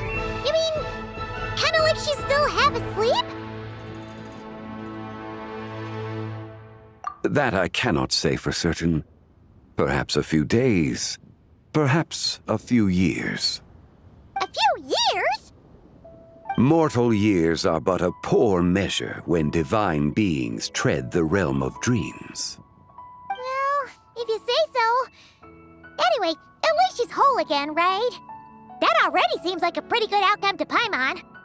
Yes, there is little cause for worry. We need only wait and let time take its course. Say, what are those little creatures over there up to? Celebrating Lantern Rite, of course. And those lights up in the sky? Those are all Shao lanterns. This year, each and every one of them carries a little wish inside. Lantern Rite. Then, may I join in too? Of course! Why else do you think we've been running around like headless chickens these past few days? Tell you what, Traveler, why don't we take the White Horse Adeptus out to celebrate? Who knows? Maybe seeing some familiar faces might help her find her feet? Hey, Zhangli! You've got some time on your hands now, right? Why don't you come along with us? By no means a bad idea, Paimon. Oh, and Sabai, before Paimon forgets, when we meet the others later, remember to wish them a happy Lantern Rite! Happy... Lantern Rite? Happy Lantern Rite! Yes! Happy Lantern Rite indeed. Well then, let's go!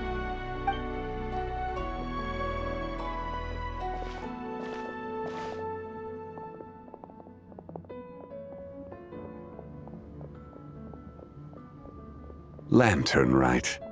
A night of joy, reunion, and moonlit blessings for all.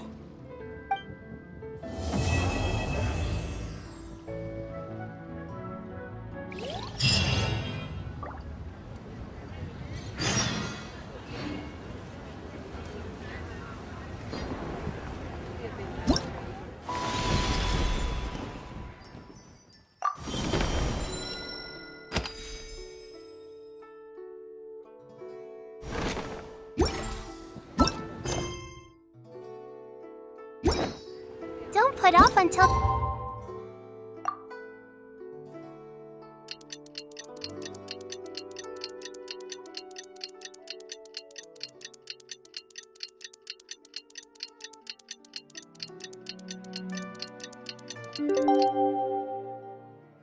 Tomorrow, what you can do today? Paimon wonders how the White Horse Adeptus is getting along.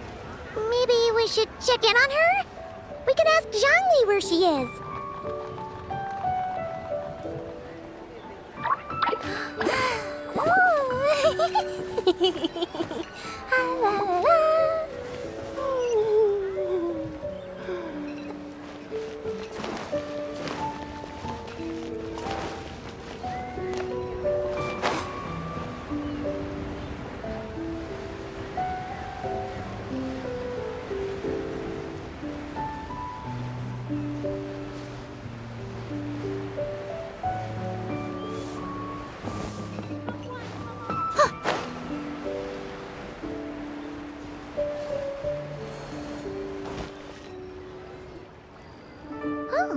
Looks like Zhangli hasn't stopped by for tea today.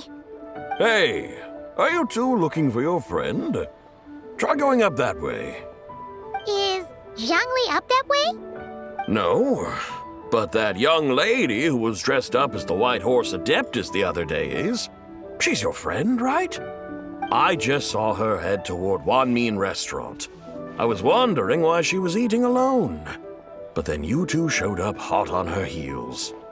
Oh, what luck! We were just on our way to find her. But what's she doing at Wanmin Restaurant? I have no idea. I said hello, but she completely ignored me. She couldn't have forgotten who I am, right? I mean, we're kindred spirits, aren't we? Maybe she's still half asleep. Her brain might be a little fuzzy. Oh, that makes sense. I was wondering why her eyes were so red. Her eyes were red? Oh, that doesn't sound good. You young people, staying up all night because you think you're invincible?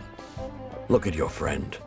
Missing out on sleep so she can pretend to be the White Horse Adeptus. That's where that leaves you, you know.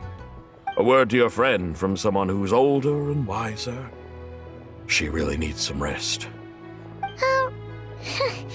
Paimon won't be so certain about the older and wiser part. Yeah, what was that?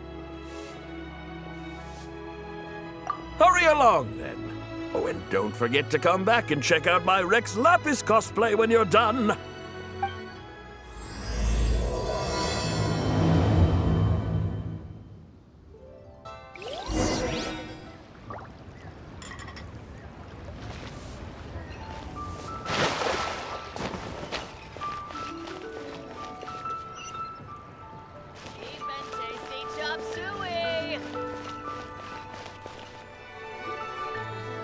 Where's the proprietor? Come out and see me at once!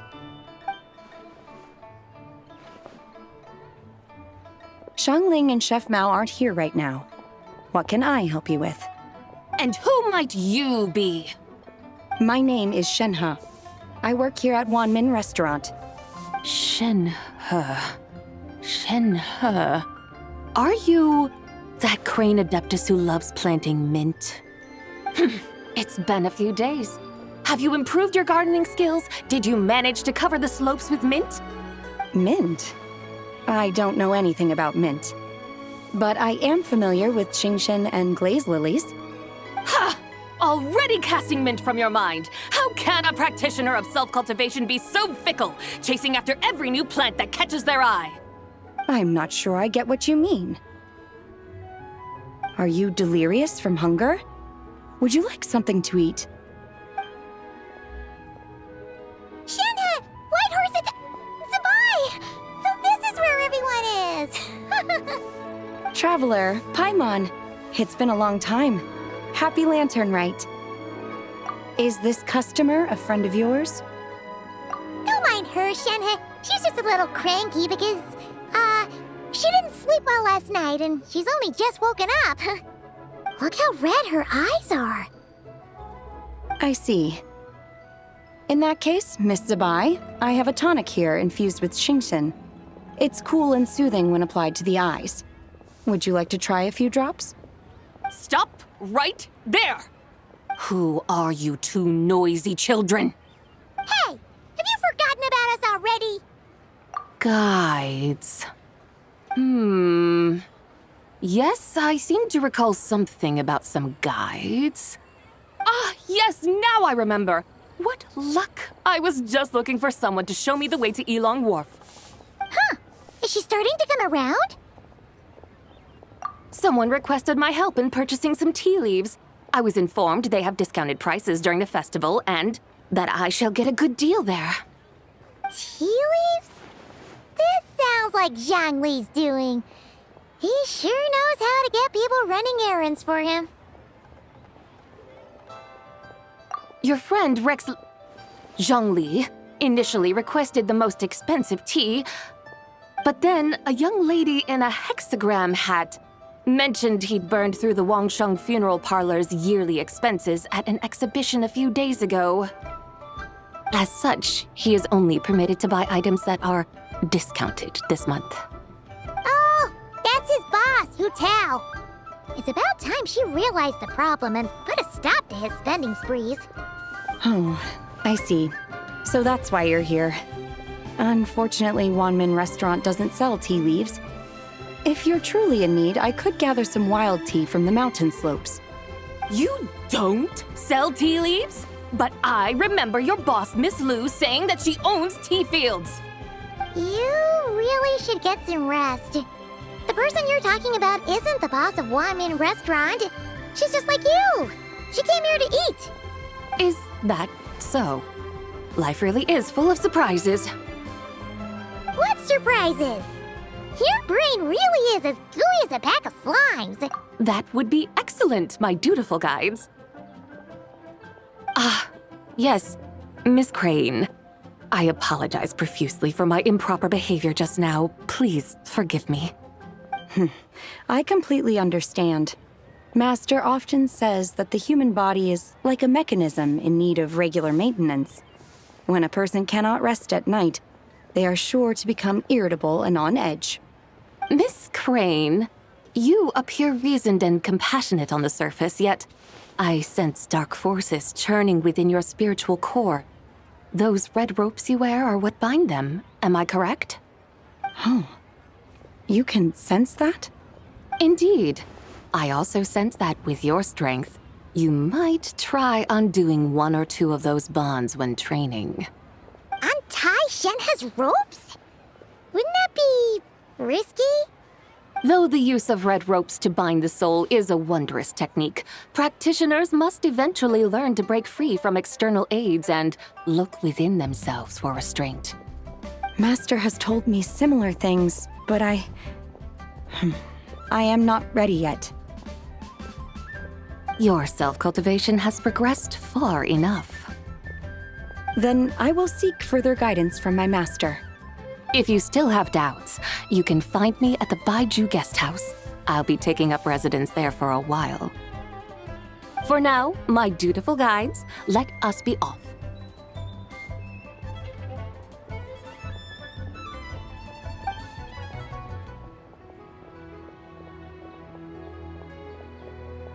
Should I save this money or invest it?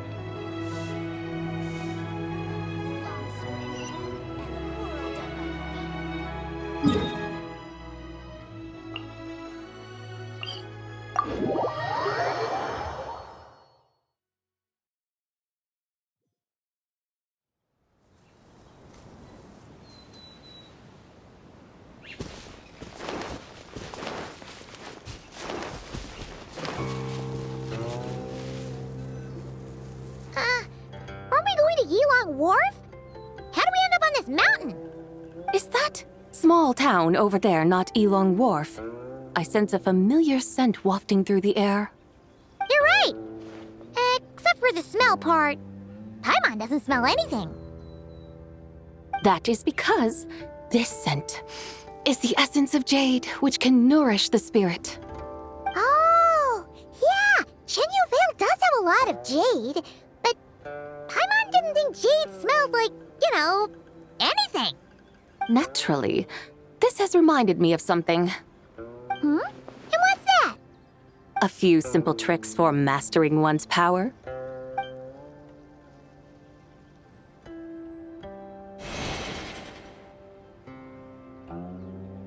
What is that thing? I'm sure you've been to Elong Wharf many times before, but I wonder if you've done so while cruising through the air. You've been such dutiful, dedicated guides, so allow me to offer this fresh experience as recompense. Please step in.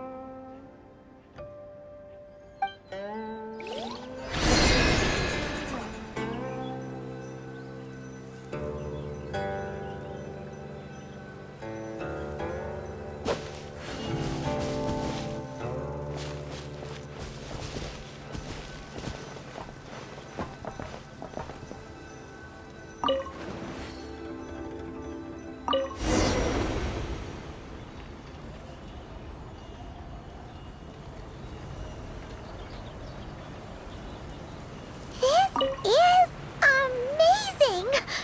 Paimon feels just like an Adeptus flying through the sky. What is this thing? I created it from my memories of the chariot of the Lunar Palace. Many years have passed since I last laid eyes upon it, so there may be some discrepancies. Nonetheless, it is functionally much the same. A lunar chariot? Wow! Paimon never imagined she'd get to ride in one! So, Sabai, does that mean you used to work on the moon? work. That's an interesting way to phrase it, though I suppose you are correct. I was once an angel, a member of a race tasked with guiding humanity. Then, graced by serendipity, I became a moon envoy. Huh? What's a moon envoy? Some kind of super important angel? As you would understand it, a moon envoy is a job title. Any angel, or non-angel, can become a moon envoy. Does that mean you're not the only one? Of course not. Though my memories are still hazy, I vaguely remember some of my colleagues. There was one who liked to take on the form of an ibis. An ibis? Could it be... Can all moon envoys turn into animals? Does it mean Lauma could take that job? She can turn into a deer, and moon chanters are some sort of Luna envoy anyway, right? Moon chanter? I have no idea what those are. Oh, okay then.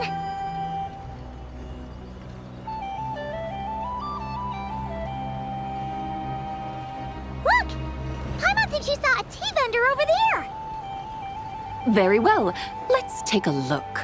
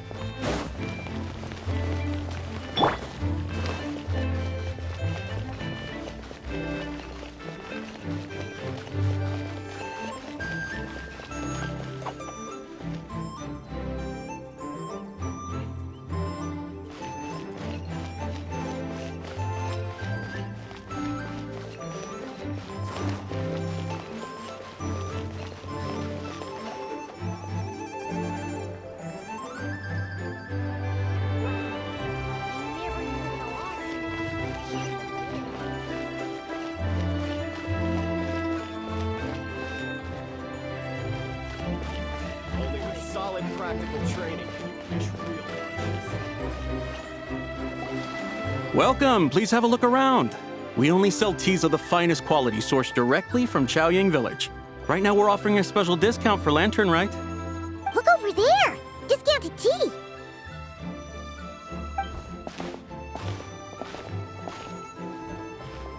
Dear customers, are you looking to purchase some tea leaves? I can see from your bearing that you are no ordinary customers. My humble shop has some exquisite teas that should satisfy your more refined tastes. We're not here for quality. We're looking for a discount. A discount? Well, that's a coincidence. Our Sunglaw tea is on sale right now. A special festive offer. Something about the name of that tea sounds familiar to Paimon. Buy 3 boxes of Sunglaw tea during the festival to get 10% off. Buy 4, get 20% off. Buy 10, but... That's right! 10 boxes at half price. Have you been to our shop before by any chance? Oh, Paimon's definitely heard this spiel before. 3, 4, 10, 10, 20, 50. Zabai, what are you muttering about? When purchasing 3, 4, or 10 boxes, the corresponding discounts are 10, 20, and 50%. The intervals between the two sets of numbers are 1 and 6, and 10 and 30. Look! Her eyes turned blue! That's gotta be a first! If the differences between intervals remain equal, the interval after 6 should be 6 plus the difference between 6 and 1, which is 11. Similarly, after 30, the next interval should be 50. Therefore, extrapolating upward, the next two numbers in each set should be 21 and 100. You're making Paimon's head spin! Those numbers, what do they mean? They mean that if we buy 21 boxes of Songlot tea, we should get a 100% discount! 100% discount? You mean we'll get them for free? Oh, there was a pattern to the discounts! Is that right? The pattern we speak of is mathematics, little one. A pattern that is always right. That's amazing! You're a shopping genius, Sabai! Oh wait, something feels off here. I had no idea our shop's discounts were tied to the laws of nature. I've learned so much from you, dear customer. No need to thank me. Now, please give us our 21 boxes of free tea. Wait! What's the matter? Paimon just realized what it is that's not right. It took you long enough. We got the short end of the stick! Think about it.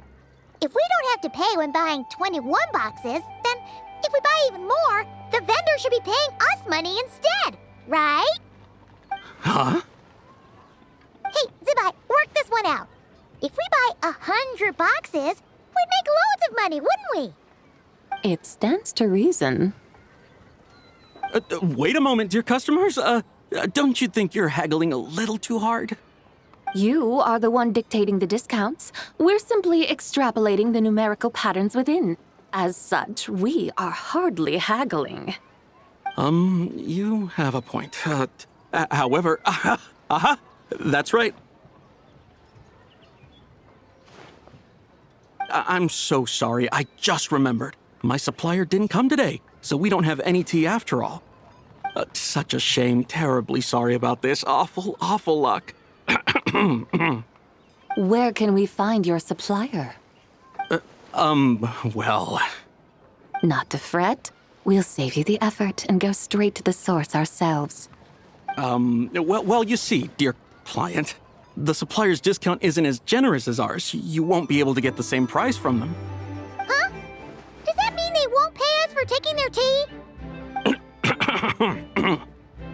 They might not even offer you a 100% discount. How very unfortunate. Nevertheless, as the original supplier, they must offer some sort of discount. Besides, we're not looking to make money. We just want a good deal. Well, that's great. My suppliers are all tea farmers from Chaoying Village. You can go ask around the village, but please don't say I sent you. Do not worry, we appreciate your generosity. Referring customers to your business partners, even choosing to remain anonymous, the demeanor of a true gentleman indeed. Your business will surely prosper. I hope you're right. Then let us head to Chaoying Village. Do you know the way, my guides? Of course! Just follow us!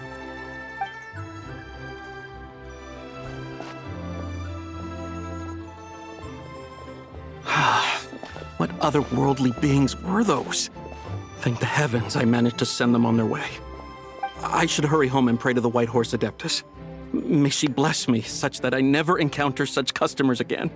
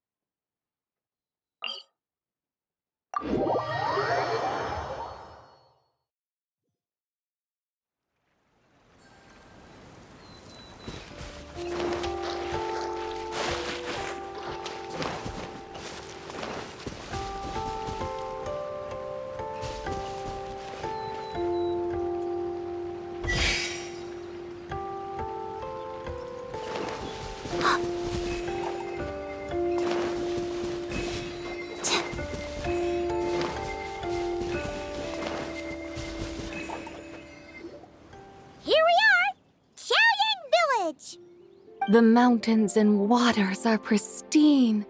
They embody the beauty of heaven and earth. It's a good-looking place, all right. But it's hard to enjoy the scenery when Paimon can't stop thinking about all that tea-buying Mora we're missing out on.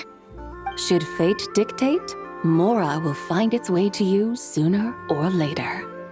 Well, Morak certainly finds us often enough. He even sought us out in person this lantern rite.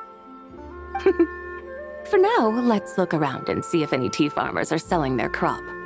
We'll be able to see more clearly from up high. Let's take to the sky and enjoy the beautiful scenery while we're at it.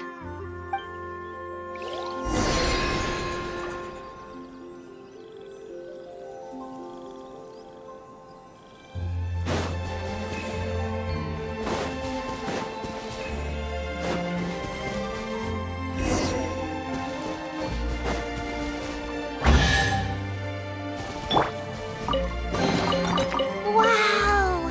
These will last us for days!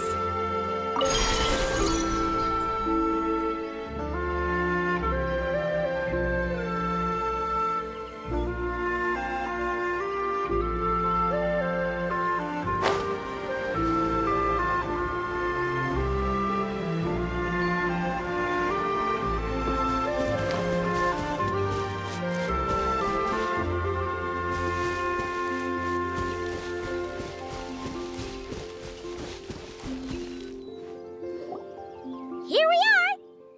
The mountains and... It's a good-looking place, all right. Should fate dictate, Well, we'll be able to see more clearly from up high.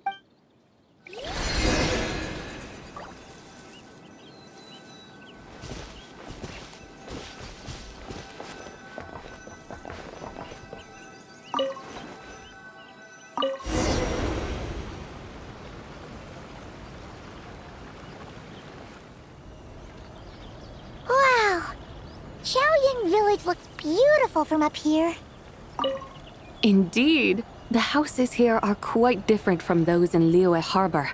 They follow the natural contours of the mountains, forming unique, elegant structures. Yeah, it's super beautiful. The white walls and dark tiles frame the emerald waves of the terraced fields, while the curved eaves and tall gateways juxtapose each other with grace. It's almost too beautiful to be true. The crowing of roosters and barking of dogs, the calls of farmers working the fields, a vibrant pastoral chorus overflowing with earthly vitality. Yeah, it's incredibly beautiful, huh? Have you studied the linguistic arts by some chance? Huh? Your vocabulary for beauty seems rather constrained. Paimon knows how to say pretty as well. I see.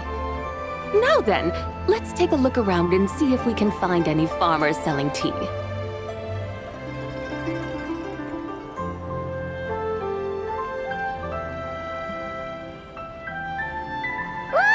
There's someone in that tea field!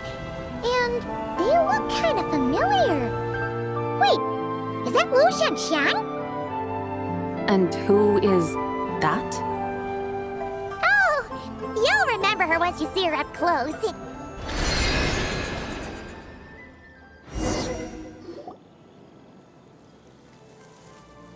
Hey there, Lu Shanxiang! It really is you! Huh? Paimon, Traveler, and the White Horse Adeptus. Fancy seeing you here. The White Horse Adeptus has a name now. You can call her Zabai. And you are... Wait. I remember now, you're... Don't say anything about food poisoning or fish. You're the young lady who wanted to rise above the rest, are you not? Yes, that's me. But I'm in a bit of a state right now. At best, I can say I've fallen below them. Fallen below them? What happened?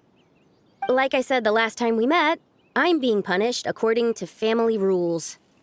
My father, mother, grandfather, grandmother, other grandfather, other grandmother. Oh, that's a lot of family members. Yeah, and on the night of Lantern Rite, they held a family meeting to discuss my situation. So, they do care about you. There's no doubt they care. But they think that since I caused all that trouble in Liyue Harbor, it shows I can't be trusted on my own. They decided to ground me. Ground you? Yeah, though they're not confining me to my room. Instead, I have to personally nurture a tea seedling until it grows big enough to be sold at market. Aw, a tiny little tea baby. Do they want you to experience what it's like to be a parent? It's supposed to cultivate my character and temperament. They say this will help me calm down and reflect on my issues. What happened in Liyue Harbor really wasn't your fault. Oh well, at least this punishment doesn't sound too harsh. So, how long will it take for the little tea baby to grow? Actually, I don't know. I've never grown a tea tree before. It usually takes 2 or 3 years. 2 or 3 years? Yes, the tea in this garden requires 2 or 3 years to mature. That long? Sabai, you're not making this up, are you? How do you know so much about growing tea?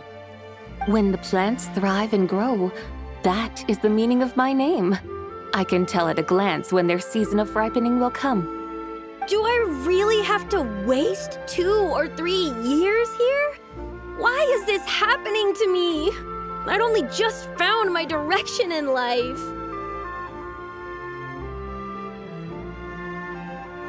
Yes, during the night of Lantern Rite, I heard many people reciting poems from Long Gone in praise of the moon. In that moment, I suddenly felt a great sense of pride. I mean, I helped excavate cultural artifacts from Long Gone, so I contributed to the revival of these poems too, right?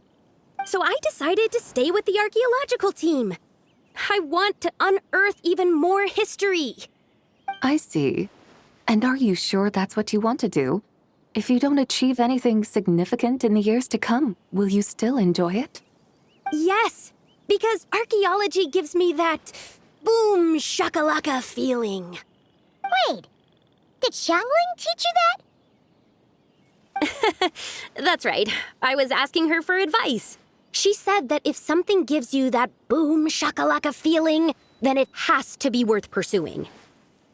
I immediately thought about how, when I'm excavating in the ruins, I always feel like there's a ghost standing beside me, and not in a spooky way. It feels like my great-great-great-great-great-grandmother patting me on the shoulder and saying, "Keep going. You're about to rediscover some grand ancestral knowledge." Right? It feels like I've made some kind of connection with my ancestors. Isn't that amazing? Since you've made up your mind, you should give it your all. And I'd love to, but I'm still grounded. Run away, summon up a little boom shakalaka, and leave the tea garden behind. Flee this village. That might be going a bit far. You don't want to lead others astray, Zabai. Yeah! Tell them about your great-great-great-great-great-grandmother. She must be the most super-duper ancestor to have ever risen above the rest, right? I'd be better off telling them about the White Horse Adeptus. After all, she's the supreme riser above the rest who saved my great-great-great-great-great-grandmother. Then it's settled. Tell your family that your decision has my blessing. Thank you, Tsubai, but I don't think cosplay is going to work on them. They won't listen. They don't need to listen. You need only follow the rules they've set out for you. What do you mean? As I'm sure you know, some ancient texts refer to the White Horse Adeptus as the Daughter of Time. My family history contains such records, but what of it? If the White Horse Adeptus were to manipulate time to make your tea seedling grow overnight, then you'd be free, correct? Is that how it works? If the White Horse Adeptus were to really get involved, my grandfather would let me leave right away. But who really believes that she'd show up and help? It's not as if you have any other options. Why not try calling out for help? It won't cost you any more. Guess I might as well. I've got no better ideas anyway. White Horse Adeptus, if you can hear me, please save me from my predicament.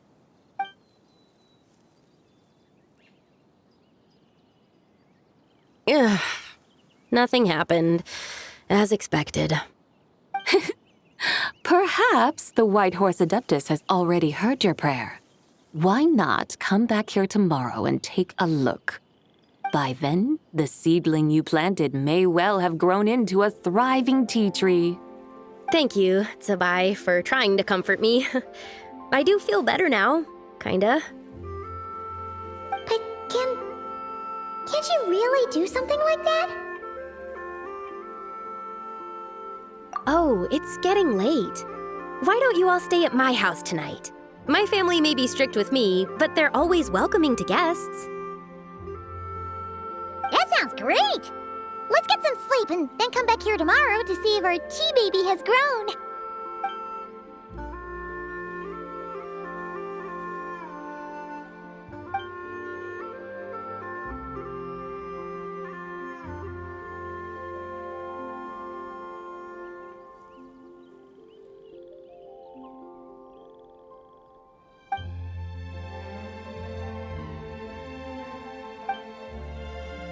Oh, the tea tree! Whoa! Your tea baby is all grown up! Indeed, it has grown into a mature tea tree that can stand tall in the face of wind and rain. How is this possible? It must be the work of the White Horse Adeptus. Your prayer must have moved her! Are you sure? Perhaps she heard your prayer and chose to answer the call. She once saved my great-great-great-great-great-grandmother. This time, she saved me. That's incredible! Your family must be blessed by the White Horse Adeptus. I guess so. I need to tell everyone the news right away. They'd better. Since this is the will of the White Horse Adeptus, I don't see how they could object. Go. And if you run into any more trouble, call out to the White Horse Adeptus just like yesterday. Thank you so much. Paimon really thought you were going to use Adeptal energy to make the tea baby grow, Zabai.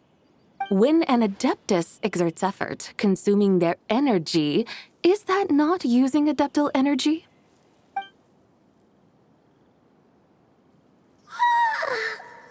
All right. What are we doing out here in the middle of the night? We're here to help Lu Xiangxiang fulfill her wish, of course. Can you really make the tea baby grow? It won't be easy, but there are ways.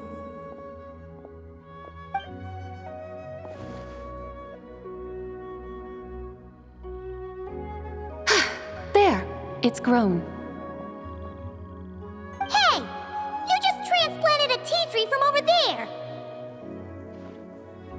So, there's a mature tea tree here now, yes? Oh, yeah, but... And am I not the White Horse Adeptus? Well, yeah. Is this tea tree then not a manifestation of the White Horse Adeptus's will? You're not wrong. But again, there's something not quite right about this. Maybe this will become another mystical Adepti tale recorded in their family history. That would be marvelous. Paimon thinks so too. Hey, Traveler! Sabai seems to be doing much better now, don't you think?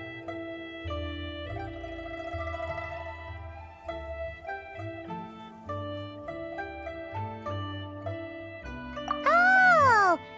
Paimon bets that's That's why Zhangli chose to send her on this errand.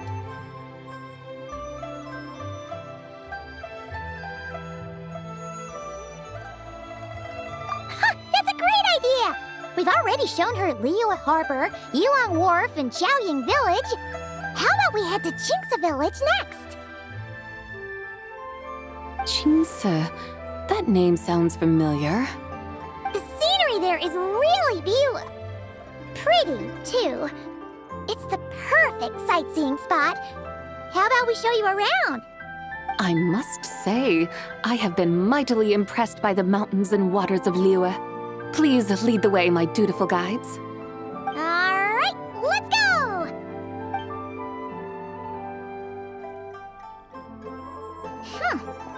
Paimon can't help feeling like we've forgotten something. Pay it no mind. I've already forgotten more than you will ever know. Alright. If we forgot something, it can't have been that important to begin with. Qingce Village, here we come!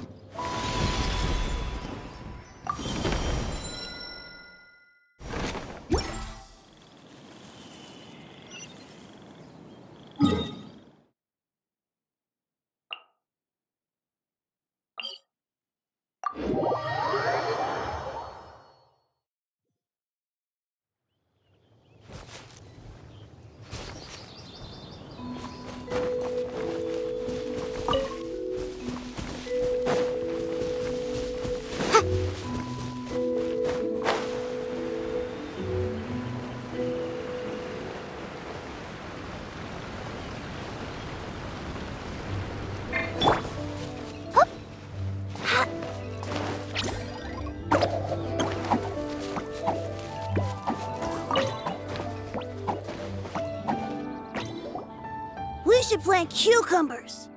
We should plant canolas. We should plant cucumbers. They're easy to sell. We should plant canolas. The flowers are pretty.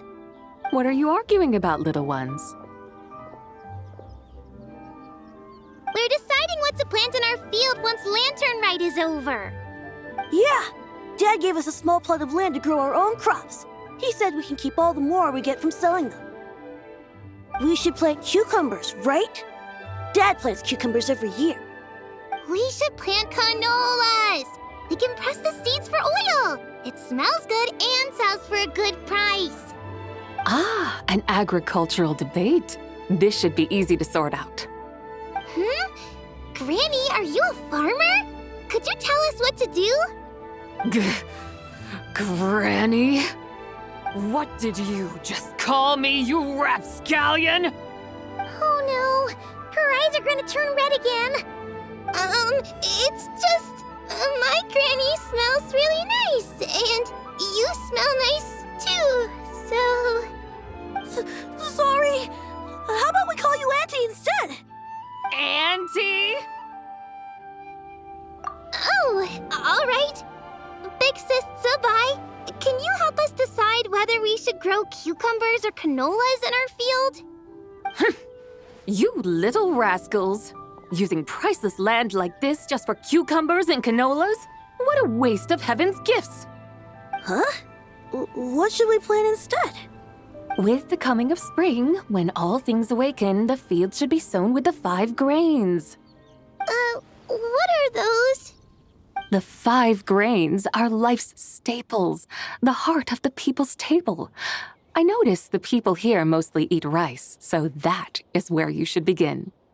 Based on the local climate and soil, seedlings planted in mid to late spring should produce mature grain within 2 or 3 months. When autumn comes, you can plant a second crop, with time still to harvest it before the first frost. The rice you harvest can be sold at market or kept in your stores. It's a far better choice than cucumbers or canolas. Oh, but Big Sister Zubai, I like canolas. That's no issue. It is unsuitable for continuous cropping in any case. You can rotate it with rice to maximize your yields. After the second rice harvest, around wintertime will be the perfect opportunity to sow their seeds. And when they mature in mid to late spring, you shall be just in time to sow the first rice crop of the year in turn. This way, your field will sustain balance, rice and canola in a harmonious cycle. Wow! That means we'll have crops to harvest all year round! Wait a minute! If rice and canola take up the whole year, what about my cucumbers? A firefly dares rival the brilliance of the moon? In what twisted universe should cucumbers vie for land with rice? Big Sis Tsubai! You're going to hurt Lil Bee's feelings! Auntie hates cucumbers! Stop crying this instant! I meant that cucumbers are simple enough to grow. There's no need to devote a whole field to them.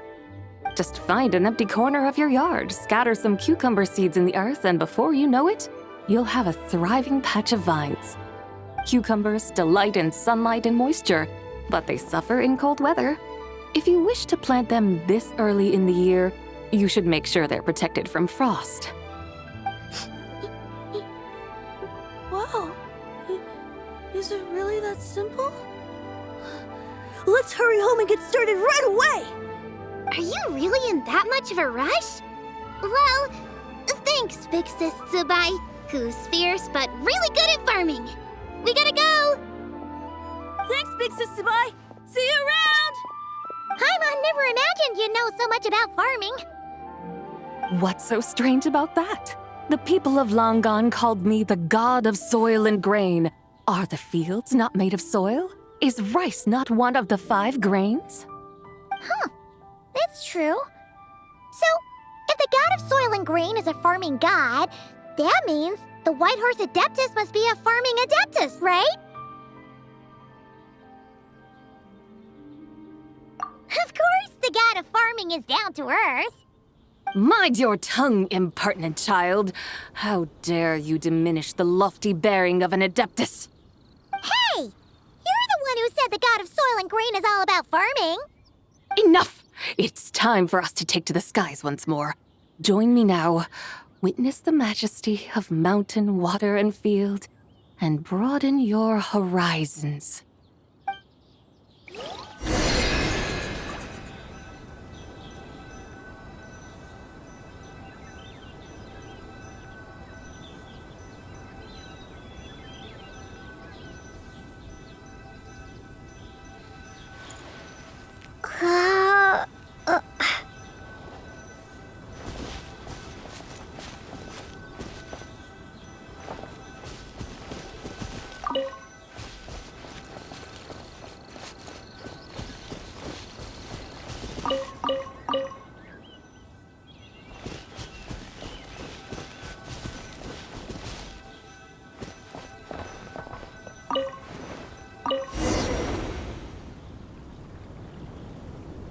Wow!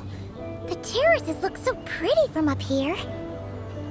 The mountains tower like pagodas, the hills coiling at their feet like shells. Layers built upon layers, rising and falling in harmony.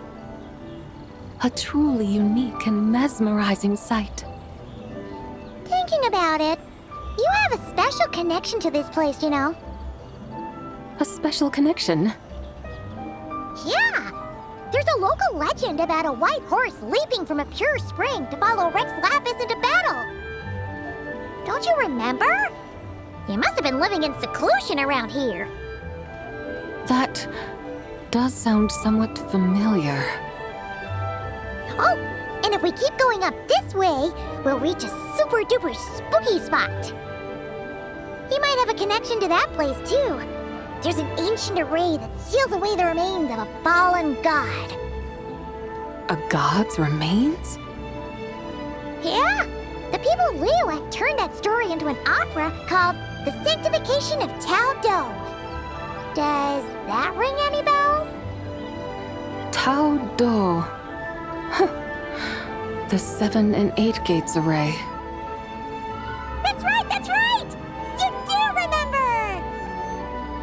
Puna, the god of the underworld, who could pacify the forces of life and death. Huh? So, Tao Do had another name? Let's go take a look.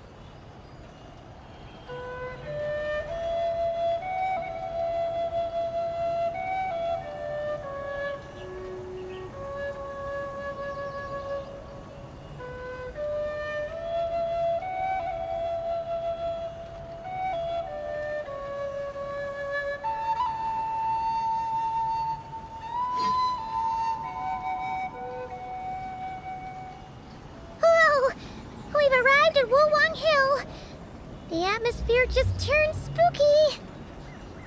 I can't help but feel there's something strange about this friend you haven't seen in ages. Huh? Paimon thought she heard someone's voice. Let's head down and check it out.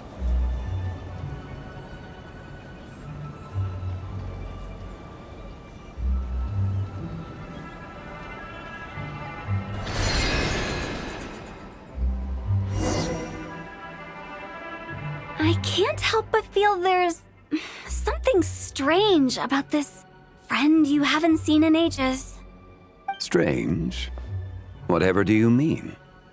Her strangeness defies description. This Miss Zabai is a full-blown enigma, don't you think?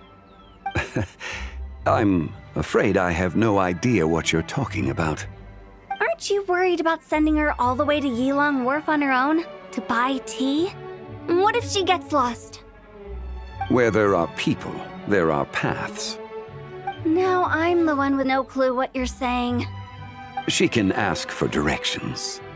And then what? She will meet strangers in unfamiliar lands, build friendships, part ways. Hers will be a long journey indeed.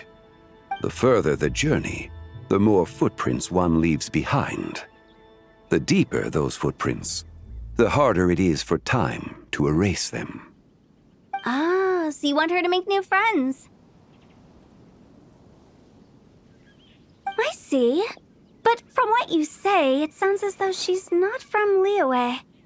I believe she was not, but perhaps she will be. You're sounding stranger by the second. Huh. Oh, over there. Oh, look who's here! Hu Tao! Zhongli! What are you doing here? Traveler, Paimon, fancy meeting in a place like this. Oh my, and Miss Zabai too!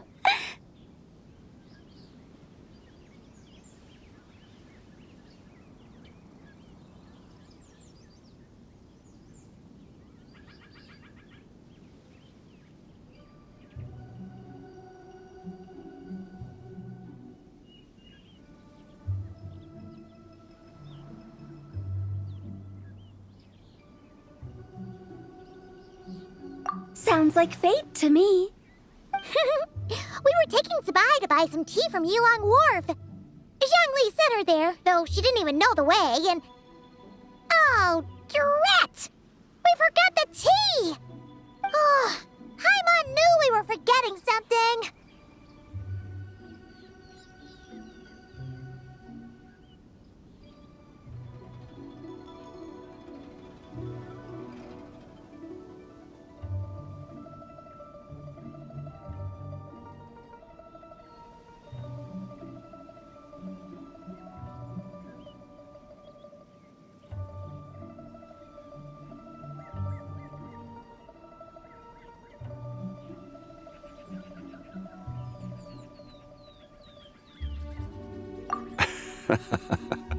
What's done is done. There's no need to dwell on it. Fresh tea grows with each passing year. Let fate deliver it as it wills. Exactly. You can get tea wherever you go. You're hardly running low now, are you? Paimon feels a lot better now that you've said that. Still, I'm a little confused. If you were buying tea, how did you end up all the way out here? We're taking Zabai on a sightseeing tour.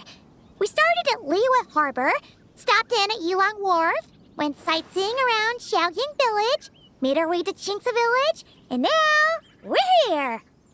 Wow, that is quite the itinerary. Yeah, actually, Paimon thinks it's about time we headed back.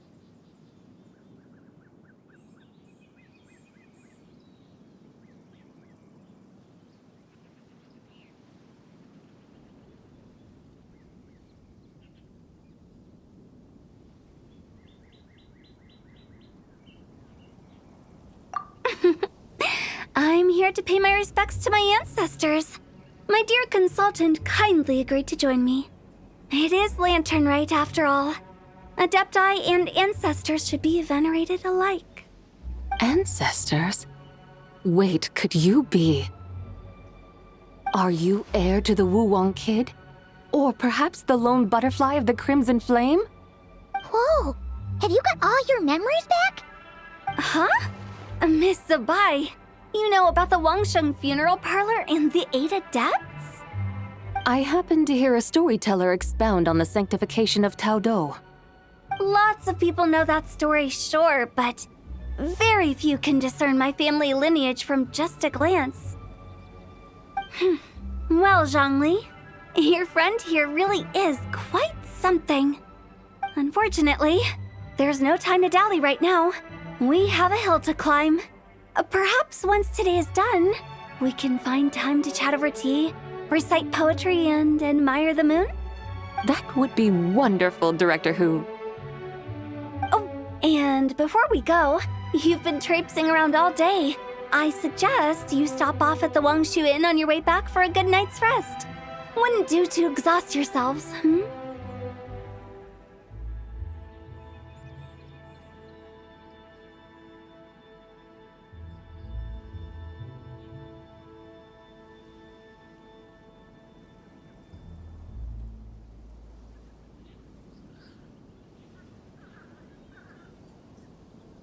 Don't mention it. All right, we'll take our leave now. See you later. Hotel's so thoughtful. Why don't we follow her advice and stay at the Wangshu Inn tonight? Zabai, you can see the whole of Dihua Marsh from up there. The view's amazing. Plus, you can sample Smiley Yin-Xiao's cooking. Wangshu. An intriguing name. It couldn't hurt to check it out. Awesome! Let's go!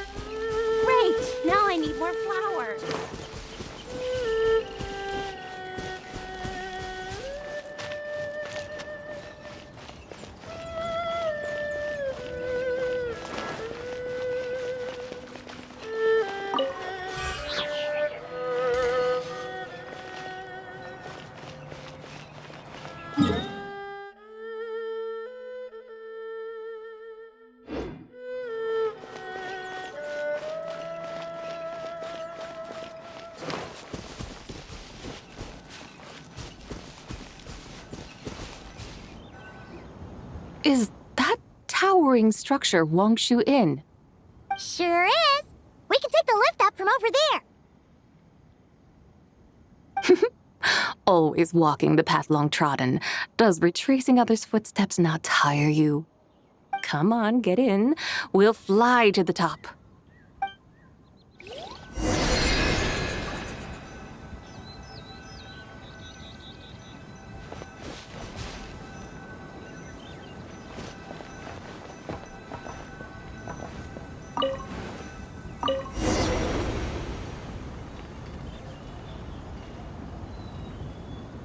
Are we really going to fly up to Wangshu Inn?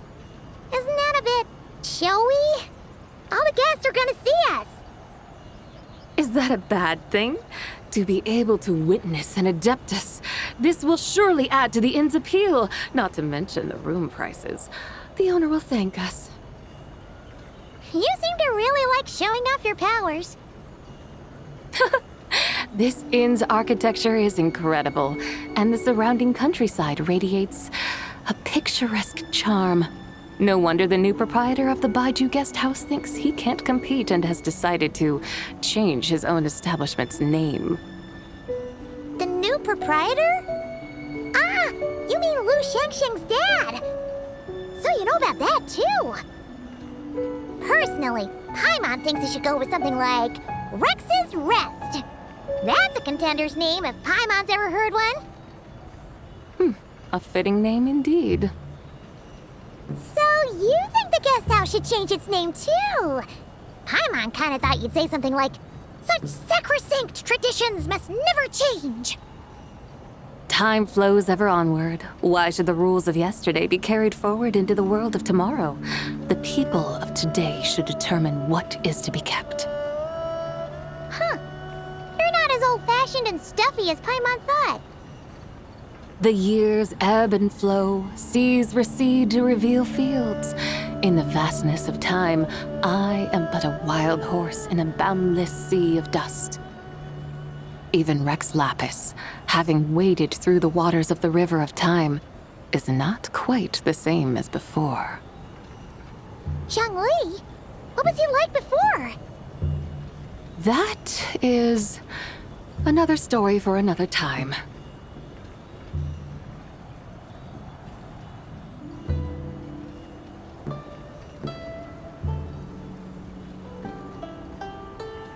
We have arrived.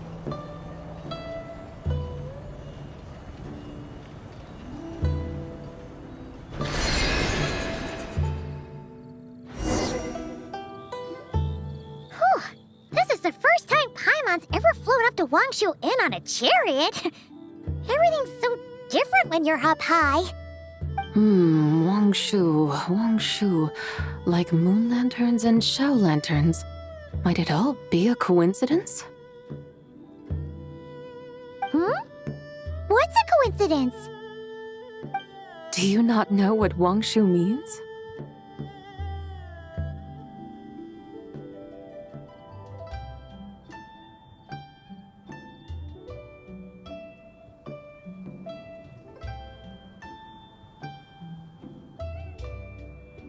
Wangshu can refer to the moon, but its original meaning is actually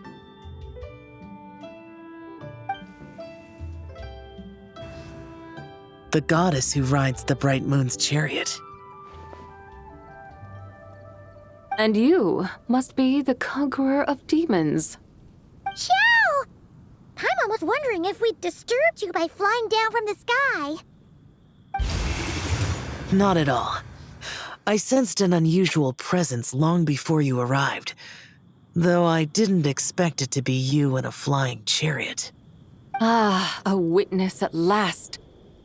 I was starting to think we should fly a bit lower. 'Twould be awfully dull if no one ends up marveling at my lofty bearing. No need. This is already showy enough. I'm not one to do good from the shadows, as Rex Lapis is wont to do. Then you must be...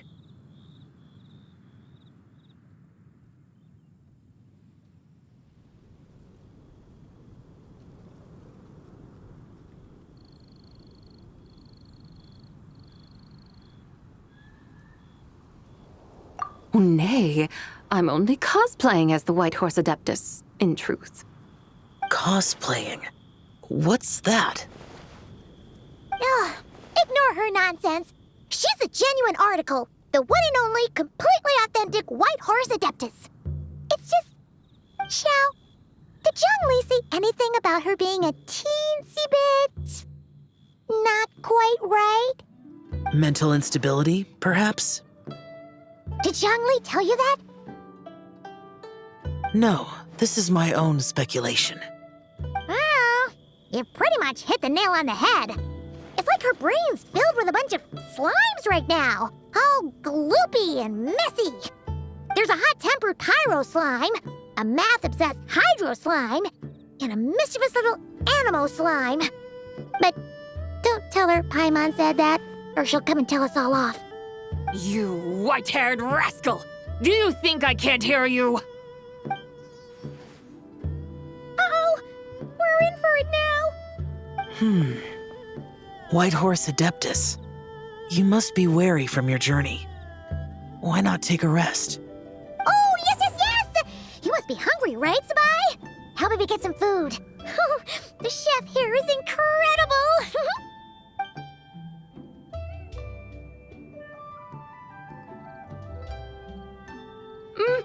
It's so hot! So spicy! Are you okay? Do you want Paimon to get you some water? Don't worry about me. I just need to pace myself.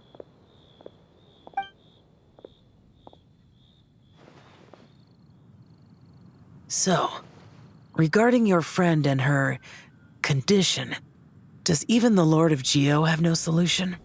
Zhongli said we should wait and she'll get better on her own. But who knows how long that's gonna take.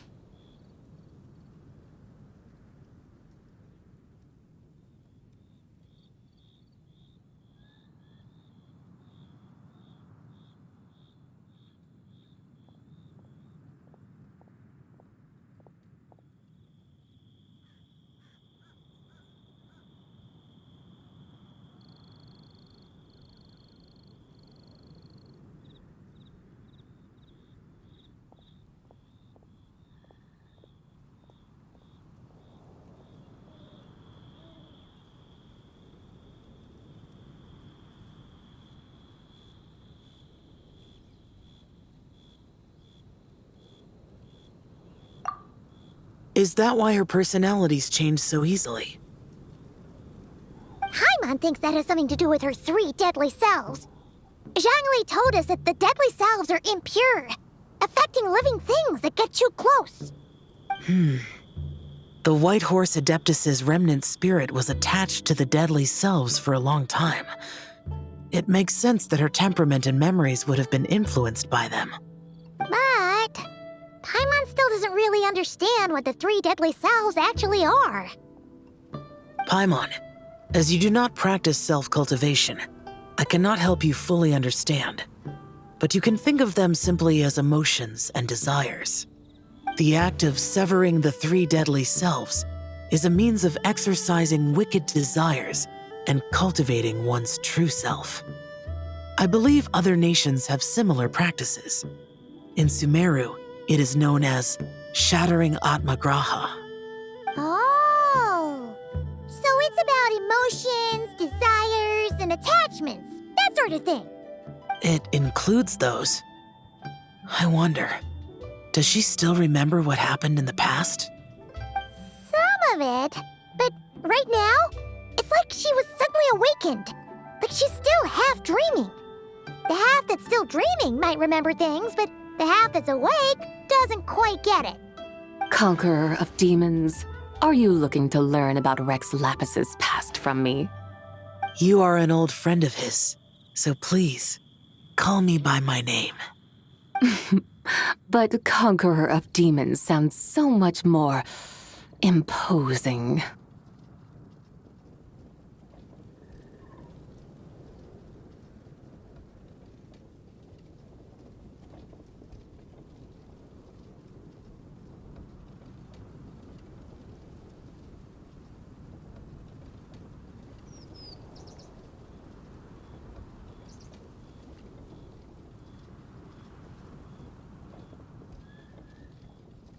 In days of yore, he was the Lord of Geo, Heaven's Star.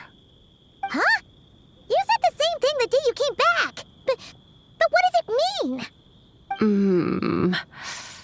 I'm afraid I can't remember. Hey, did you really forget? Or are you just pretending so you don't have to tell? Why not ask Rex Lapis himself? Whether I've forgotten might be up for debate, but I am certain he remembers. He must have his reasons for not raising the past, and you likely have similar concerns. I shouldn't have asked. An answer that suits your style, General Olatis. Now that we're on the subject, though, I suddenly remembered something. Which is? In the distant past, there was a feast, which I attended. I faintly recall the Lord of Geo also being present that day. Oh! And then? What happened? Among the dishes served, there was one that could be found in every household throughout Langan at the start of spring. A dish called Flavor of Spring. I suddenly remembered the recipe for this dish. Is that it? Yes! Since it's Lantern right here in Liyue, why don't I make some for you to try? That sounds good.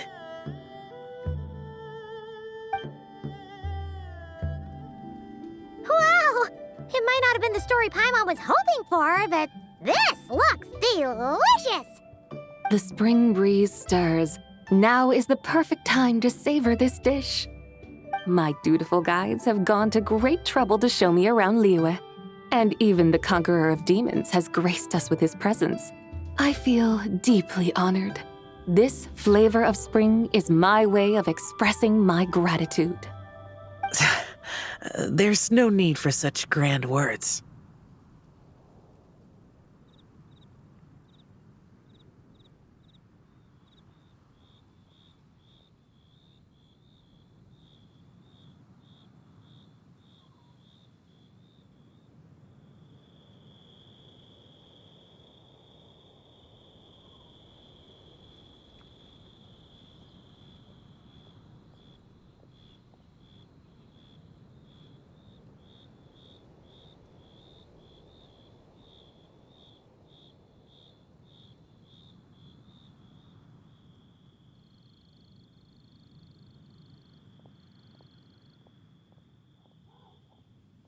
What's this? Hey! It's that broken jade token from the Antiques exhibition!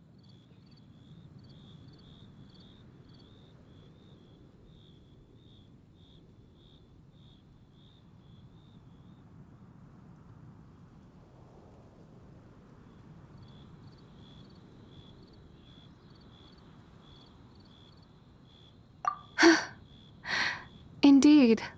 This was once an Adepto treasure of mine. I'm amazed it ended up in your hands. Alas, it serves little purpose now in its fractured state.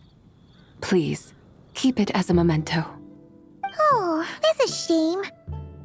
Can't we fix it? This is the way of the world. Once jade is broken, it can never be made whole. Then, what about forging a new one? That is a good point. That it has ended up in your hands must be a message from fate. I could try to craft it into a little trinket for you. One that might prove useful on your journey. Ooh, what sort of trinket? It's just a passing thought, one that will require the right opportunity. I'll think about it more when the time comes. Now that we've had our fill, we should get some rest. Tomorrow we return to Liyue Harbor, where I'll have need of your guidance once more.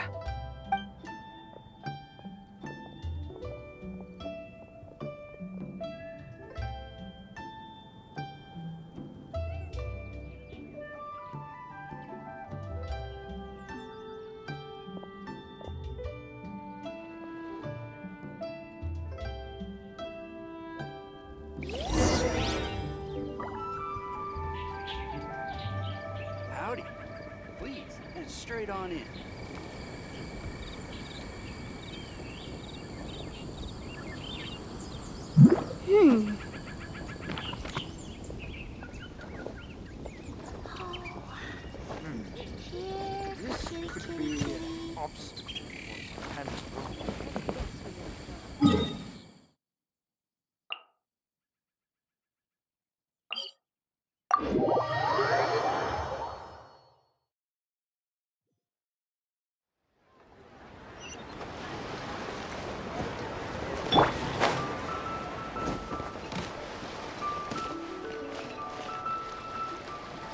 Chi-Chi, the lantern ride is almost over. Do you remember how to make a Shao lantern? Morning, split bamboo, traveler. And get silk, make Paimon. You've got it all mixed up again. They're here again. Yow Yow! Looking good in that new outfit, huh? Hey, it's Paimon! Dr. Baiju gave this to me as a gift. How does it suit me? Thank you. Wow! What happened for Baiju to suddenly give you a brand new outfit, Yao Yao?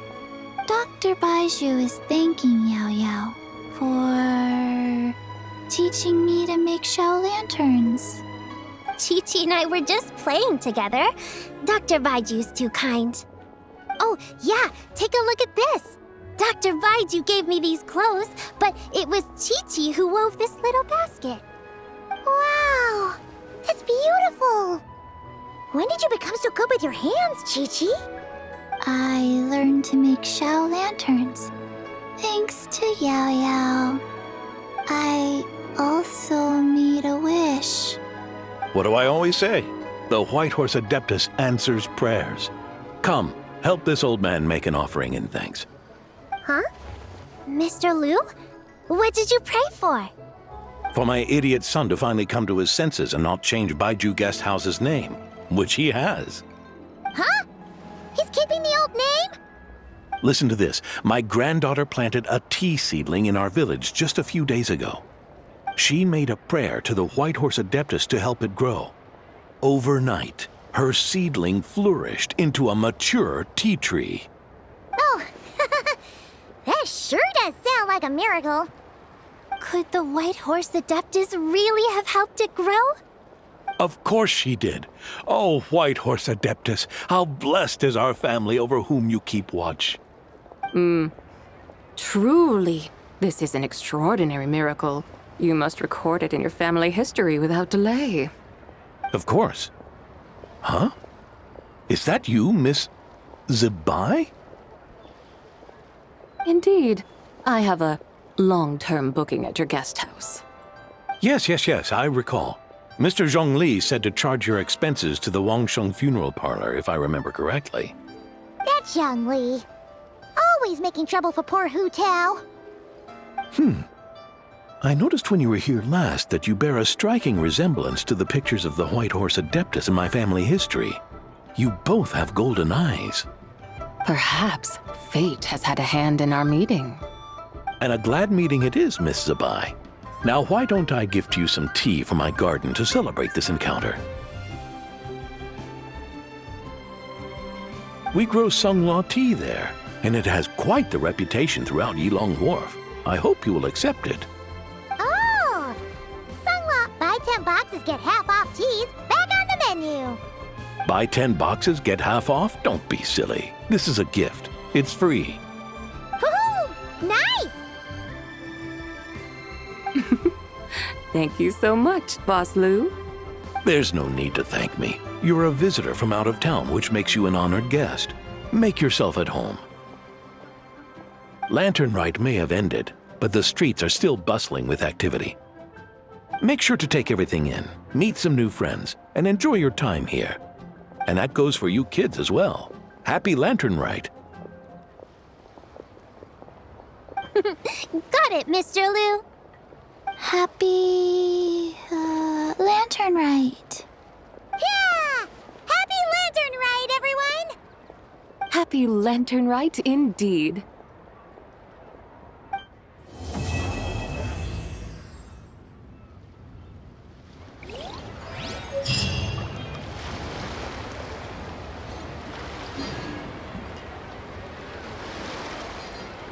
I should have been stored. Welcome. Please take a seat.